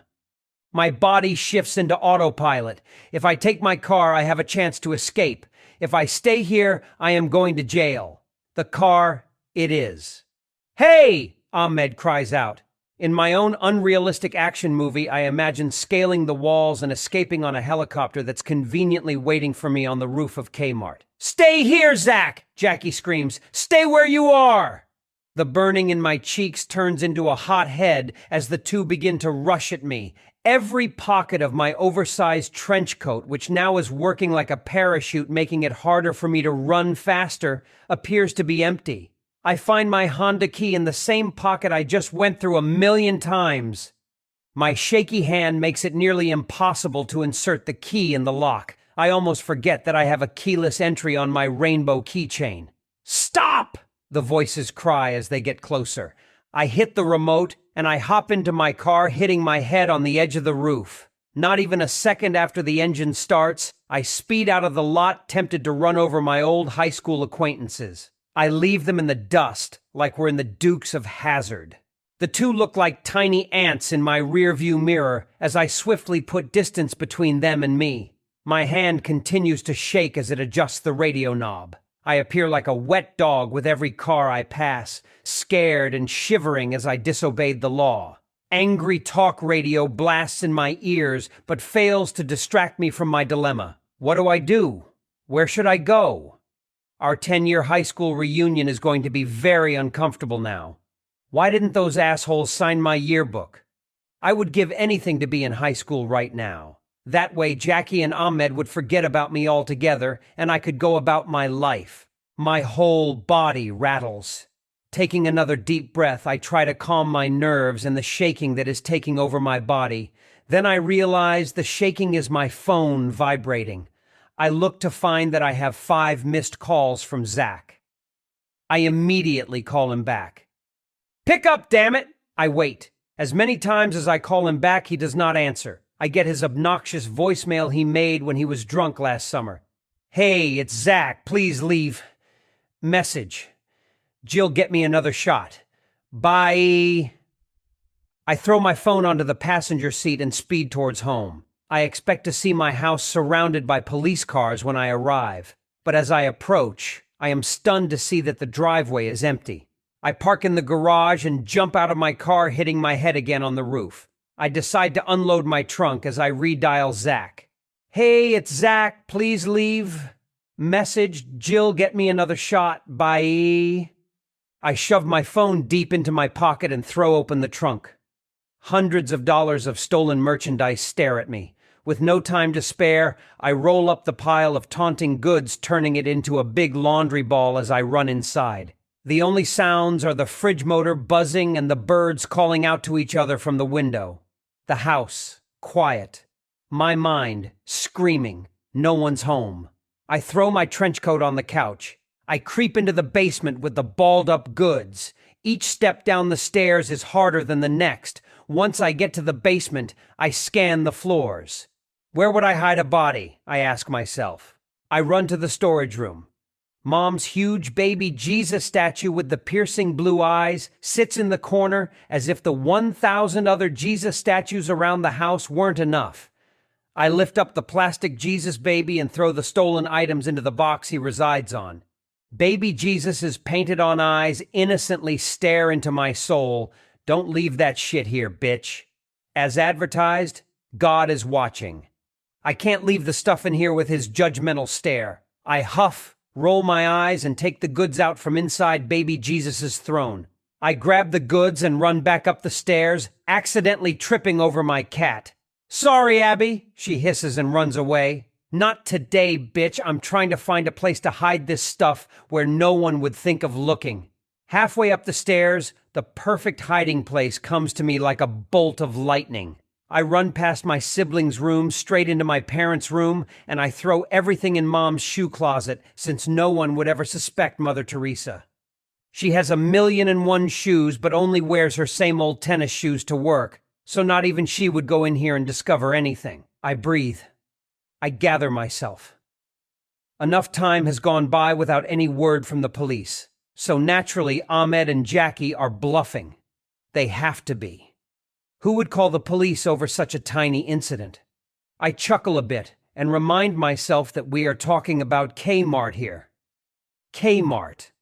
It's the poorer man's Kohl's. I can see Tacky Jackie's face now. Wait, was that Zack or his weird twin brother from high school? "You mean those two faggots?" "I think it was Michael," Ahmed will say with his broken English. Let's give him a free pass just this one time since he was such a loser, she suggests, and then both go about their business. Who am I kidding? Jackie and Ahmed work retail. Their lives are already miserable.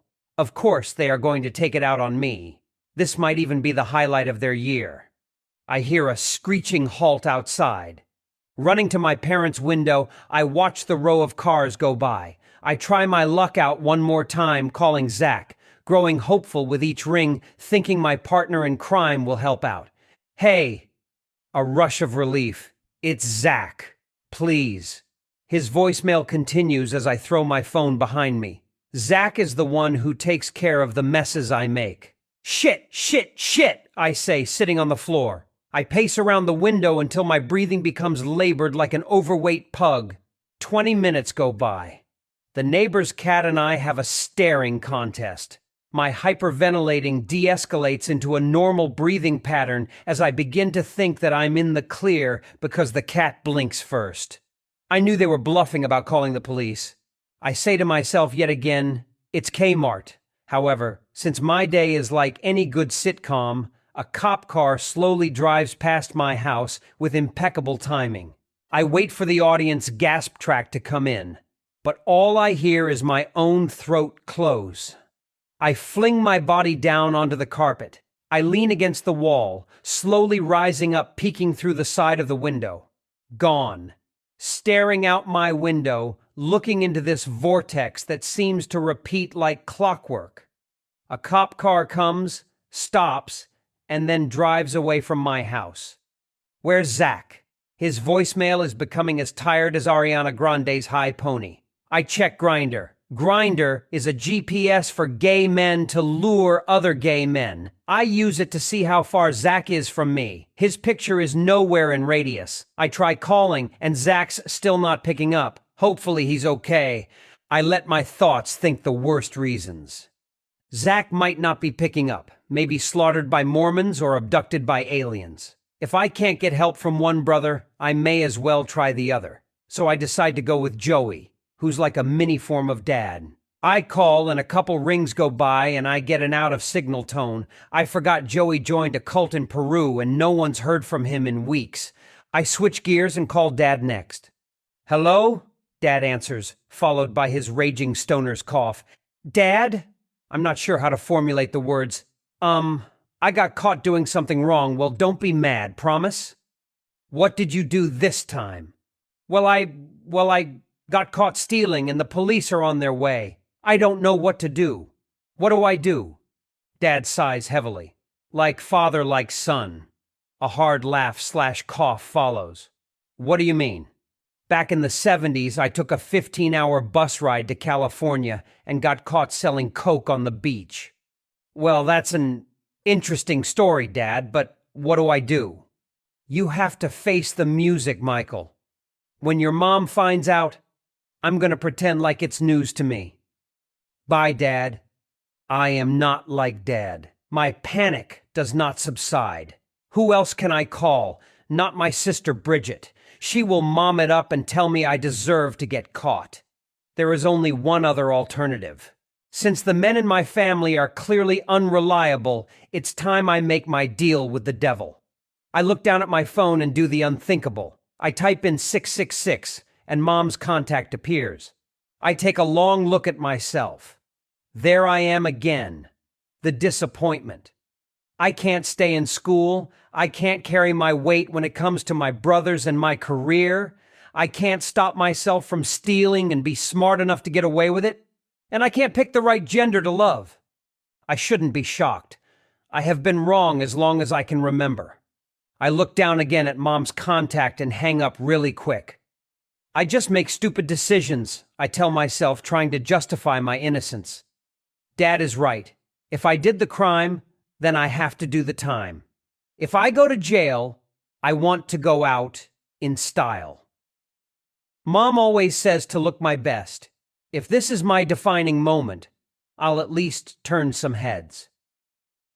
I run to my room. Since Bridget got married, I finally have my own room. Dad is too cheap to repaint the room, so the walls are still a light baby vomit pink. I march in and open my closet door. Finding a good outfit to be arrested in is not something I think about every day, but damn it, I am going to get one thing in this life right. What do I wear? I think about my mugshot. Something Justin Bieber, Lindsay Lohan, or Martha Stewart? Cute, slutty, or fancy?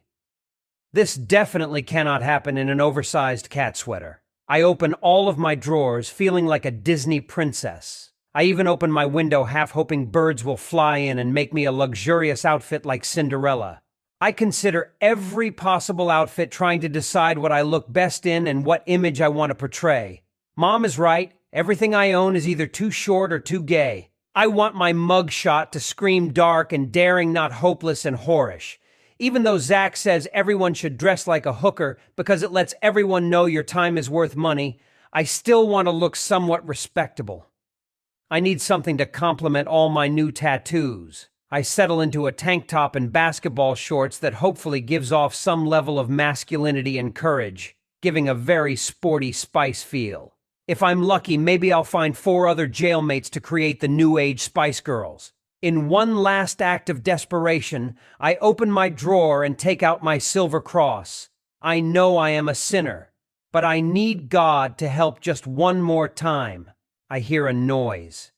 I feel a roll of ice-cold air rush through my room as chills creep up my spine. The light outside seems to have gone a bit dim. I can hear the faint sound of fire crackling. My face goes limp. I close my eyes. "Boys, I'm home!" Mom's voice echoes through the house from the front door. "Shit! Shit! Shit!" I repeat my meaningless chant a few more times. One more time, as I have done several times in my life, I walk downstairs to receive my death sentence. Mom sorts through today's mail in her bright pink work scrubs she's worn since Christ was born. "Where's Zack?" she asks, sitting at the kitchen table. "I don't know." I give her my generic response, which is second only to sure or okay, as I hear a sound coming from the driveway. I run past Mom and look out the laundry room window. The shitty sitcom that keeps on giving continues to plow forward. There are 2 cop cars parked in the driveway. Life isn't giving me lemons, it's giving me grenades. Had it given me lemons, I would have reached for salt and tequila. I feel a cold drip of sweat rush down my forehead. I don't know if I should cry, fake my death, or pretend to be Zack. Everything seems to work out when I am Zack. I can hear mumbles from outside. The footsteps get closer toward the front door. I bolt to the living room and sit on the couch. I bow my head and pray for the first time in a long time, and for the first time in my life, it was a genuine prayer for intercession. God, if you're really there, please bring down your mighty forces and take down these cops, or Mom, or both. Thank you. Amen. I walk back into the kitchen, grabbing what's left of my stolen stash out of my trench coat pocket, still having one eye glued to the laundry room window. "What did you get me for my birthday?" Mom asks. I stare at Mom, thinking of all of the shit I put her through in the past, and how I'm about to add on to that in a very big way. The past few years, Mom has kind of just avoided and ignored everything gay like it's not real. She is going to associate this behavior with my evil gay lifestyle. "Here," I throw her the lipstick Ahmed didn't catch. "My favorite shade. Thanks, monkey." "Mom, listen." She raises her head. "Don't be mad. I was caught stealing. The police are outside at the front door." "What?" she screams. Might as well add injury to insult. Her insult and my impending injury. "And I was the one who broke your Virgin Mary statue last week, not the cat." My statue! I knew that would upset her more than the stealing, which will downplay the whole incident. Mom grabs my arm as a loud knock echoes from the front door. We both look off to the side and run for the door. "I'll get it." She pushes me aside. The knock is a small blessing because I am unsure what I am more afraid of, Mom or the police. Another knock at the door before Mom reaches it. She clears her throat to give her best "we're white and safe people" voice. "I'm going to kill you," she says to me before she opens the door. "How can I help you, fine gentlemen?" "We're looking for Michael Zakar. Is he home?" a deep voice asks. Mom pops her head back in. "Michael, some nice police officers are here to talk to you." I smile at Mom. The look in her eyes says she wishes she could beat the shit out of me. "Keep your composure." The vein in Mom's forehead throbs menacingly as I step in front of her. "Hello?" I greet 3 policemen, 1 Latino, 1 Asian, and 1 white cop. It sounds like the start of a bad bar joke. "Are you Michael Zakar?" the deep voice asks. I am. "Michael Zakar, you're being arrested for 3rd-degree retail theft." The 3 cops step inside. "Please turn around," the Latino cop says. Mom looks away. "Oh my God." She looks at the cops for comfort. "I told him, this is what happens when you don't go to church. God punishes. And these shall go away into everlasting punishment, but the righteous into life eternal." The cop's eye rolls are in sync with mine. The Latino cop turns me against the wall to handcuff me, and I immediately regret not wearing a tighter pair of pants. The cuffs are heavier than I presumed. I have a nicer pair of handcuffs, I want to say. Mine are furry and cute, while these are a harder metal that weighs my wrists down. Latino cop escorts me out the door as the 2 others follow. "Wait, at least let him put his shoes on," Mom begs. "Mom, it's okay." I try to play cool. "No, Michael, everyone will think you're a fool. I think being arrested has already cleared that up for everyone." "No, Mom, it's okay. We're way beyond that point." "Michael, put your shoes on," she insists. The cops stand awkwardly looking back and forth between Mom and me as we bicker about footwear. I look at all our scattered shoes on the floor and slip sandals over my socks to shut her up. "You can't wear those. Those are girl sandals," Mom points out in front of the squad. "We don't have time for this," white cop huffs. I take the lead and pull the cops toward the car in an attempt to get away from Mom. Maybe being locked up where she can't get at me is a good thing. The cops follow, and Mom continues to yell at me. "If you went to school to become a doctor instead of this acting bullshit, you wouldn't be in this mess." I walk faster away from Mom, and the Latino cop guides me toward one of the police cars. I sense the silent empathy of the cop who just had a taste of my life with Mom.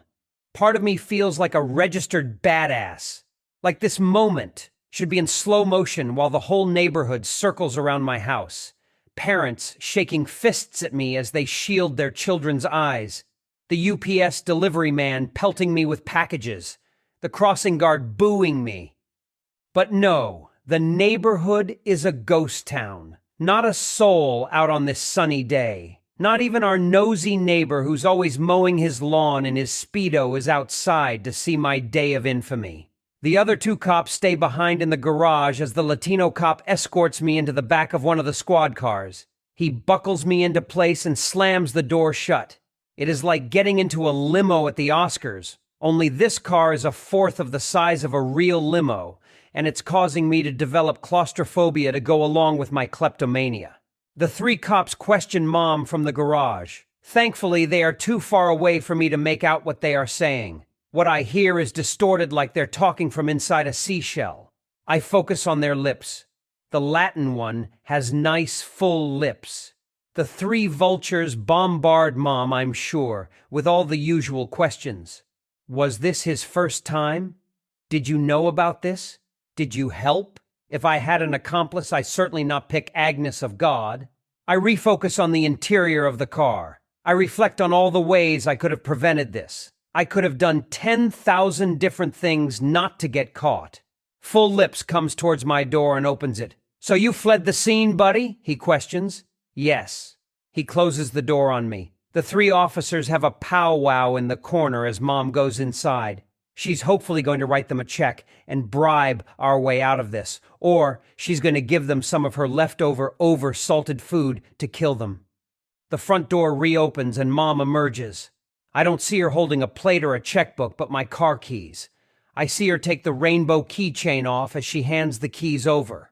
I watch as the officers open each door of my car. I can't see much of what they are doing, but I assume they're looking for more stolen goods. "Check Mom's closet," I think, to scream.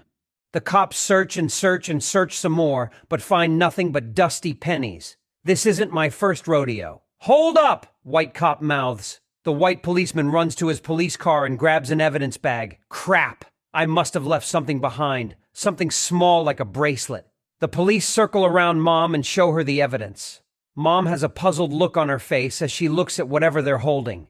The three of them walk over. My heart races as they step closer to the car. White cop opens the door. "What is this?" White cop demands, holding the mysterious palm-sized object in view. It's a furry fox statue. The fox's fur is slipshod and chaotic. Its eyes are glued incorrectly, making it look cross-eyed. Zack gave it to me as a good luck charm on our birthday last year. He said it looks like me. I now understand Mom's confused expression. I look at the cops with a similar confused expression. It's not real. It's a furry statue. They must have thought I was a taxidermist, scared I might go Norman Bates on them. Latino cop and Asian cop sigh in relief. The white cop looks a tad disappointed, hoping that it was something more interesting like a fox-shaped bomb. White cop slams my door intentionally hard. My arms start hurting in the twisted pretzel position that I found myself in. The three seem to be talking forever. The sun is already setting. Mom is already missing her dinner reservations. I begin to drift out of consciousness. The stress of the situation and the ruining of Mom's birthday are causing me to shut down. All of a sudden, bright lights from a tow truck wake me up. I look out the window and Mom glares at me. The tow truck pulls into the driveway and in under 5 minutes, it tows my car away, which is apparently a part of the crime scene. The car is being inspected for further investigation. White cop and Asian cop drive away in their cop car. Mom goes inside, shaking her head as she leaves me to fend for myself. Latino cop gets into the car and begins asking me questions as he opens his little notebook. Name, height, weight, he says. You're gonna have to buy me dinner if you want all that information, I think to myself. Michael Zakar, 5'11", 157 pounds, I spit out. I notice Latino cop's face through his rearview mirror and realize how cute he really is. I blush and continue, but I work out every day, so probably like 160 pounds. Are you sure there's nothing in your room? No other stolen merchandise, buddy? No. You can look. Bluffing because my room's filled with stolen merchandise. Does your brother steal too? He asks. I wish. The sentence slips. I mean no.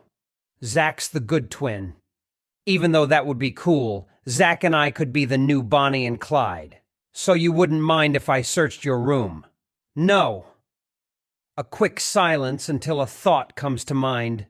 Wait, can you make sure my mom doesn't go through my closet? I say abruptly. Why, buddy? He turns, thinking a confession is forthcoming. He keeps calling me buddy after every phrase and question. It's annoying. We aren't friends. Friends don't handcuff friends. I have some rather private things in my closet and I don't want my mom to see. Like stolen goods, buddy? Yes, there's a fucking jet ski in my closet. My God, doesn't this man have bigger crimes to solve? No, just things I would rather not have her see. You're going to have to be honest with me or this could end up worse. Withholding information is a crime. All right, buddy? Well, you can check, I stress. But she can't because there are 2 vibrators in there. Oh, he says as he turns a deeper shade of red than my current vermilion. All right, let's just go, he says as he starts the car. I guess we aren't buds anymore. Good thing I didn't mention my fleshlight. As we drive along, I develop an itch on my face. Trying to scratch an itch with handcuffs on is nearly impossible.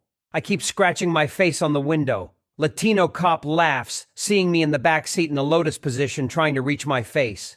His laugh is adorable. I want to tell him about the time I had sex with a black cop to get out of a ticket. There's no need to add the solicitation of an officer on top of theft. How old are you? I say, breaking the ice. His eyes look into the rearview mirror at me. 31, bud. Wow, you look young. I thought you were my age. His eyes are on the road, so he misses the wink I throw his way. That's what my wife tells me. Flirting isn't going to get me out of this one. He drives me a few miles to the next county where we pull into the police station. Deep breath. Hopefully, this is going to be like an episode of Orange is the New Black and Not Scared Straight. The Latino cop opens my door. The lower half of his body is right in my face as he unbuckles my seatbelt. He grabs my arm and guides me inside. We travel up a metal stairway into a dull-colored hallway that looks similar to my high school. We reach a room where 3 different and less attractive policemen sit. Nameless Latino cop unlocks my cuffs, and like Jackie and Ahmed, Latino cop is but a distant memory as he walks away and out of my life forever. Finally free, I scratch my face all over. I bear hug myself, scratching every part of my body until it's covered in scratches. The 3 new cops stare at me as I try to adjust to the metal chair and to my impending incarceration. One of the cops has me stand and walk towards the wall. "Step on the white line," one of the new cops says. He looks like Santa if Santa wore a police outfit and had a morose comportment. I walk over to the huge white line on the floor. "Now look up," Santa cop says. Without warning, a flash goes off. My mugshot is taken. "Wait, can we redo that?" I ask. "Kid, where do you think you are? Sears?" I frown. The nice cop called me buddy. There goes all my prep work for nothing. I'm neither a Justin, a Lindsay, nor a Martha. I'm a Michael. Zack is going to have to go forward alone because a modeling career for me is out of the question. "Kids these days," Santa cop shakes his head disapprovingly. The 3rd cop joins us. He is thinner than I am. Now this is one cop I could take down. He walks me over to his side of the room to fingerprint me. The ink feels dried out as I stamp my way into the criminal justice system. 10 black blobs ruin the chances for the career Zack and I are trying to build. He sits me back down in the metal chair facing the other 2 cops. "Do you want to call anyone?" he asks. I only imagine the headache I would get from calling Mom. Zack had 1,000 chances to call me back. "Nope," I opt out. A few minutes later, Santa cop tells me to follow him. We stop at a cell. He opens up the cell door. The jingle of his keys makes my stomach sick. "Watch out for the crazy one," Santa cop says. My eyes widen and I tense up as I enter the cell. The cell's empty. He locks the cell and disappears to the North Pole, laughing. I sit on the cold metal bench examining the room. It's a lot bigger than I assumed. The toilet's in the right corner in case I feel like throwing up. The wall has a runny white coat of paint, making it look as though it's melting. I search for a clock. How long will I be in here for? Will I die in here? I start doing push-ups. Might as well get buff while I'm in here. When I get to Incredible Hulk status, I'll break myself out of here. After getting through 9 brutal push-ups, I give up and just stare at the wall. Minutes turn to hours as I start to play a game of how would I kill myself. The only tools of my demise are the metal bench and the dirty toilet. I can either bring on death by banging my head repeatedly or drowning myself in the vessel through which years of human waste has passed. Before I could go through with my plans, Santa Cop opens my cell. "Your mom paid your bail." I shoot up so fast my knees crack. I run to Santa Cop for him to lead me out. As we are going down the long hallway, Santa Cop walks me past Latino Cop. "Good luck, buddy," he says to me with a smile. I want to yell, "I'll be back for you, babe." Instead, I smile as Santa Cop walks me into an open hallway. I slowly walk towards Mom and the pulsating vein in her forehead. Before she can strangle me, Zack runs into the hallway. I wouldn't miss Michael's downfall for the world. He looks way too excited. Mom hits him on the shoulder as he runs to me. "How come you didn't pick up your phone?" I demand, hitting him on the shoulder too. "I was getting a hand job." "Great, I'm glad my serving time in jail was secondary to your hand job." "No, he tugged too hard." We silently follow Mom to the Cadillac. Zack sits in the back seat, excited to watch Mom rip me a new asshole. I climb into the front seat. We all close our doors at the same time. I just want to go to sleep. It's already bad enough that you're gay, but now you're a klepto. Everything went downhill the moment you two came out. I lean my head against the window and look at the world passing me by. Mom's right. Everything has gone downhill. My life is barely pieced together. A life she wishes she never gave me, and here she is, picking me up from jail to bring me home. She paid out money I can never pay her back in order for me to be able to sleep in my bed instead of a cell. As much as she wishes I were never born, Mom is still doing her part. Her commitment astounds me. I can't commit to a school, a job, or an idea. Happy birthday, Mom. Chapter 9, Pretty Woman. Zack, age 23. Don't you want children? For me, children are the worst form of an STD, an 18-year pain in the ass that doesn't itch but talks back. I can't leave. My body's trapped between Bridget and Dad, who don't want to be involved in this conversation. There is no way I can leave this table. Mom, I don't want kids. Yes, we do. We, the collective group. I hate when Mom speaks for everyone. She often says we instead of I, like we're a gang. I'm going to make a new life in New York, Mom. You don't want that. Yes, we do, using that word against her.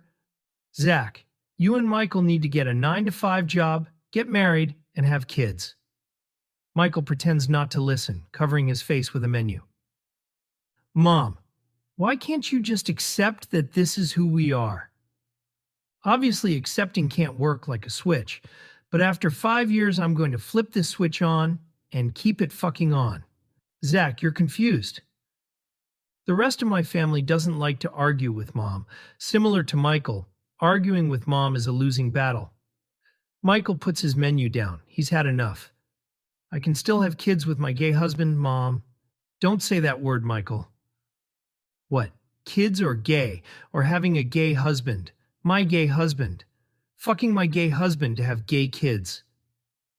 Mom, I say, diverting her attention, we can still have kids. Mary's not an option, Michael muffles. Everyone at the table laughs except Mom. This isn't a joke, guys. Let's just enjoy our dinner, Dad says. Shh, Mom says, waving her menu up and down. The waitress comes to our table carrying a brownie with a firework coming from it. We heard there is a birthday. One waitress, like gremlins getting wet after midnight, multiplies into 7. Or should we say it's 2 birthdays? Dad always tells the waiters it's someone's birthday for a discount. I mean, Dad was only a few weeks off from our real birthday. Mom prayed to herself through the song. She's praying that carrying around 2 children in her abdomen for 9 months and spending a decent amount of time birthing them wasn't all for nothing. Little does Mom know, Michael and I are praying the same prayer at the same time. Blow out the candle and make a wish, our waiter says. Michael blows the candles out for both of us, literally and metaphorically. Mom watches as the waiter leaves. She cocks her head back at us. You're both turning 23. It's time to settle down and get serious about your life. We ignore her. What did you wish for? Dad jokes. I look at Mom. A man. That's what I wished for too. Michael laughs. She points her bubblegum pink nail at me. Zack, you and Michael both better hope you never have a boyfriend. I take a deep breath, coaching myself, before entering the restaurant in downtown Detroit. Through the window, all I can see is a sea of suits. You'll be fine. I fix my hair in the reflection. I make eye contact with nearby pedestrians. I'm not homeless, I awkwardly say out loud, only making myself look more homeless. The thought of meeting Lucas's mom turns my stomach into a knot. The purple lilacs I'm holding make my palms sweat. I should have paid the extra $2 for the stupid red roses, but the lilacs were calling my wallet's name. Lucas is my boyfriend, and somehow Grindr worked out for my benefit. Instead of a one-night stand, this turned into the real deal Facebook official and all. Not my first fling, but definitely my first boyfriend, so making sure his mother likes me is crucial. I need to make sure his mom likes me as much as Mrs. Almond did. Hopefully by the end of the night, Lucas's mom will throw bite-sized chocolates at me. My reflection shines back at me in the window. Who wouldn't like you? You're an 11 out of 10. I wink at myself. Confidence is key. Before I start to make out with the window, I put my big girl panties on and enter the crowded restaurant. Ugh. The number of unfamiliar faces immediately makes me nauseous. Why couldn't we pick a nice, quiet diner? From across the room, I catch the gaze of Lucas's striking green eyes. His dark red hair shines. His smile, demure and charming, melts my heart. This is what it must feel like to feel complete. He waves me over. I shuffle through the crowd to the table. Hello, I greet Lucas and his mother, giving her the flowers I despise. From first glance, it is easy to see that she and Lucas have the same face. Aren't you the cutest thing ever? She says. Discount flowers from the grocery store. White people are too easy to impress. She reaches in and hugs me. Are you hungry? She asks.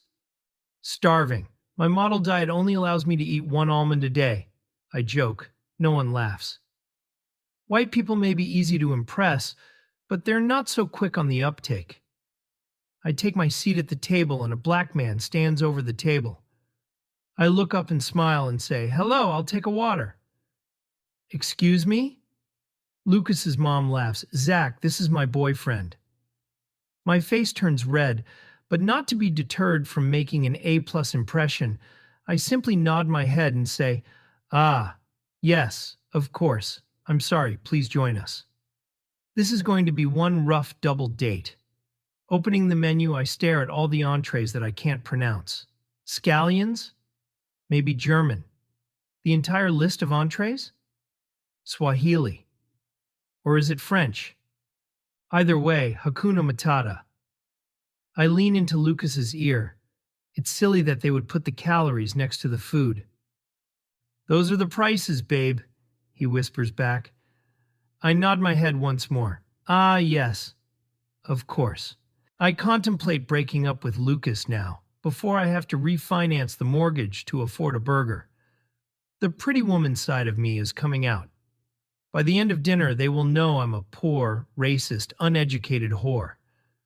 Pretty sure the racist part has already come out. The white waitress comes over. You guys ready to order? I think we're all ready. Lucas gives the waitress a warm smile. Anything look good, babe? Lucas grabs my hand. A heat takes over my entire body and it starts in my chest. I know there's supposed to be an organ in there somewhere that sustains life by pumping blood through my body, but I'm not sure how it works, since I don't use it that often. But the heat seems to be generating from that source. As the fireworks begin to dissipate from my vision, I come back to the situation at hand. You know, I made the mistake of eating before I got here. I'll stick with a side salad. Thank you, I give her my menu. It's on me. Lucas's mom pats my knee. I take the menu back. On second thought, I'll get that Angus burger. Great. How about you? I cut her off. Can you add avocado, bacon, grilled mushrooms, spicy mayo, and goat cheese?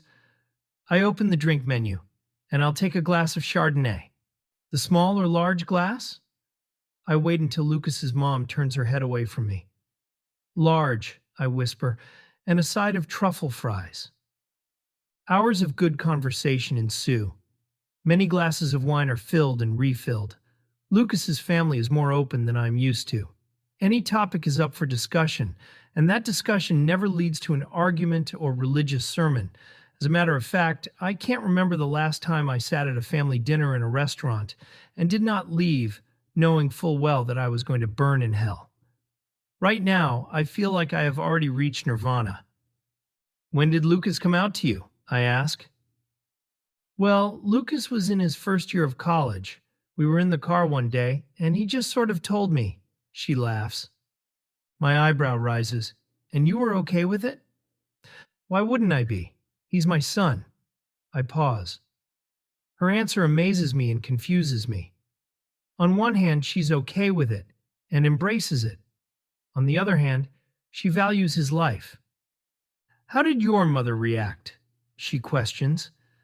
I stare into her eyes, debating which of two stories I should tell her, the truth or the lie.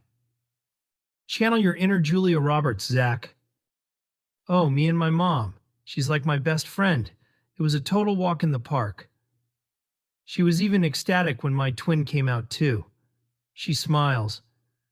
It's not like she threw holy water at me, I laugh, chugging back a glass of white wine. She tilts her head, still smiling. I'm glad to hear that, honey. So you have a twin? Her boyfriend asks. And a half-black half-sister. The table grows silent again. People assume I'm slightly racist because I'm really dumb. But I actually do have a half-black half-sister.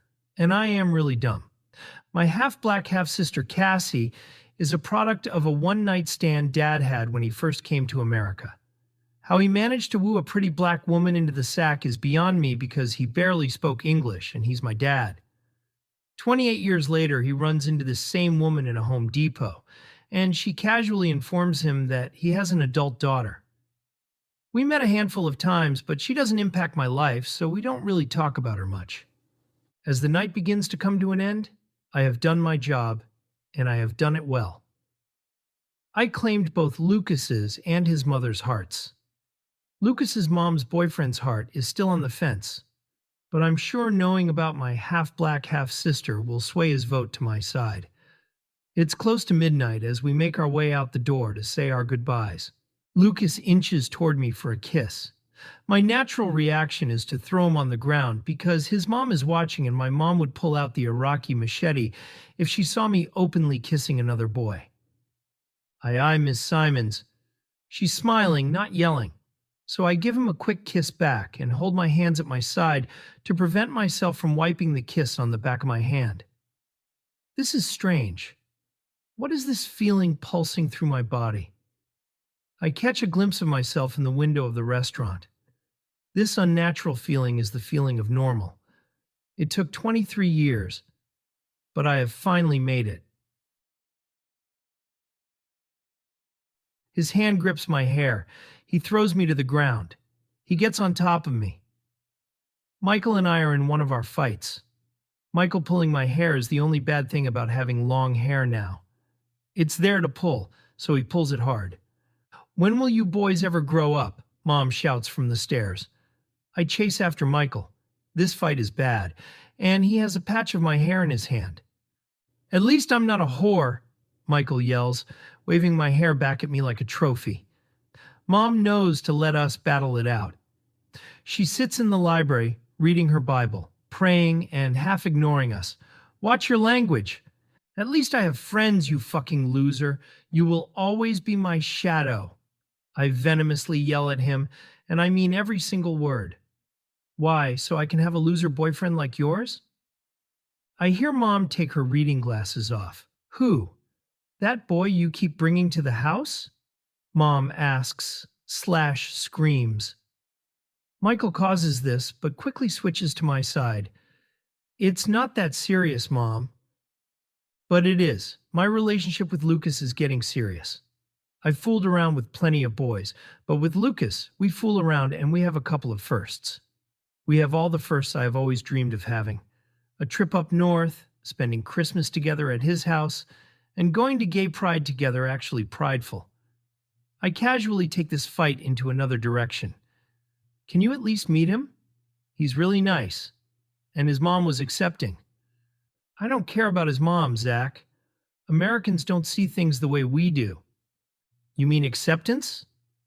Still calling from downstairs, Mom cuts the conversation short. You two better have not done anything here.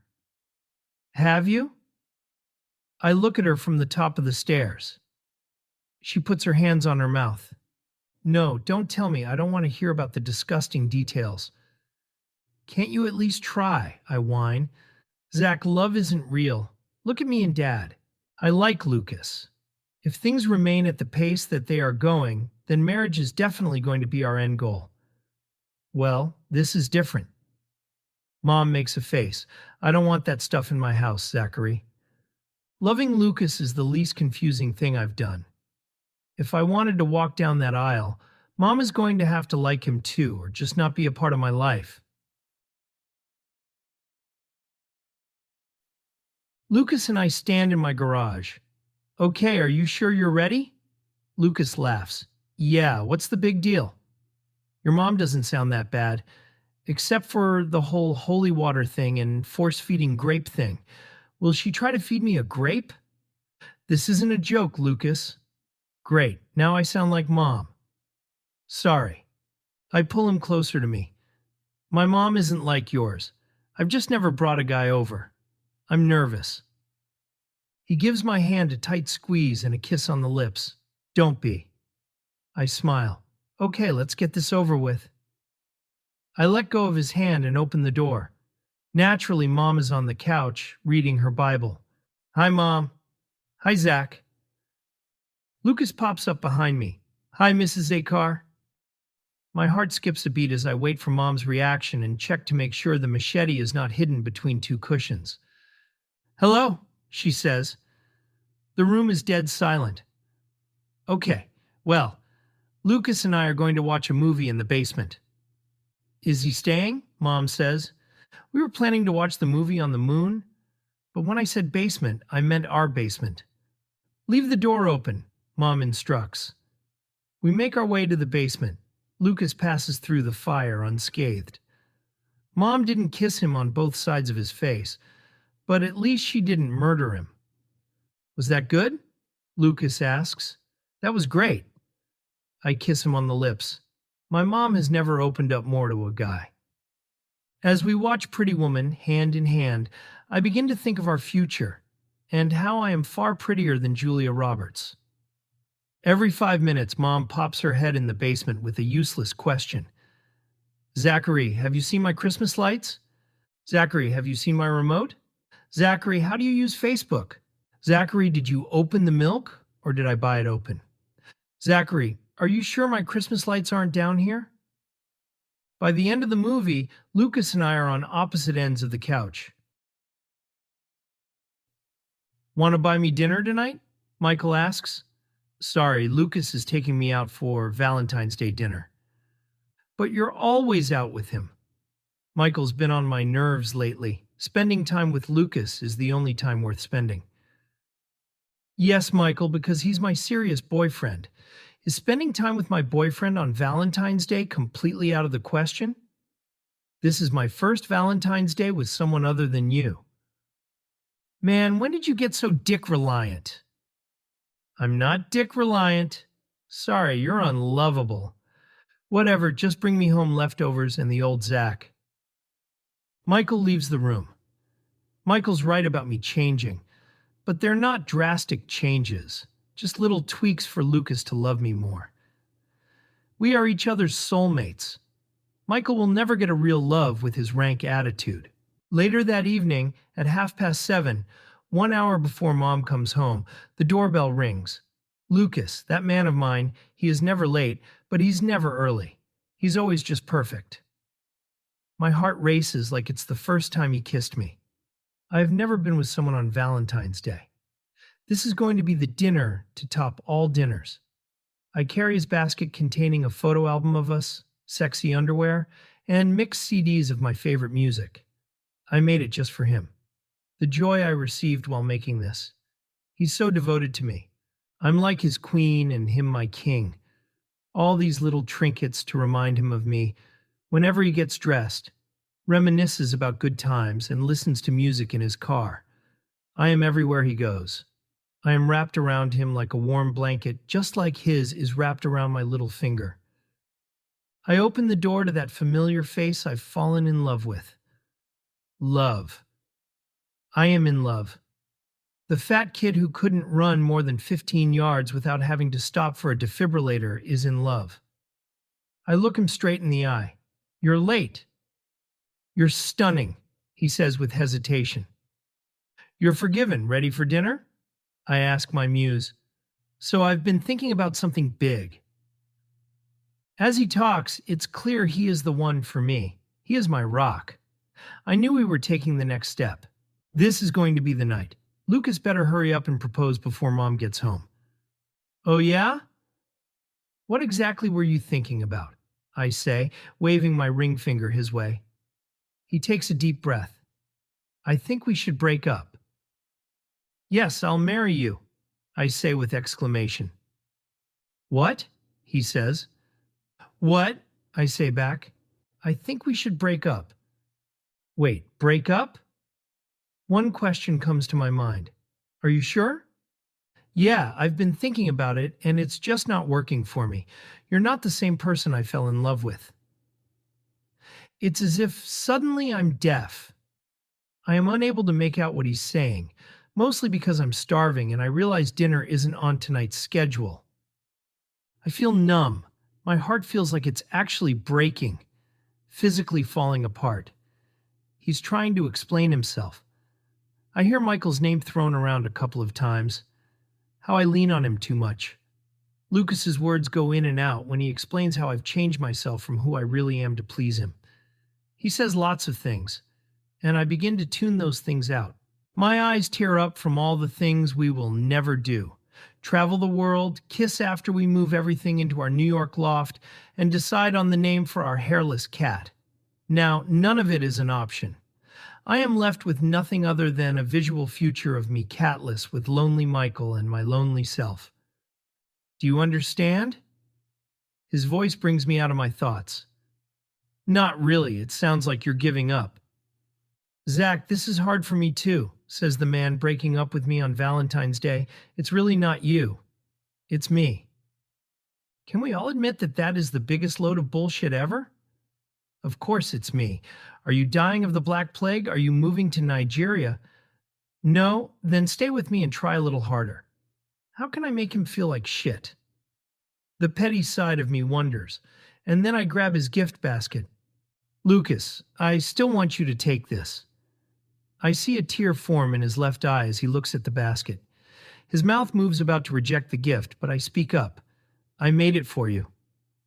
He grabs the basket in exchange for my newly broken heart. We will talk soon, he assures me, wiping the tear from my cheek. He opens the door to leave. Thanks, Zack. He grows more distant with every step he takes to his car. I watch him walk out of my house and my life. I text Michael about my eventful night. I know we're fighting right now, but I just got broken up with and I'm really sad. 30 minutes later, Michael comes home with a bag of Taco Bell. We don't say a word to each other. I cry myself to sleep. My eyes open only because they have to. They are too dry from crying. It has been 8 days since Lucas broke up with me, and I can't shake the sadness off. I force myself out of bed, and I slither downstairs where I make myself eat something. Mom enters the kitchen and hugs me. Happy birthday! I bite my lip, on the verge of a breakdown, like the time I almost exploded with her in the car about Lee. If it makes you feel better, Lucas and I broke up. Mom can give me some sort of comfort. Be that warm, caring mother for just a second. Mom wraps her arms around me, and I feel her tight, loving embrace. This is the best gift you could have given me for your birthday. Now you can pretend to be straight and marry a woman, she suggests. The look on her face is 100% serious. I am my usual 100% in disbelief about the words that come out of her mouth. You want me to go through life pretending to be happily married to someone I don't love or desire? Yes, she bluntly admits. You want me to ruin someone else's life to please you? Yes, I want you to be normal. I could pretend to be a pretty woman all I want. But all the lies I've told, this is one lie I could never get myself into. I am who I am. And that isn't changing. Chapter 10. I am the Lord thy God. Michael, age 21. I am always angry, and I don't know why. I am always sad, and I don't know why. Some part of me knows that being gay is a factor, but I can't shake off what's consuming my emotions. I could be riding a giraffe with cotton candy in hand at Disney World, And still, I'd hate it. I lash out every chance I get, mostly at Zack. I want to be alone. I want help, but don't want to accept it. I can be happy, but it only comes in small doses before these same sad feelings overshadow every bit of joy I experience. What is it that I need? What is it that I lack? I don't want to be one of those people who needs a boyfriend. I want a boyfriend. There is a distinction between the two. I also don't want to be one of those people who whines that they have so much love to give and I need a place to put all that love. Yes, I think about sex every second of the day. Every second, but don't all men, regardless of sexual orientation? I think I just want to feel loved. I want someone to love me. At the end of the day, it's just me. Zack notices my changes. We need a girls' night, Zack says. You're starting to become too much like Mom. Zack has always been so positive, always trying to lift my defeatist attitude. I don't want to party with you. Come on, I'll invite Alyssa and Megan to girls' night. I hate when Zack plans a girls' night. It always ends with Zack crying into his mojito or Cosmo or whatever drink he's consuming. The tears are always about some guy he's known for all of 5 seconds. Then, we all have to comfort him. And my night is wasted taking care of my brother and not doing anything for myself. As with everything with Zack, I have to put my own happiness aside for him. Maybe it won't be so bad with Alyssa and Megan. They're great for partying, horrible for anything else. They're our go-to sloppy white friends that can get anyone out of their funk by drowning it in lots and lots of alcohol. After the word vodka is mentioned, the two rush for a stupid girls' night. Maybe it's just what I need, so I agree. We all sit on the downstairs couch, passing around a bottle of pineapple vodka. Who's DD? Alyssa asks mid-sip. Not it, everyone yells but Zack, who is too busy texting his new fling of the week.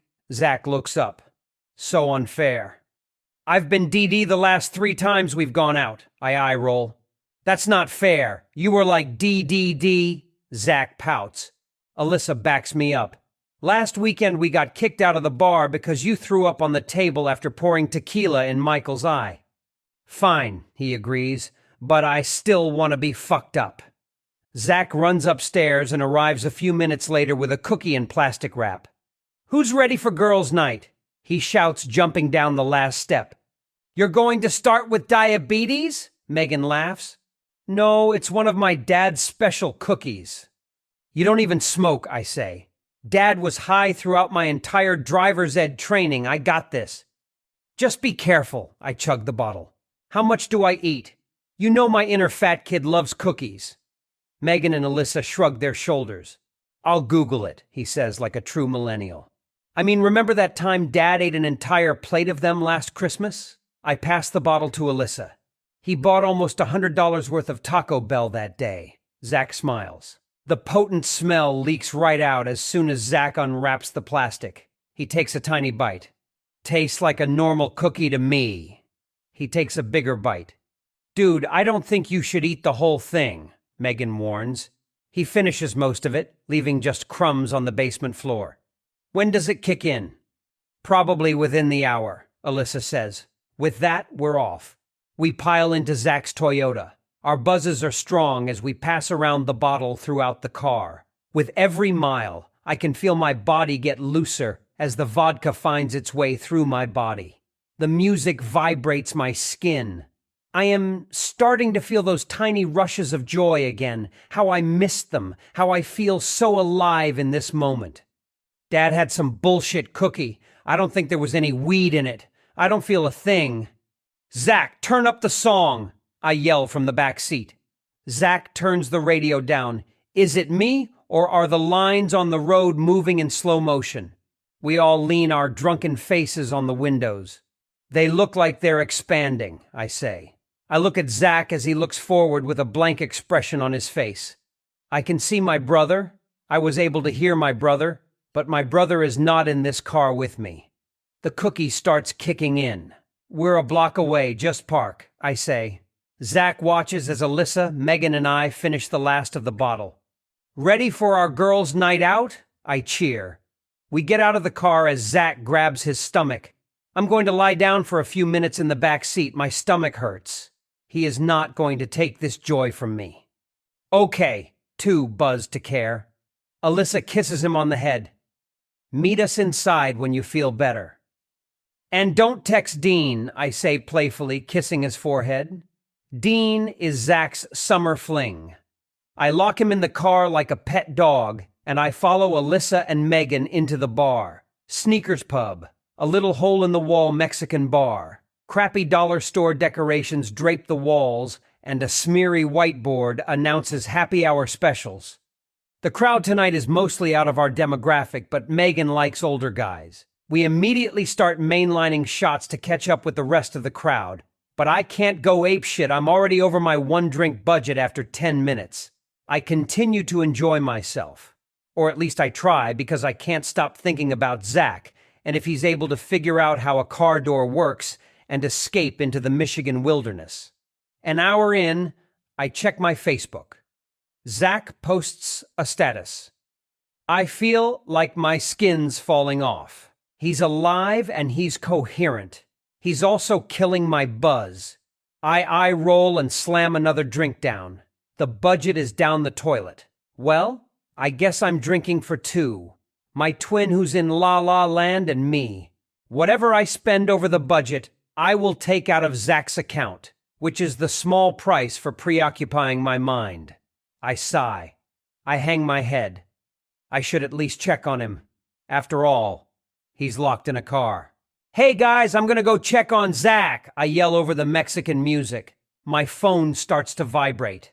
From the looks on Megan and Alyssa's faces, their phones are going off too. A text message from Zack.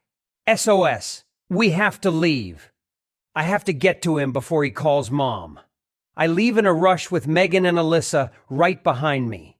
My vision is a little shaky, but I spot the car and confirm that it's not on fire. So what's Zack freaking out about? Unlocking the back seat, I grab Zack by his armpits. Whee! He shouts. His hair is sticking straight up like static from a balloon being vigorously rubbed against one's head. You okay? I ask. Hi guys. He ignores the question. I grab his phone, seeing at least 50 text messages to Dean. Someone's watching me. No, it's just my shadow. The back of my neck feels like someone set it on fire.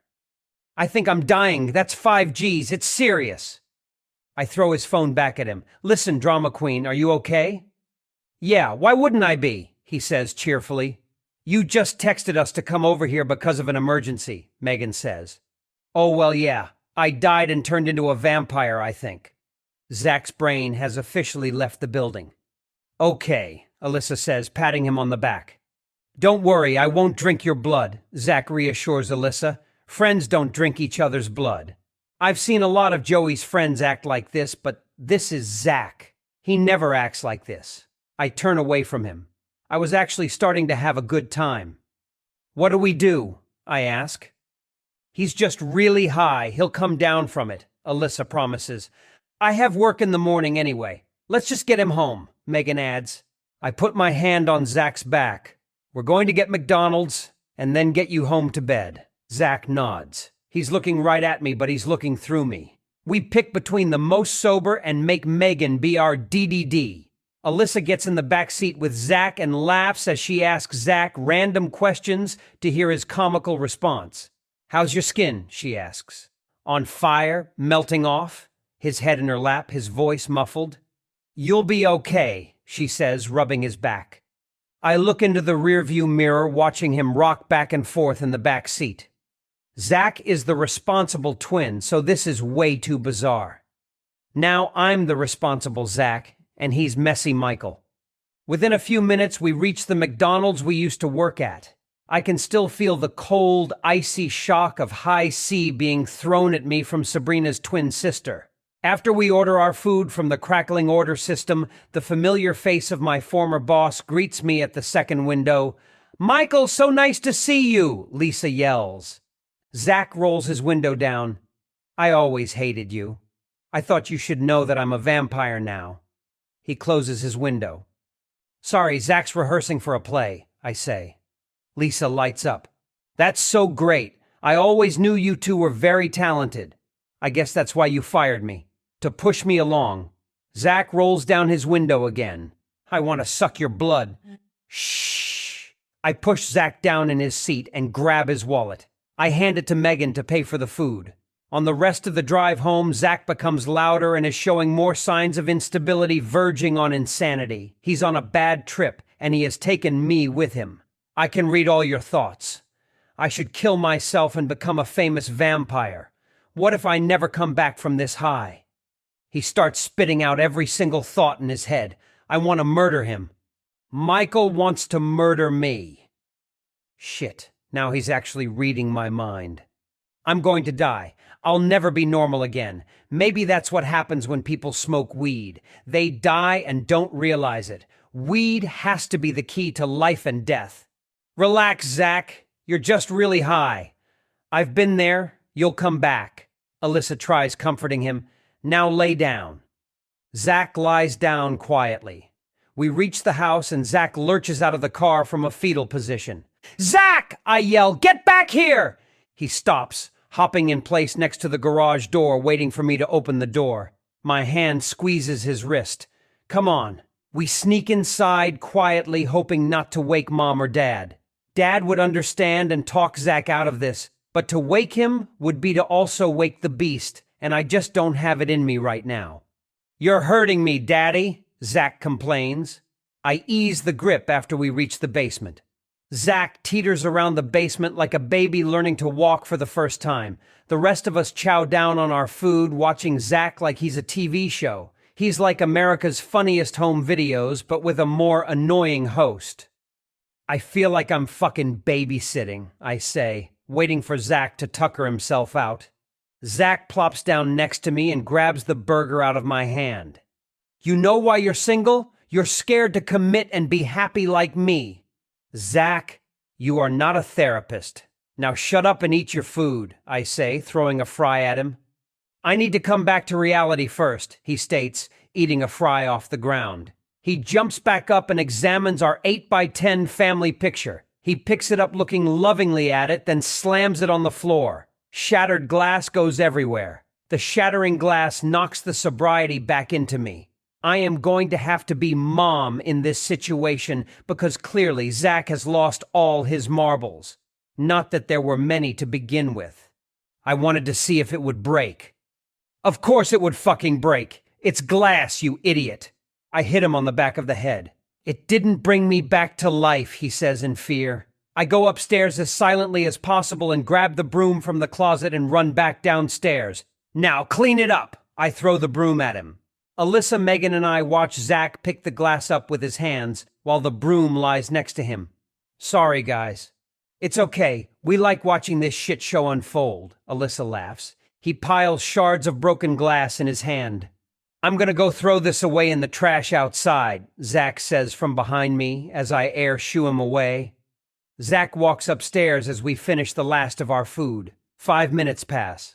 I'm gonna go grab some water, I say, rolling up all the fast food wrappers. I get up and yelp as a sharp pain hits my foot. What? Megan asks.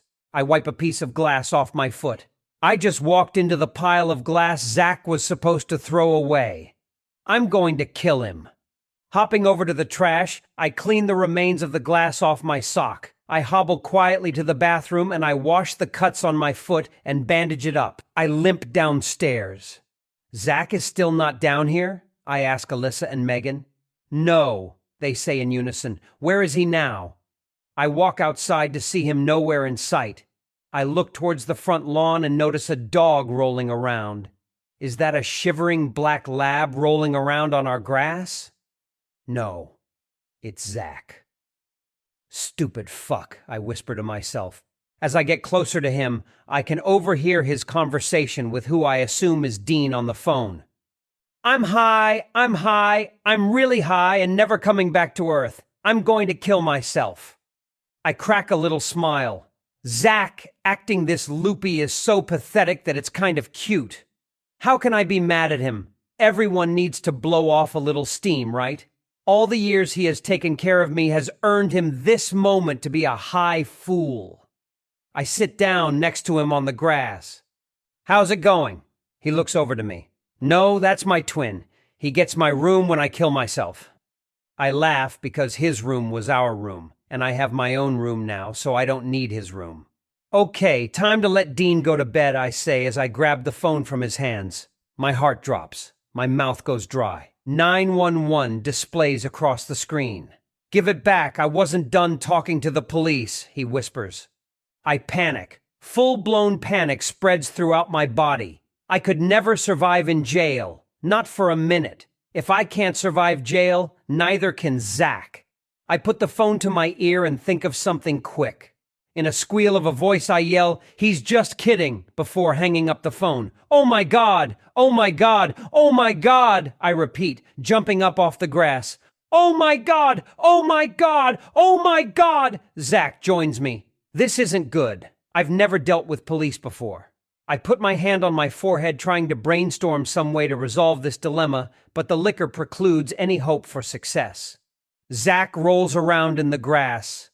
I'm a flower, pick me! I kick Zack in the stomach. This flower is more like a weed, and weed is what got us to this point.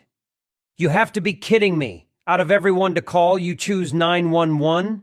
Well, Dean didn't pick up, and I needed someone to talk to. Zack starts to bite his arm. I can't feel a thing. I'm dead for real. I'll miss you. I grab Zack by the collar and drag him by his neck back into the basement, not caring if his head hits the wall in the process. It does. Alyssa and Megan laugh as I throw him onto the bed. Zack called the police. They stop laughing. Zack's phone starts to ring. The screen reads, "Unknown." You have to pick it up, Megan urges. I take a deep breath and answer the phone. Zack can't come to the phone right now. Can I take a message?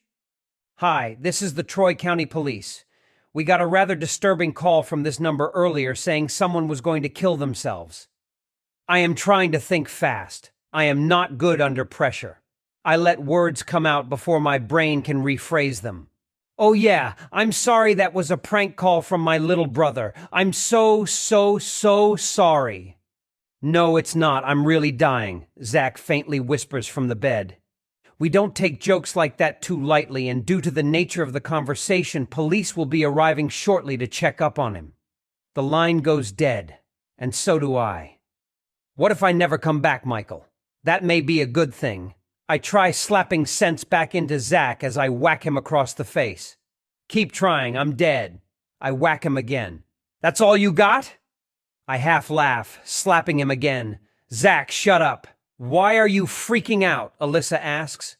Zack told the police he was going to kill himself. What do we do? I don't want to be involved with the police.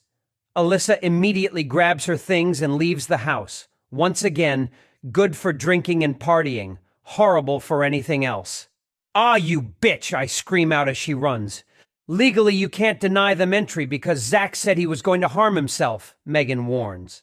I feel nothing but pure panic. I've never had a reason for cops to come to my house. I don't know what to do. I look over at Zack on the bed, attempting to squeeze a pimple on his arm, completely gone into outer space.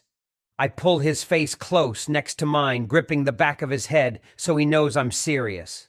Listen, you dumb shit. The police are on their way here. Pretend you're super drunk, so fucking drunk that you were wasted when you made that call. You're not high. Not at all. You never ate a cookie. This is an acting challenge. For the love of God, pretend you are blackout drunk. Don't get up for any reason. Got it?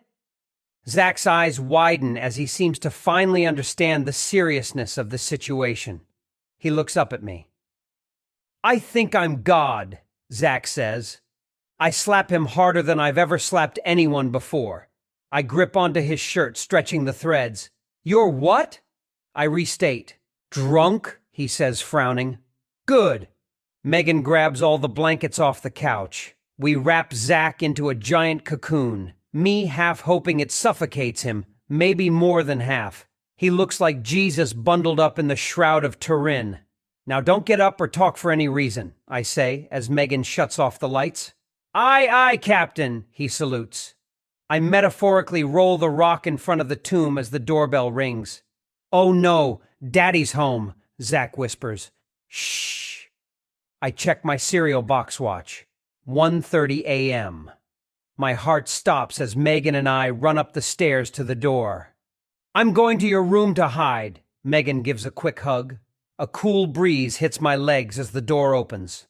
4 cops and a paramedic wait on the doorstep. "Hello," I say, like I am inviting them in for lemonade and cookies. 4 heavy-set cops come in. "Where is the caller?" one of them asks. Another bulky cop pats me down for weapons. For a brief moment, I wonder what weapon I will use to kill Zack. The blender seems like the most ideal for cutting off his lips. He's asleep in the basement. He is so drunk he doesn't know what he's saying. "So what exactly happened tonight?" a younger cop asks. I look up at the stairs, making sure my parents aren't going to bolt down at any moment. Usually, Mom wakes up every 20 minutes because of her headaches, and Dad always wakes up to pee.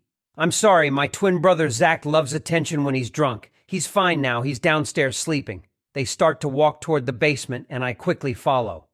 "You know, last time he got drunk, he poured tequila in my eye," I say, nervously looking around to see if they're buying my story. The paramedic waits as the 4 cops and I walk down the stairs. I blindly grapple for the light switch. "Come on, Zack. Pretend to be asleep." The lights brighten the room. Zack sits upright in bed. Shit. He turns his head toward the police like he's having an exorcism. "I'm so fucking high." Shit.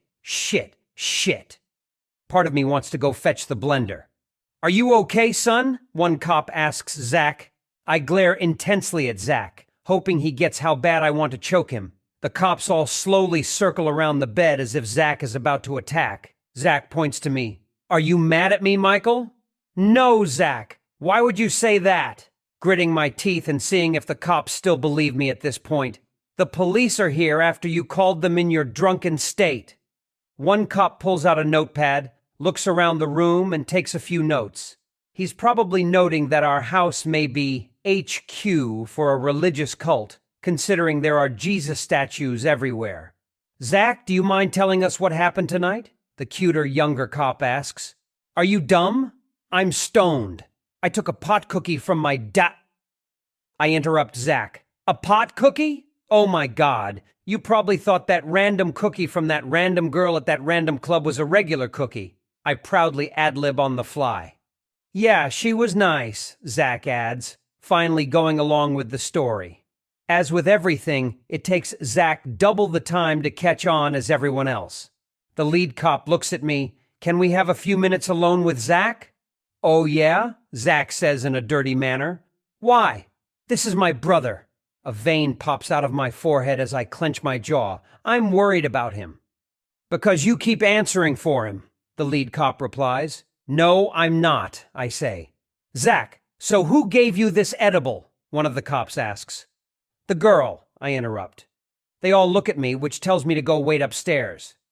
"It's okay, Michael, they obviously want to have their way with me," Zack winks. "Well, it was nice seeing Zack for the last time. We just need a few minutes with him. If you wait upstairs, we'll be out of here faster," the lead cop insists. My eyes veer off to our dresser where the crumbled remains of the pot cookie sit, mocking me. I walk slowly up the stairs as Zack's voice steadily trails off. "Now that the buzzkill is gone, who wants a blowjob?"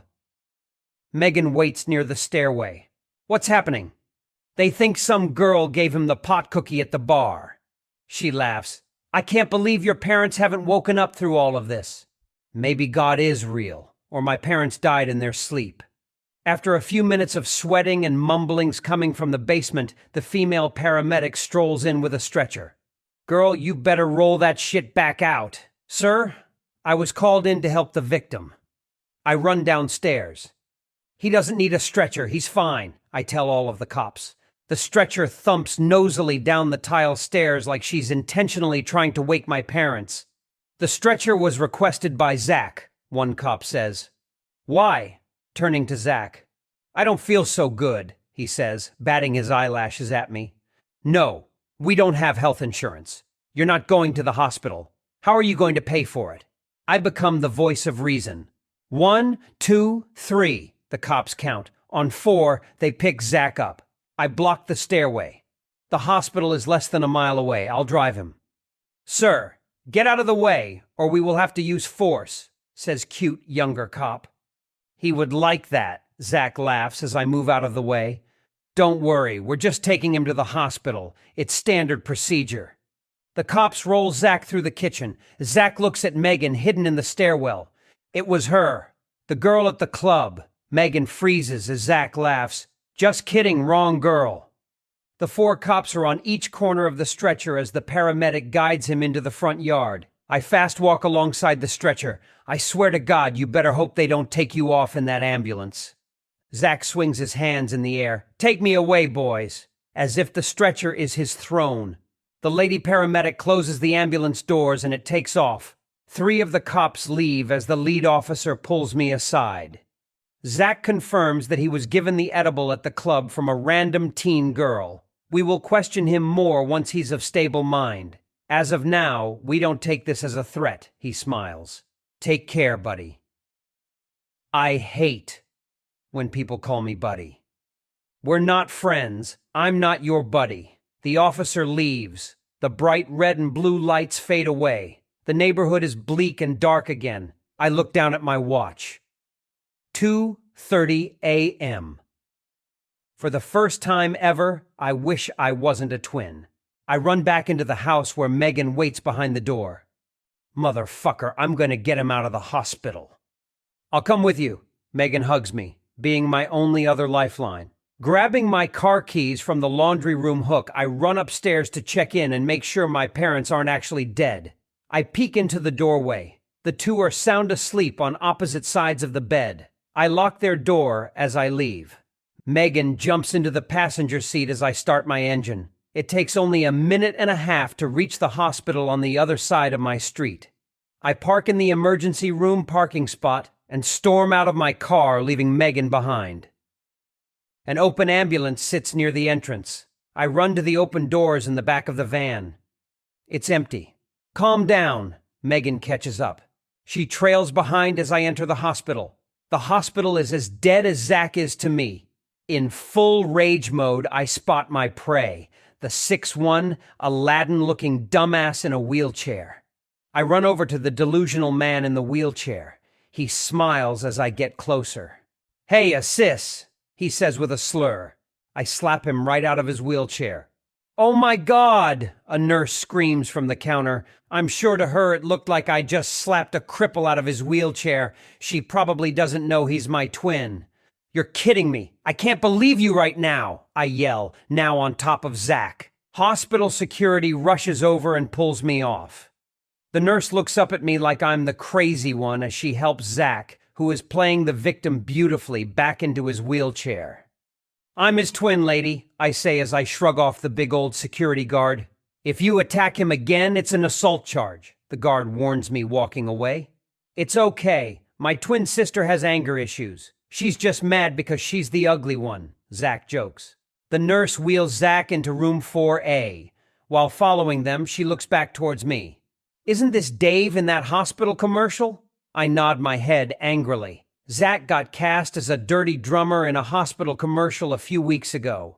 She hands Zack paperwork to fill out as he gets situated in his hospital bed. Who wants a paper cut? He asks, paper cutting the nurse. I grab the papers from his hand, thinking the nurse is just as dumb as Zack to think he could fill out papers in this state. A male nurse comes in and has Zack change into a hospital gown. Megan joins us as Zack twists his arms behind his back. I can't feel pain, you know, because I'm God. Oh no, I say, viciously yanking his hair as Megan pulls me off. Don't smile at me. I'm about to rip that fucking smile off your face, Zack. You know there are people here with real fucking problems that need this room more than you do. And how are you gonna pay for this with your minimum wage job? I scream. Well, I have problems too, Michael. I'm a vampire and no one seems to notice or care. I grab the remote on his bed and slam it on his head. See? Didn't feel it, Zack says as he grabs the remote and repeatedly hits it on his head. Zack isn't here. I join Megan on the chairs next to the bed. Want to hear a story? Zack stares at the wall. Humor me, I say unpleasantly. Well, when the male nurse told me to put a gown on, I thought he was trying to seduce me because I can read minds now and stuff, you know? He told me to take my clothes off. It's funny. First the cops, then the male nurse. Everyone wants a piece of me. Zack looks at me, his face with a serious demeanor for once. Will you guys take me to the bathroom? I have to poop, Zack asks.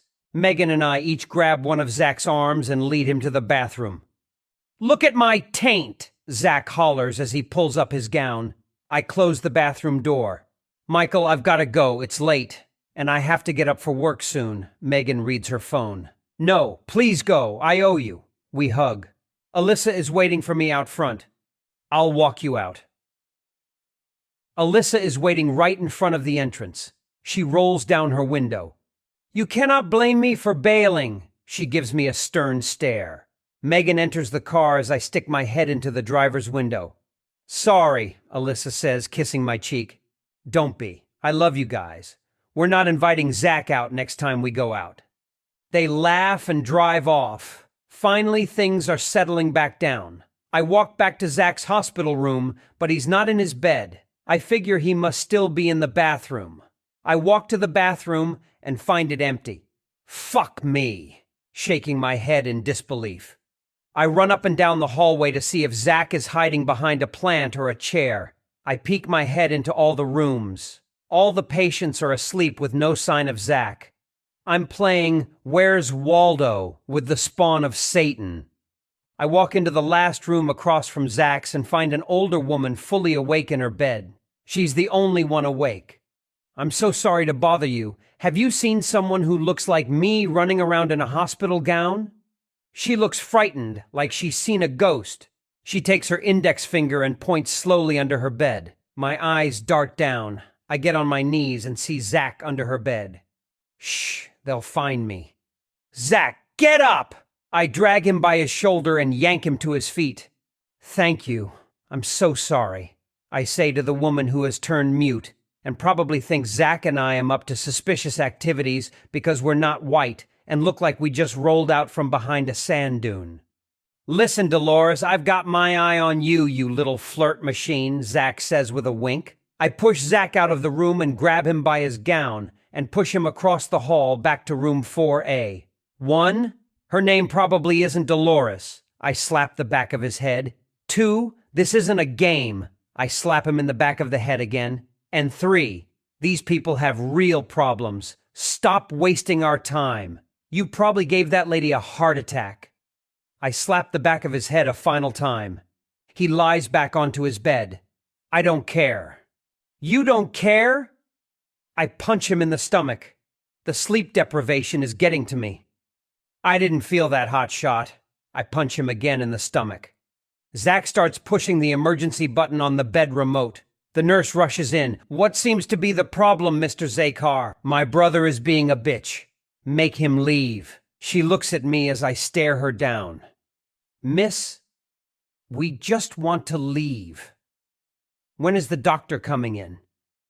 You lost your spot a few minutes ago. The doctor was just in. She will be in when there's another opening. The nurse walks out. I sigh and plop back down in the chair. Zack picks up the TV remote and puts it near his mouth. I'm hungry, Zack tells the remote. He bites the plastic. No, stupid. I take the remote out of his mouth and buzz the nurse back in. The nurse pops in and asks if everything is all right. No, whore, I'm hungry, he demands. My eyes widen in disbelief. Zack is the good twin. Sure, Zack has his slutty escapades, but this is so opposite of his behavior. I'm so sorry. Can we get one of those food trays, I beg. I'll see what I can do. She walks out. Zack buzzes the button once more before she walks too far out of ear range. Yes? She pops her head back in. Can I get some food, cunt? He says. I instantly punch him in the arm as a reaction. I'll see what I can do, like I just said. She walks out silently, deciding to spit in the food. Zack, stop it, I say, as if Zack was a disobedient dog. Has Dean texted me? Zack asks. That's what you're most worried about? I throw Zack's phone onto the ground. So? Zack responds, playing with his hair. Sleep deprivation and anger are definitely getting the best of me because the simple look of his face causes me to leap on him and wrap my hands around his throat. I start to choke my brother out of frustration, and for a mere second, I hope he loses oxygen. Without panicking, he finds the call button on the bed and he starts buzzing the nurse in. As I hear the squeaking of her Crocs on the linoleum floor, I loosen my grip. Didn't even feel that, he spits. The nurse pops her head in. I got you some pudding. Is that all right? I am almost positive she just shit in a bowl. That's fine. Leave now. He shoos her away. Yes, Zack. She probably has real patients she has to take care of, I yell. I'm so sorry, I say to her as she is walking away. I sit down and look at my watch. 5 a.m. Zack eats his pudding and suddenly takes a loud gasp. Are you choking? I say, half excited. Oh shit, I think I'm coming down off the high. Great. Just shut up and watch television. He throws the pudding on the floor. I throw him the slobbered TV remote and I clean up the pudding. Zack surfs through the channels until he stops on Hell's Kitchen. That's God, he says as he points to Gordon Ramsay. I thought you were God. Before he can answer, a woman in a lab coat walks into the room. Hello, Mr. Zakar. So, tell me what happened.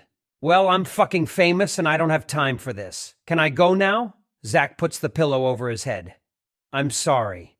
He ate a pot cookie some girl gave him at the club. He's just having a really bad trip. She looks up from her clipboard, eyes Zack chewing on his own hair, and turns to me. We have two options here. One, we take blood tests and a battery of other tests to see if marijuana is the only thing he consumed in the last 24 hours. How much would those tests be? I ask. I'm not worried about the cost, she says. Bitch, of course you're not. You aren't the one paying for these hospital bills. Zack knows his money is my money. Zack has $10 in his bank account. Well, that's not going to happen. He doesn't have insurance. What's option two? Since he is not of able mind, you can legally sign papers taking responsibility for him in his state, which would put all accountability on you if we find more in his system later. I've had all accountability on me for him since conception. 27 minutes. That's all I ever got to myself. I want to tell her that since the moment he slid out, time has never been my own again. I look at him with a full wad of his own hair in his mouth. I don't know my life without him. I can't imagine my life without him. I know I always make the mess, but it's easy to make the mess when you have a permanent cleanup crew trailing behind you. Tonight just happens to be my night to be the protector. I know my anger gets the best of me. It always does. I'm just not used to caring for someone else. I spend so much time looking to be taken care of. I couldn't imagine having to do this every day of my life forever. I pity the poor soul that would have to take care of both of us every day forever. I grab the forms from her hand. That's fine. I know it's just pot in his system. I start to sign the papers as Zack gets one more jab in.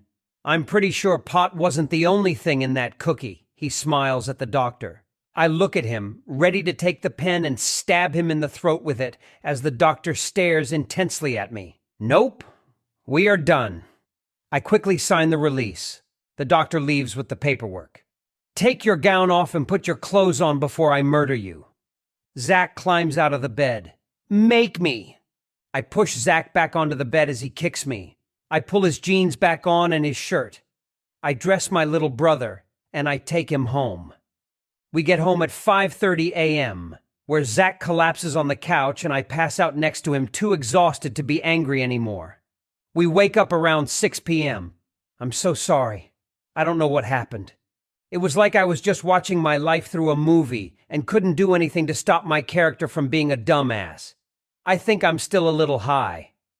I don't want to admit it, but last night meant more to me than it did to him. I didn't think of my depression at all in that situation. It did something to me to care for someone, to put someone else before me. Maybe that's why I get so angry. I just have all this love and nowhere to put it. It was a lesson in maturity, but more importantly, my brother gave me a bigger gift last night. He gave me the gift of understanding. This is what it must be like to be a parent. When I looked at Zack, all I could think was, I hate what you have become and what you are doing, but fuck anyone who thinks I'm going to leave you here alone to fend for yourself. I will make it my mission to change this situation so that you can take the easiest road possible. If you would just listen to me for 1 second and stop trying to prove me wrong, everything will work out. I grab a water bottle out of the fridge for Zack. Mom slams open the front door. The neighbors told me cops were here last night. Chapter 11. The Parent Trap. Zack, age 24. This car ride is quieter than usual. Michael and I are in another one of our fights. Michael won't apologize, and I won't budge. The snow outside is very much like my twin brother. Pretty and soul-touching until you feel its cold harshness. This is Michigan's highest snowfall in the last decade. I never liked snow. The white is almost blinding as it glares in the car's headlights. The car wheels spin and spin desperately, trying to make it up the driveway. Michael is behind the wheel and gasses the car as it rocks back and forth in place. Reverse, then gas it, dipshit. Fuck it. Michael parks halfway in the driveway. The car doors are practically frozen shut. Michael kicks his door as hard as he can. I use my door as a shovel, pushing the snow aside to give myself a path. Michael hops in the sheet of snow, almost falling every time. I stay back and walk in his fresh footholes, not falling. This is a metaphor for our relationship through life. I love my brother. Even though we were born almost a half hour apart, I imagine us like Esau and Jacob. Jacob is said to have come out holding his brother's heel.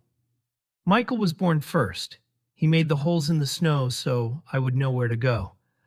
We fight. It's our dynamic. Our fights don't last long, and I'm sure this one won't either. We can't afford to not talk to each other. We need each other. In the past few years, our road has been a bit bumpy, and my decisions haven't always been the greatest. Michael's decisions haven't always been the greatest, but that's what I love about Michael. He acts on his passion and thinks about everything else second. If I didn't have Michael, how would I face my daily life? How would I deal with Mom? If Michael were straight, where would he be? Certainly not at my side. I hate fighting with him. But when you have spent your entire life with someone, fighting is inevitable. If we didn't fight, I would worry. We make it to the garage, protection from the storm. Michael pounds the snow off his boots as I watch the snow layer faster and faster. The foothole's already buried. Michael runs past me, not caring if he slips. He just wants the joy of slamming the door in my face. It's even colder inside of my house. All the layers in the world couldn't thaw me out. The porcelain kitchen tiles send chills up my spine.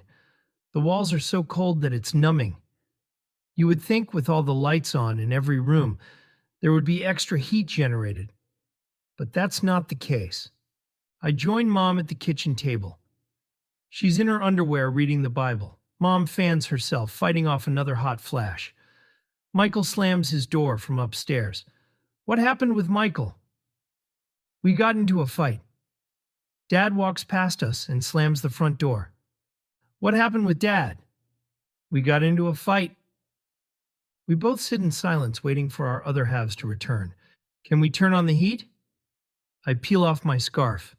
No, I'm having hot flashes. Get me some ice water. After peeling my layers off, I secretly turn the heat on low. I go upstairs, and I try to open Michael's door, but it won't open. At this point, our fight manifested into so many things. I can't even remember the first reason we got mad at each other. But things were said.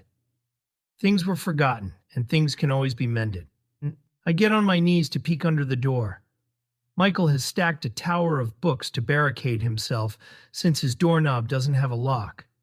He has Bridget's old room, and the last thing the only girl in a religious family needs is a lock on her door. Michael, open up. Fuck you.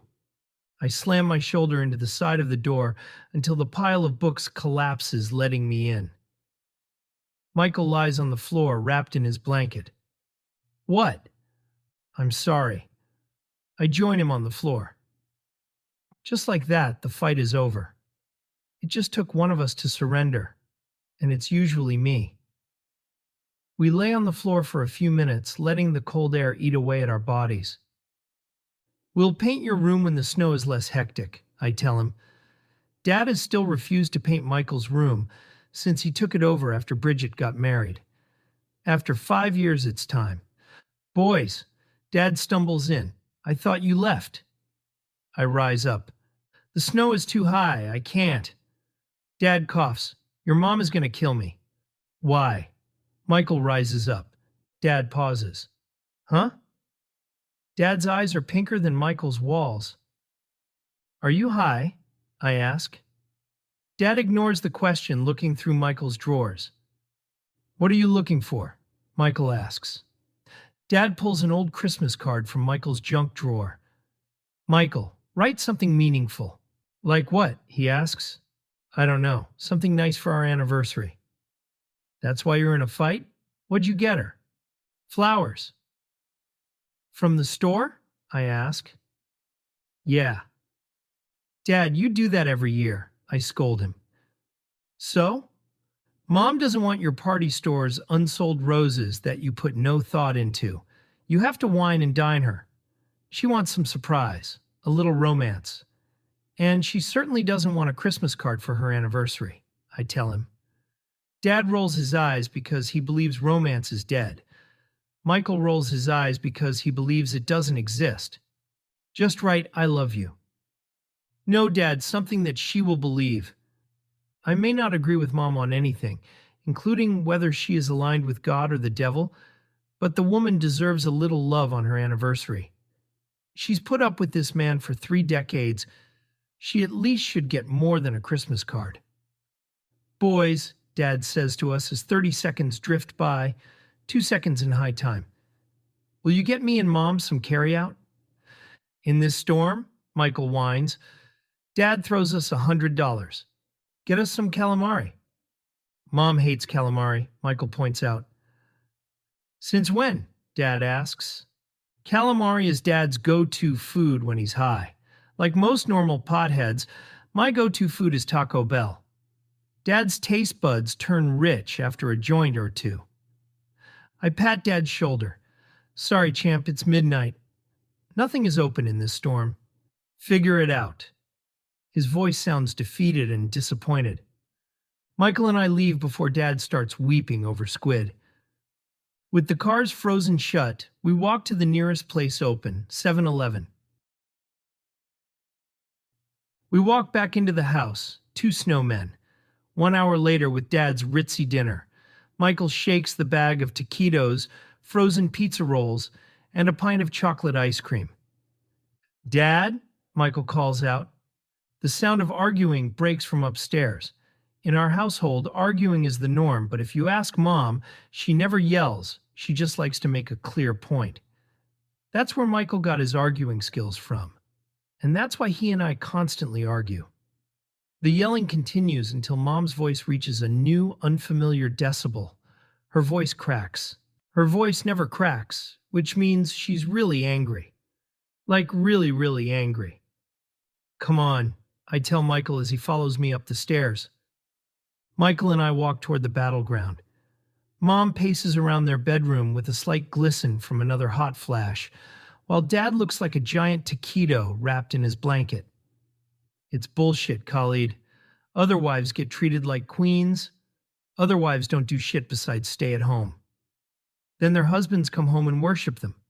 You come home with a bucket of unsold roses from the store? It's our goddamn anniversary. Mom fans herself profusely.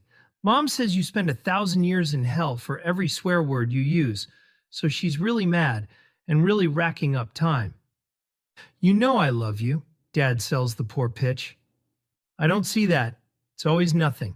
You put no effort into my gifts. Instead of an actual anniversary card, you get me this shitty Christmas card. That's 2,000 years in hell for Mom. Mom continues, for 30 years you've slid by in this marriage. I should have left you years ago. If I was a whore, I could have any man I wanted, one that treats me right. Instead, I'm stuck here with you. Leave me then, Dad says, uncaring. Trust me, I wish I could, but we can't. We're Chaldean, Mom says. For the first time, it sounds as if Mom wishes she wasn't so religious. Maybe Michael and I may have had different lives. Maybe we would have come out earlier. Maybe we would be more normal. Michael and I sit at the head of the stairs and eat the steak taquitos as the two go head to head. I do so much and no one sees that. I break my back.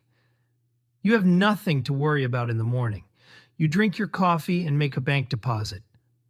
But I'm the one who makes that coffee, gets the deposit ready, and cleans up everyone's mess. And here you are. You shit. You shower. You're out the door, scot-free. I can't live like this anymore. Shut up, Dad's only valid response. Shut up? That's it? Mom asks, questioning Dad's defeatist attitude. Just stop, or else. Mom lets loose with a maniacal laugh. Or you will what? Hit me? Come hit me. Mom's balls of steel are admirable. Or what? Leave me? Yeah, he says, thinking he has won the argument. Well, shit, leave me. I won't be losing anything. I'd probably be better off. Don't you care? She yells. I look at Mom, realizing something in the way she's talking, in her tone, that she's alone. With Joey and Bridget already moved out and Dad barely in the picture and now Michael and I trying to move to New York, she ultimately feels alone. I can see it in her eyes. I begin to see how Mom thought her life would end up. She thought she would be surrounded by a house full of married children and grandchildren and a husband who would eventually come around and see the errors of his ways as he got older. Instead, everyone avoids Mom, avoids this house, and all she has to comfort her are her gay twin sons whom she wishes she never birthed. Mom herself has created a lot of this, but I wonder if she actually deserves it. Where's my food? Dad mumbles, noticing us. Fuck your food, and fuck you, Khalid, she screams as she slams the door between them and us. Michael and I go to bed, letting the two hash it out, similar to what Mom lets Michael and I do.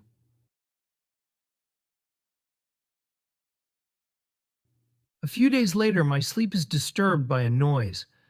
I try to ignore the sound, but it gets louder and more unfamiliar. My cat must be choking. I look at my phone and the screen reads 7:35 a.m. I get up, wiping the crust out of my eyes, looking for a bat to beat the noise to death with. It's strange how unrecognizable everything is in the morning. The walls seem wider, and the carpet feels different. I bump into the wall, following the noise. The sound is coming from my parents' room.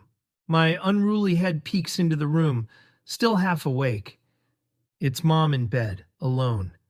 My eyes adjust to make sure I'm seeing this correctly. Mom's crying, a sight I have never seen before. Not at funerals, not during sad movies, not ever. I approach her. You okay? I ask. She doesn't respond. I can only see her leg popping out of the bed. I go to Michael's room to wake him up. Mom's crying. I don't know what to do. His death stare quickly turns to confusion as he follows me back to her room. We stand over her, our mother. As I watch the tears stream down her face, I am reminded of all the tears she has caused me to shed. I think about all the hurtful things she has uttered to me, all in the name of the Lord. I think back to when I lived a lie and snuck around telling Mom I was going to my best friend Kathy's house when I was actually getting laid. I was never the problem. Michael was never the problem. The problem wasn't even the man who has been lying next to Mom for the past 30 years. The problem is the person who is crying and her inability to change. What are Michael and I supposed to do? Michael and I look at each other, and we both know what to do. We crawl into bed with her, and console her the best way we know how. You okay? I ask her again, do you want a drink of Werner's and take a shit? No response. All I get is the sound of her sniffling nose. We wait as she blows her nose on every last tissue in the box. The three of us sit there in silence. I can't remember the last time the three of us were in a bed together. As a matter of fact, the day Michael and I were born may have been the last time, but it's just the three of us. Happy anniversary. Michael breaks the silence. What's so happy about it? My life is terrible, Mom utters through snot and tears. What's wrong? Michael inquires. We sit on her bed waiting for her to speak. The three of us lie there just listening to each other breathe and Mom cry. After a few minutes, Mom's raspy voice finally emerges from her dry lips. Dad's thinking about leaving me. Finally, the words accidentally fall out of my mouth. I mean, why? I say, resisting the urge to list 1,000 reasons why. A divorce was encouraged circa 1993, and Michael and I are not going to reenact Parent Trap and be the twins who bring their parents together. Mom really is alone. For the past 5 years, she tried to change us, and we resisted her. I guess we do have some sort of a relationship that is unique unto ourselves. She sits up.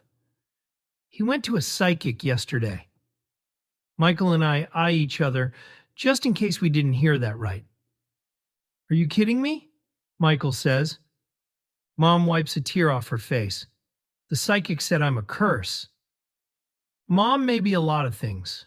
Annoying, terrifying, overly faithful, unrelenting. But a curse she is not. She's the only reason we are all still alive and functioning. She's a blessing in disguise. Dad should count his lucky stars every night that he was forced to marry this woman. Without her, he would be lost. We would be lost. Michael went to a psychic once. The lady told Michael he would be married within a year. 2 years later, he's still sucking dick like an unruly harlot. When Michael told Mom what the psychic said, she said, "We don't believe in that type of devil worship." Why is Dad's experience any different? Probably because it is directly related to Mom's own life, a life that she has ignored for so long she has forgotten it exists, until it has been threatened to be taken away. Mom, this lady doesn't know anything, I say in an effort to comfort her. No, Zack, she does. She said we have 3 daughters and 1 son. Michael tries comforting her. There you go. You have 1 daughter and 3 sons. She obviously can't be too right. No, Michael, she wasn't reading genders. She was reading your energies. She obviously misread yours and Zack's spirits as feminine because you're gay. In a weird way, that's pretty deep. Mom, it's fine. That doesn't mean anything, I tell her. What will people think of me? Mom questions. I rub her back. Divorce happens, Mom. You guys aren't happy together. All I wanted in life was a normal family. Instead, I got you guys. My only dream in life was to not work and have a family. Trying to not be offended, I add, sorry we didn't turn out how you expected. Then it happens. Mom puts her arms around Michael and me. I don't want to ruin your lives. I wrap my arms around Mom, and Michael follows suit, smiling back. You didn't ruin our lives, Mom. You made us who we are. Mom tears up again, but it's happy tears. I know the last few years have been rough, and I may never change, but you're stuck with me. Gay or not, I will always love you guys. My mother loves me. In the midst of a cold winter, my mother's love burns for me. I feel Mom's embrace for the very first time in a long time. The psychic also told Dad 2 of our kids are going to make it big. That means it's you 2. Don't mess this up. Make me proud and prove that psychic right. We will do our best, Mom. We will do it for her because she deserves it. She has dreams, and if we can, we will make them come true. I smile at the 3 of us, 2 gays in bed with a borderline nun. What a cute picture this is. There is no relationship in this world like a mother and her sons. As the three of us hold each other, I see the brother whom I love more than anyone in the world, and the woman who brought me into this world. And she loves me unconditionally. She is a woman who has her ways and shouldn't be judged for them. She is a woman who has her faith and will not sway from it. One of the hardest parts of growing up is realizing that our parents are flawed. They are human. I look at mom and see a person. I see a person still learning. Acknowledgement. With all of our hearts and all of our love, we thank our mother. Because of you, we are who we are. For better or worse, we're stuck together.